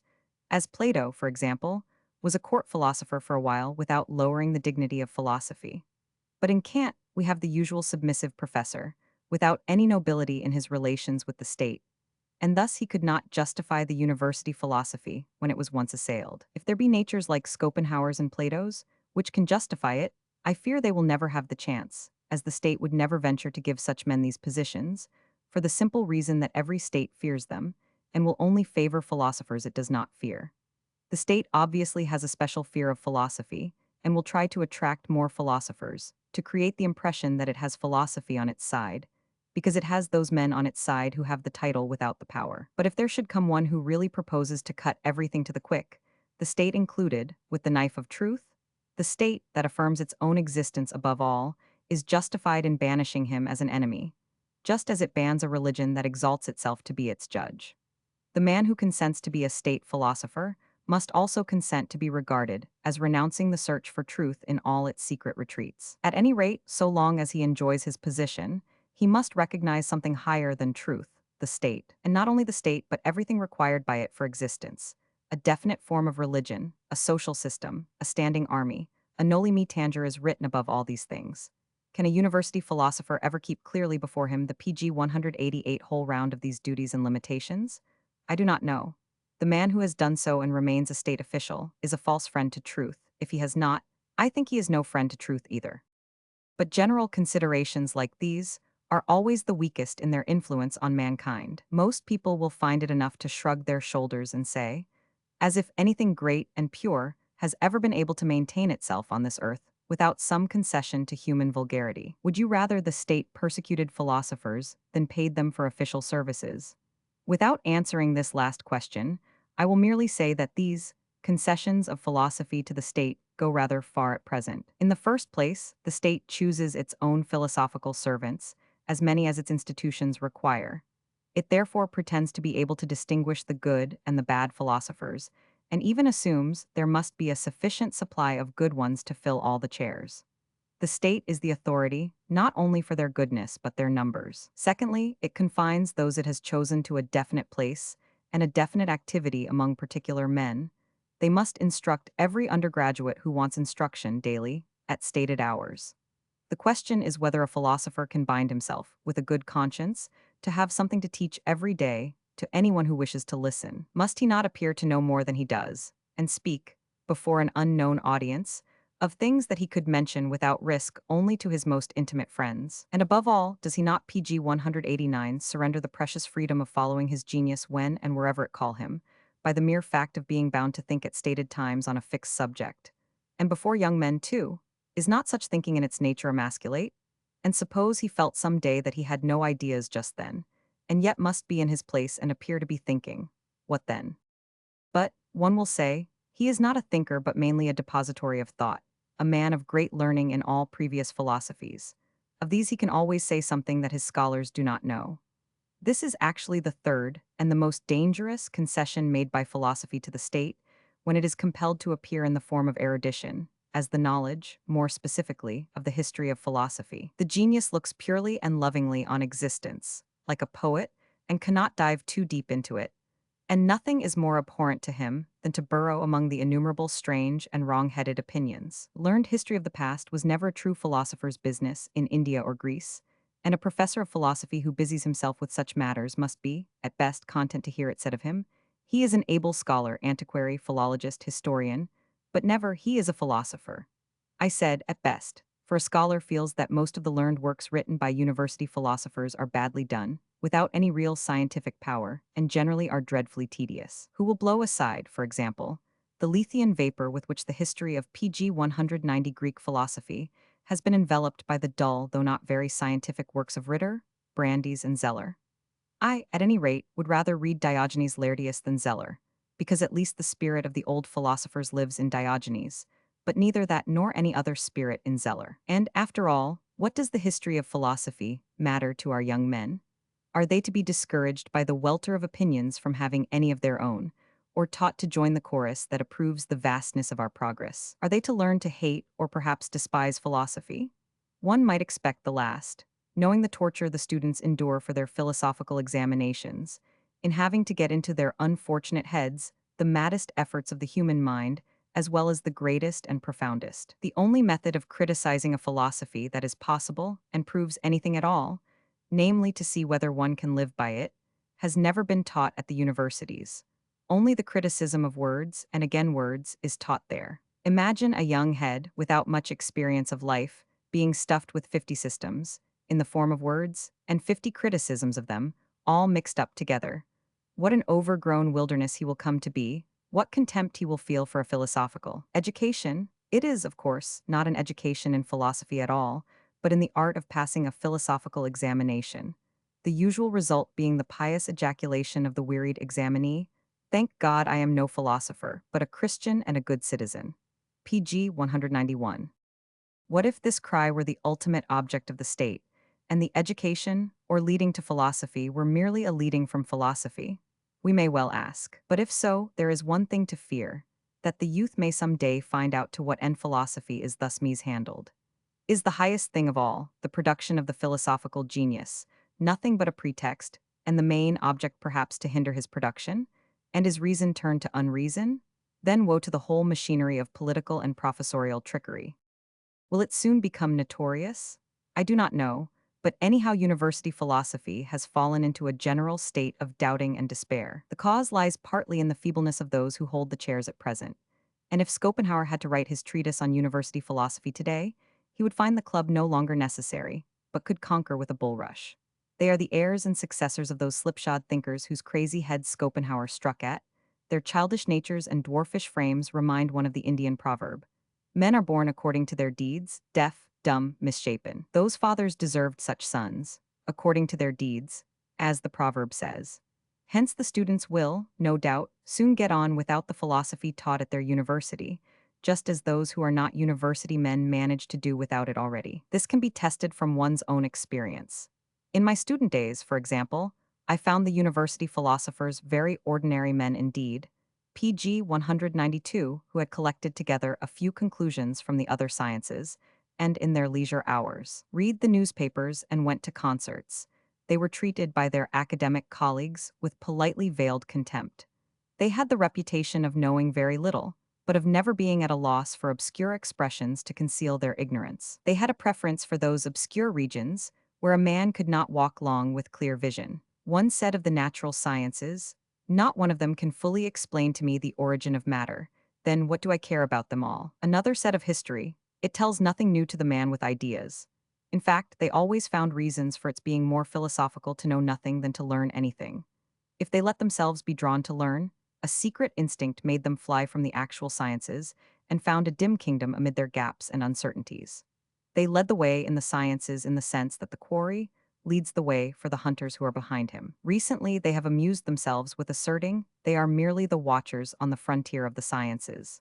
The Kantian doctrine is of use to them here, and they industriously build up an empty skepticism on it, of which in a short time nobody will take any more notice. Here and there one will rise to a little metaphysic of his own, with the general accompaniment of headaches and giddiness and bleeding at the nose. After the usual ill success of their voyages into the clouds and the mist, some hard-headed young student of the real sciences will pluck them down PG 193 by the skirts, and their faces will assume the expression now habitual to them, of offended dignity at being found out. They have lost their happy confidence, and not one of them will venture a step further for the sake of his philosophy. Some used to believe they could find out new religions or reinstate old ones by their systems.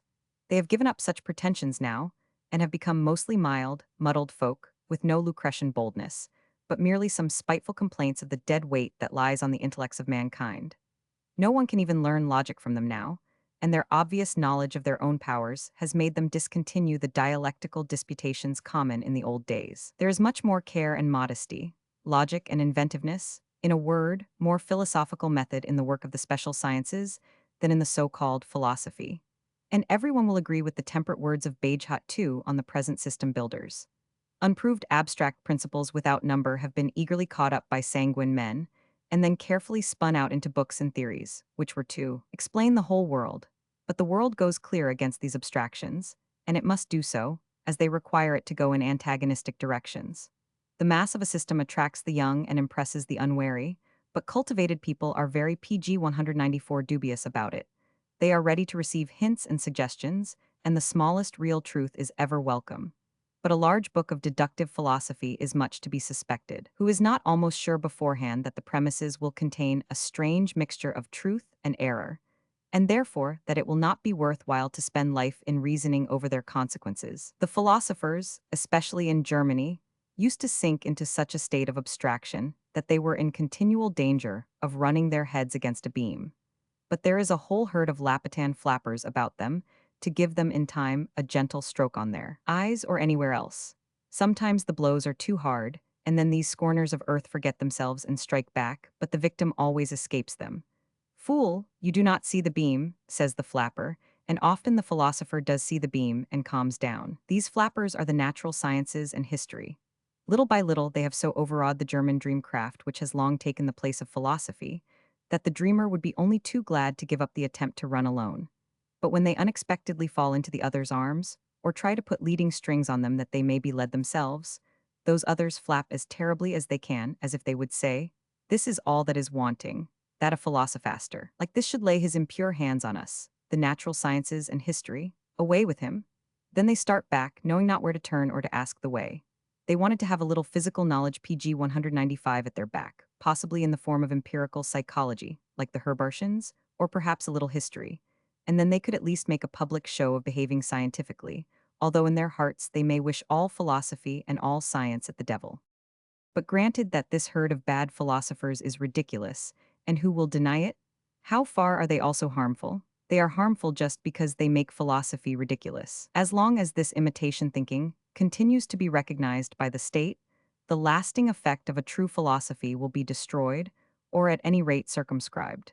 Nothing does this so well as the curse of ridicule that the representatives of the great cause have drawn on them, for it attacks that cause itself. And so I think it will encourage culture to deprive philosophy of its political and academic standing, and relieve state and university of the task, impossible for them, of deciding between true and false philosophy. Let the philosophers run wild, forbid them any thoughts of office or civic position, hold them out no more bribes. Nay, rather persecute them and treat them ill, you will see a wonderful result. They will flee in terror and seek a roof where they can, these poor phantasms. One will become a parson, another a schoolmaster, another will creep into an editorship, another write school books for young ladies' colleges, the wisest of them will plow the fields, the vainest go to court. Everything will be left suddenly empty, the birds flown, for it is easy to get rid of bad philosophers, one only has to cease paying them. And that PG 196 is a better plan than the open patronage of any philosophy, whatever it be, for state reasons. The state has never any concern with truth, but only with the truth useful to it, or rather, with anything that is useful to it, be it truth, half-truth, or error. A coalition between state and philosophy has only meaning when the latter can promise to be unconditionally useful to the state, to put its well-being higher than truth. It would certainly be a noble thing for the state to have truth as a paid servant, but it knows well enough that it is the essence of truth to be paid nothing and serve nothing. So the state's servant turns out to be merely false truth, a masked actor who cannot perform the office required from the real truth, the affirmation of the state's worth and sanctity. When a medieval prince wished to be crowned by the Pope, but could not get him to consent, he appointed an antipope to do the business for him. This may serve up to a certain point, but not when the modern state appoints an anti-philosophy to legitimize it, for it has true philosophy against it just as much as before, or even more so. I believe in all seriousness that it is to the state's advantage to have nothing further to do with philosophy, to demand nothing from it, and let it go its own way as much as possible. Without this indifferent attitude, philosophy may become dangerous and oppressive, and will have to be persecuted. The only interest the state can have in the university lies in the training of obedient and useful citizens, and it should hesitate to put this obedience and usefulness in doubt by PG 197, demanding an examination in philosophy from the young men. To make a bogey of philosophy may be an excellent way to frighten the idle and incompetent from its study. But this advantage is not enough to counterbalance the danger that this kind of compulsion may arouse from the side of the more reckless and turbulent spirits. They learn to know about forbidden books, begin to criticize their teachers, and finally come to understand the object of university philosophy and its examinations. Not to speak of the doubts that may be fostered in the minds of young theologians, as a consequence of which they are beginning to be extinct in Germany, like the ibexes in the Tyrol. I know the objections that the state could bring against all this, as long as the lovely hedgelcorn was yellowing in all the fields. But now that hail has destroyed the crop and all men's hopes of it, now that nothing has been fulfilled and all the barns are empty, there are no more objections to be made, but rather rejections of philosophy itself. The state has now the power of rejection. In Hegel's time, it only wished to have it, and that makes a great difference. The state needs no more the sanction of philosophy, and philosophy has thus become superfluous to it. It will find advantage in ceasing to maintain its professors, or, as I think will soon happen, in merely pretending to maintain them.